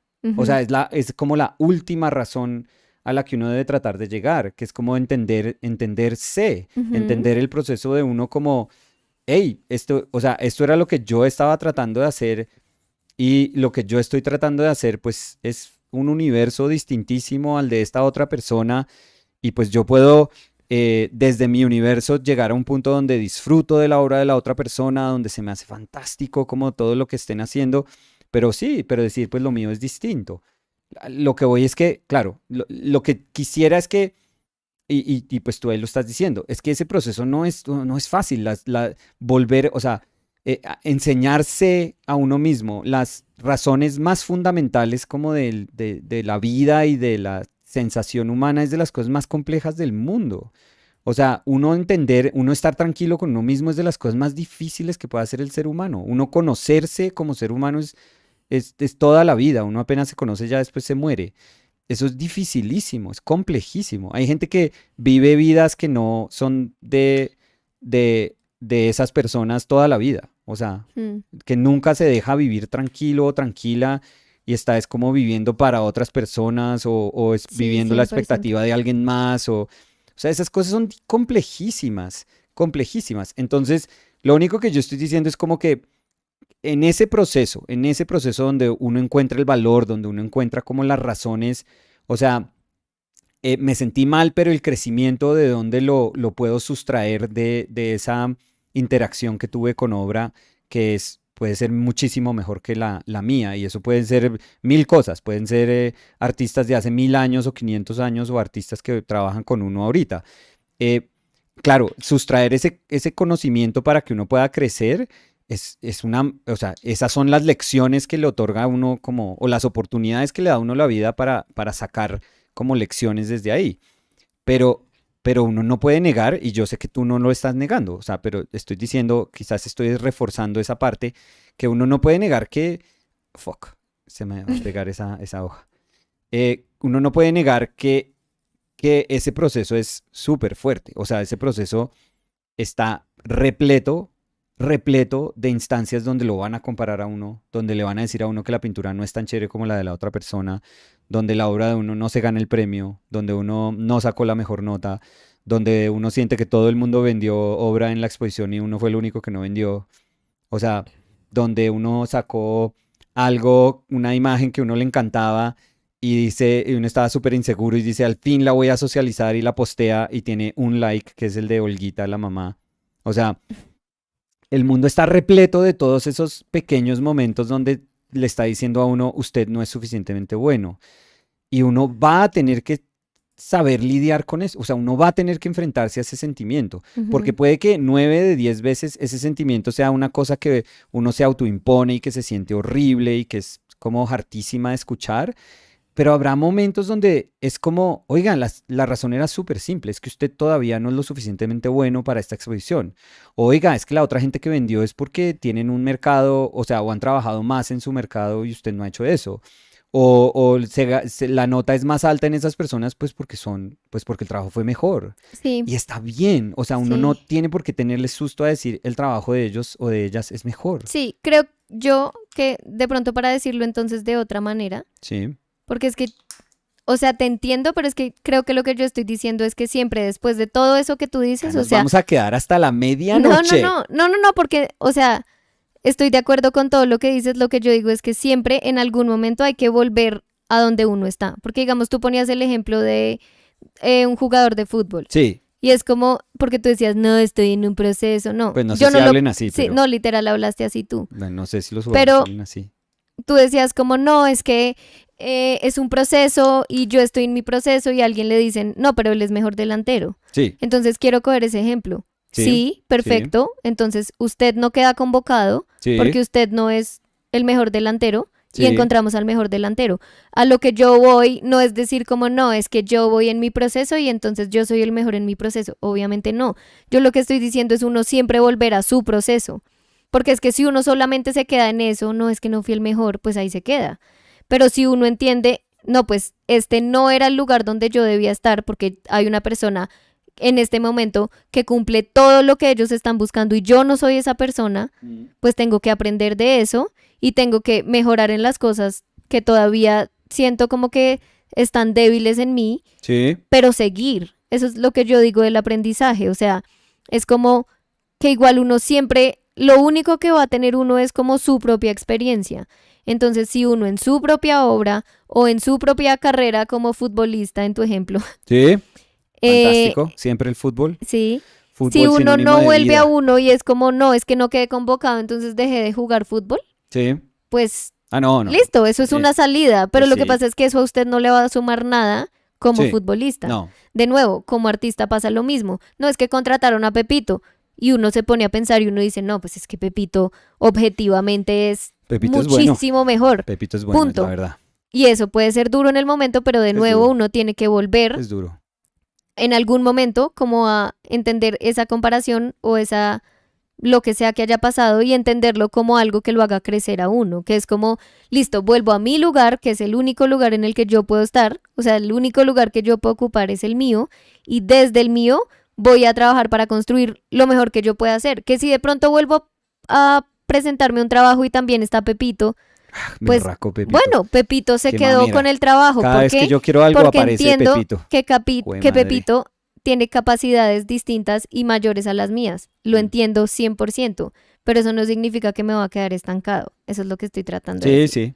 sí. Sí. No, 100%. Y para cerrar, Sí. Camila O'Gorman dice, también sirve pensar que siempre hay alguien peor. Y caras con emojis Uno siempre riéndose. está en un punto. Y Uno, Julia dice, jaja, ese pensamiento de Camila está bueno. claro, claro, uno siempre está como, bueno, Y Camila dice, Julia, en el país de los ciegos, el tuerto es el rey, tuerto es rey, decía sí, mi papá. sí, Entonces me parece increíble para cerrar la sí, conversación. Me encanta tener conversaciones así contigo. sí, sí. Mira, Eh, yo, ¿Qué? sí, y solo para terminar, ya Sí, no, no, porque dijimos, chao, mi amor. no, pero me diste la ¿Sabes opción cuánto de llevamos del live? como Adivina. como 5 horas, No, no, no. 4:40, Sí, 4 y pico. sí.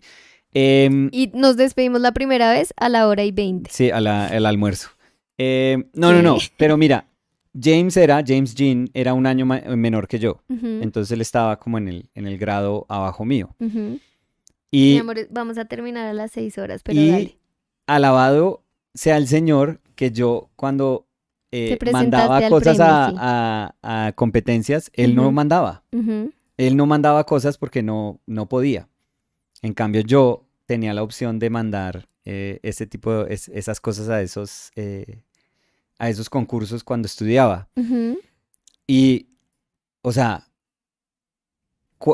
cuando yo mandé cosas, yo no es que fuera el mejor estudiante ahí de la universidad. En la universidad hay gente increíble. O sea, hoy en día incluso hay compañeros míos con los que me gradué que me dan 6 vueltas como artistas. Pero en ese momento, pues uno decía, uy, tengo opción. Pero si yo hubiera estado mandando cosas cuando mandaba James, yo no me hubiera ganado nada, nada, ujú. nada, porque James barrió con todo el mundo cuando empezó a mandar cosas. Pero Pero de así, o nuevo sea, no fue, volviste, tú no dejaste de hacer cosas. no, no, Solamente no, dijiste, no, exacto. pues ya. O sea, No, él es muy bueno, sí, pero es busco que, yo mi lugar. no, pero es que Pero, tuve la fortuna de que era más viejo, entonces me gradué y después solo, digamos que yo iba a la universidad y veía como lo que él estaba haciendo. Me acuerdo que hizo una exposición de los cuadernos sí, cuando yo increíble. estaba allá y yo decía, no, este man es, o sea, pero yo ya lo veía de afuera, desde afuera. Pero si yo hubiera estado adentro siendo o sea, su compañero de clase, de pronto me hubiera, o sea, de pronto me hubiera acabado. O sea, Ujú. estar con él yo creo que debía ser de esas cosas que uno dice, gracias por cada día enfrentarme a una persona que me hace sentir que no soy tan bueno. O sea, qué mamera de vida la que me puso esta persona en mi camino, Pues, porque pero además yo creo que todos los días tengo que mirar todo lo que él hace y decir, yo no puedo hacer eso, yo no puedo hacer eso. Claro, y uno dice, la lección al final es como, no, pero usted, ¿qué puede hacer? Porque esa es la lección más chévere al final es como decirle a alguien, bueno, usted no puede hacer eso, pero usted, ¿qué puede hacer? Cuénteme lo que usted sí puede hacer. Cuénteme las historias que usted, como le decimos acá siempre, cuénteme las historias que usted sí puede contar. A mí no me importa que usted no pueda hacer lo que él hace. Muéstreme lo que usted sí sabe hacer. Cosas que son tan suyas que él no las puede decir. Porque al final esa es la respuesta. Esa es como la respuesta real para alguien que quiere hacer una obra y que quiere dejar de compararse. Es como decir, bueno, pues cuénteme la historia suya. Suya. O sea, es que James no puede contar sus historias, le queda imposible. Imposible a él contar las cosas que le pasan a usted. De nuevo peras y manzanas, pero... Sí, entonces... Estoy molestándote. No, pero por eso yo te decía, es que esa es la respuesta, es que después de tu respuesta no hay otra respuesta. O sea, esa es como el centro del universo. O sea, ya no puedes ir más al centro. O sea, esa es la respuesta. Pero mi punto siempre fue en el mundo real, en donde yo hubiera tenido que... Mi respuesta también es en el mundo real. Es que creo que no me gusta en donde que yo hubiera digas en el tenido mundo real. que compartir con James Ujú. en clase, pues me hubiera sentido como una mierda todos los días. Sí, pero Todos Nicolás, los días. ya estás hablando. Sí, pero es que así me hubiera sentido. O sea, me hubiera sentido horrible. Tan horrible que de pronto no lo supero. Yo estoy seguro. O sea, yo hoy en día tengo ya mi personalidad y ya me conozco. Pero si todo el tiempo hubiera estado con esa persona, o sea, hay un punto donde uno dice, yo ya no quiero, así como tú decías, yo no quiero jugar más. Yo no quiero jugar más. O sea, si yo quiero jugar en el Liverpool y me ponen es como, gánese su puesto. Y cuando estaba como Sadio y Mo en el equipo, y uno le dicen, gánese su puesto con esos dos monstruos, y uno es como, no, pues... Pues por Y uno eso, nunca pero puede, es que yo creo y nunca puede, y nunca puede. Pero no es como Va a tiro haber la mucha gente, toalla. pero va a haber mucha gente que dice, ya, yo no quiero más. Y va a haber otra gente que dice, no, es que yo quiero jugar en La Coruña. Y está bien, y me siento feliz jugando en La Coruña. Y yo no pude jugar en Liverpool, nunca pude, nunca. Nunca me escogieron y nunca. Pero yo estoy feliz jugando aquí en La Coruña y soy feliz aquí haciendo mis goles en La Coruña. Eso también es cierto, pues por Dios, ¿cuántos jugadores de fútbol no juegan en el nivel más alto del fútbol? Pues miles, o sea... Sí, pero por eso es que yo digo siempre como que si al final, o sea, si al final lo que le encanta a uno es el fútbol, pues si no fue en el Liverpool, va a ser en otro lugar. Sí. Pero pues si la meta solamente es el Liverpool, pues ya, difícil. si hay personas mejores que uno, pues ahí se quedó. Exacto. Entonces yo por eso siempre digo, sí, o sea, lo que estaba diciendo yo ahorita, si Pepito consiguió ese trabajo y yo solo tengo en mente ese trabajo, pues va a ser muy difícil salir de ahí. O sea, toca... Pero si yo entiendo que ese trabajo fue para Pepito y que yo puedo conseguir un trabajo en otro lugar. Moraleja, se puede ser feliz jugando en La Coruña, en el Deportivo La Coruña. Se puede hacer toda una vida de fútbol. ¿A dónde aplicó Pepito? Sí, primero evadir al hijo de madre del Pepito, porque donde uno va y va a tratar de construir felicidad, él llega y se le caga a uno en todo. Entonces, a ver, miremos primero, Pepito, sacarse a Pepito de la vida. Y segundo, pues La Coruña no es tan grave y uno puede ser feliz y vivir allá. A ver, miremos. Para despedirnos. Julia dice, vamos a calentar comida con Nico y Dani. Sí, 7:07 p.m, Nicolás. Ah, sí, está muy tarde. Sí, está muy ya es tarde. de noche, sí. Y Greener Man dice, quisiera comentar sobre tanto de lo que están diciendo, jaja, enormes reflexiones. Que Greener Man fue el que hizo la pregunta hace hora y media. Sí, claro. Entonces me alegra que Greener Man se quedó a escuchar toda la respuesta. Pero bueno, creo que con esto nos despedimos. Sí. So I think this is it for today. I think we said that an hour ago. Yeah, but this is actually it for today. I don't think so. So thank you everyone for joining us. Yeah, happy to have you. Happy to have you. And happy to have you, Nicolas. Oh, thanks. To have these conversations, because I really like to have these like back and forth conversations. Always, come on. I really love that. And we usually have a lot of this in our relationship. Oh, every day. Yeah, and we play devil's advocate sometimes. Every time. I love that. Or we stand like I stand here and you stand here. And Always, we try all to the time. Defend our positions. Yeah, but I love that it's never stubborn as hell. I love that it's never like interrupt each other constantly. No, that's only you. Only me. But I love that it's not like fighting. Never. But we can make this just like understanding that we are talking from a different point of view. Yes. And that's very cool. So go ahead. If I didn't, oh my God, 1 hour more. If I didn't see in you somebody that I could like healthily argue with, I would have never wanted to be with you. No, me too. Because what I love about you is that you take a position, and I'm very stubborn, so I take my position. Yeah.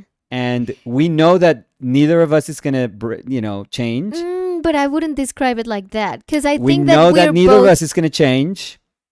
We are very flexible. No, we with just like know listening that to each other. we just exactly. We just it's almost like that moment that we say we're gonna discuss this for half an hour. Yeah. And it doesn't mean we're gonna be pissed at each other. No, and we're never pissed at the end. Never. At the end, we're always like, okay, so do you want to grab a pizza? Oh, yeah. Always, and then we pizza just close the conversation. Yeah, and well, that's it. yeah, I mean, if we could close it with pizza. That's we could close amazing. this one with pizza. No, but I don't know. know. That would honestly, be good. I can't. Okay. So thank you, everyone. Yeah, thank you. I'm sorry I'm cutting you, but I think Always. it's time to sleep. So all the time. Thank you, everyone, for joining us. Yes. And we'll see you tomorrow. Tomorrow. For the underpainting.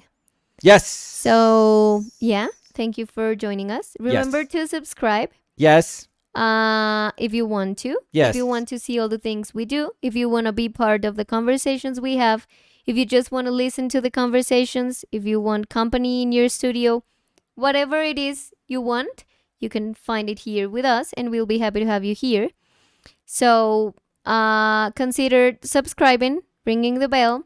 Yeah. And we'll see you tomorrow. Yes. I'm going to post tomorrow morning because I had spoken about some drawings that I wanted to like a drawing pack. Oh, yeah, I remember. Yeah. And one of the drawings is the cover of the small sketchbook. Yeah.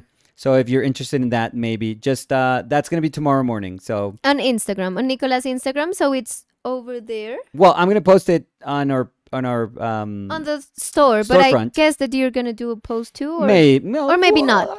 So, maybe, yeah. Well, now that you said it, yes, I have to. No, thank you for making me do that. Like, I had no intention of doing that. That would be a very good way to see who is really listening to what we're saying here.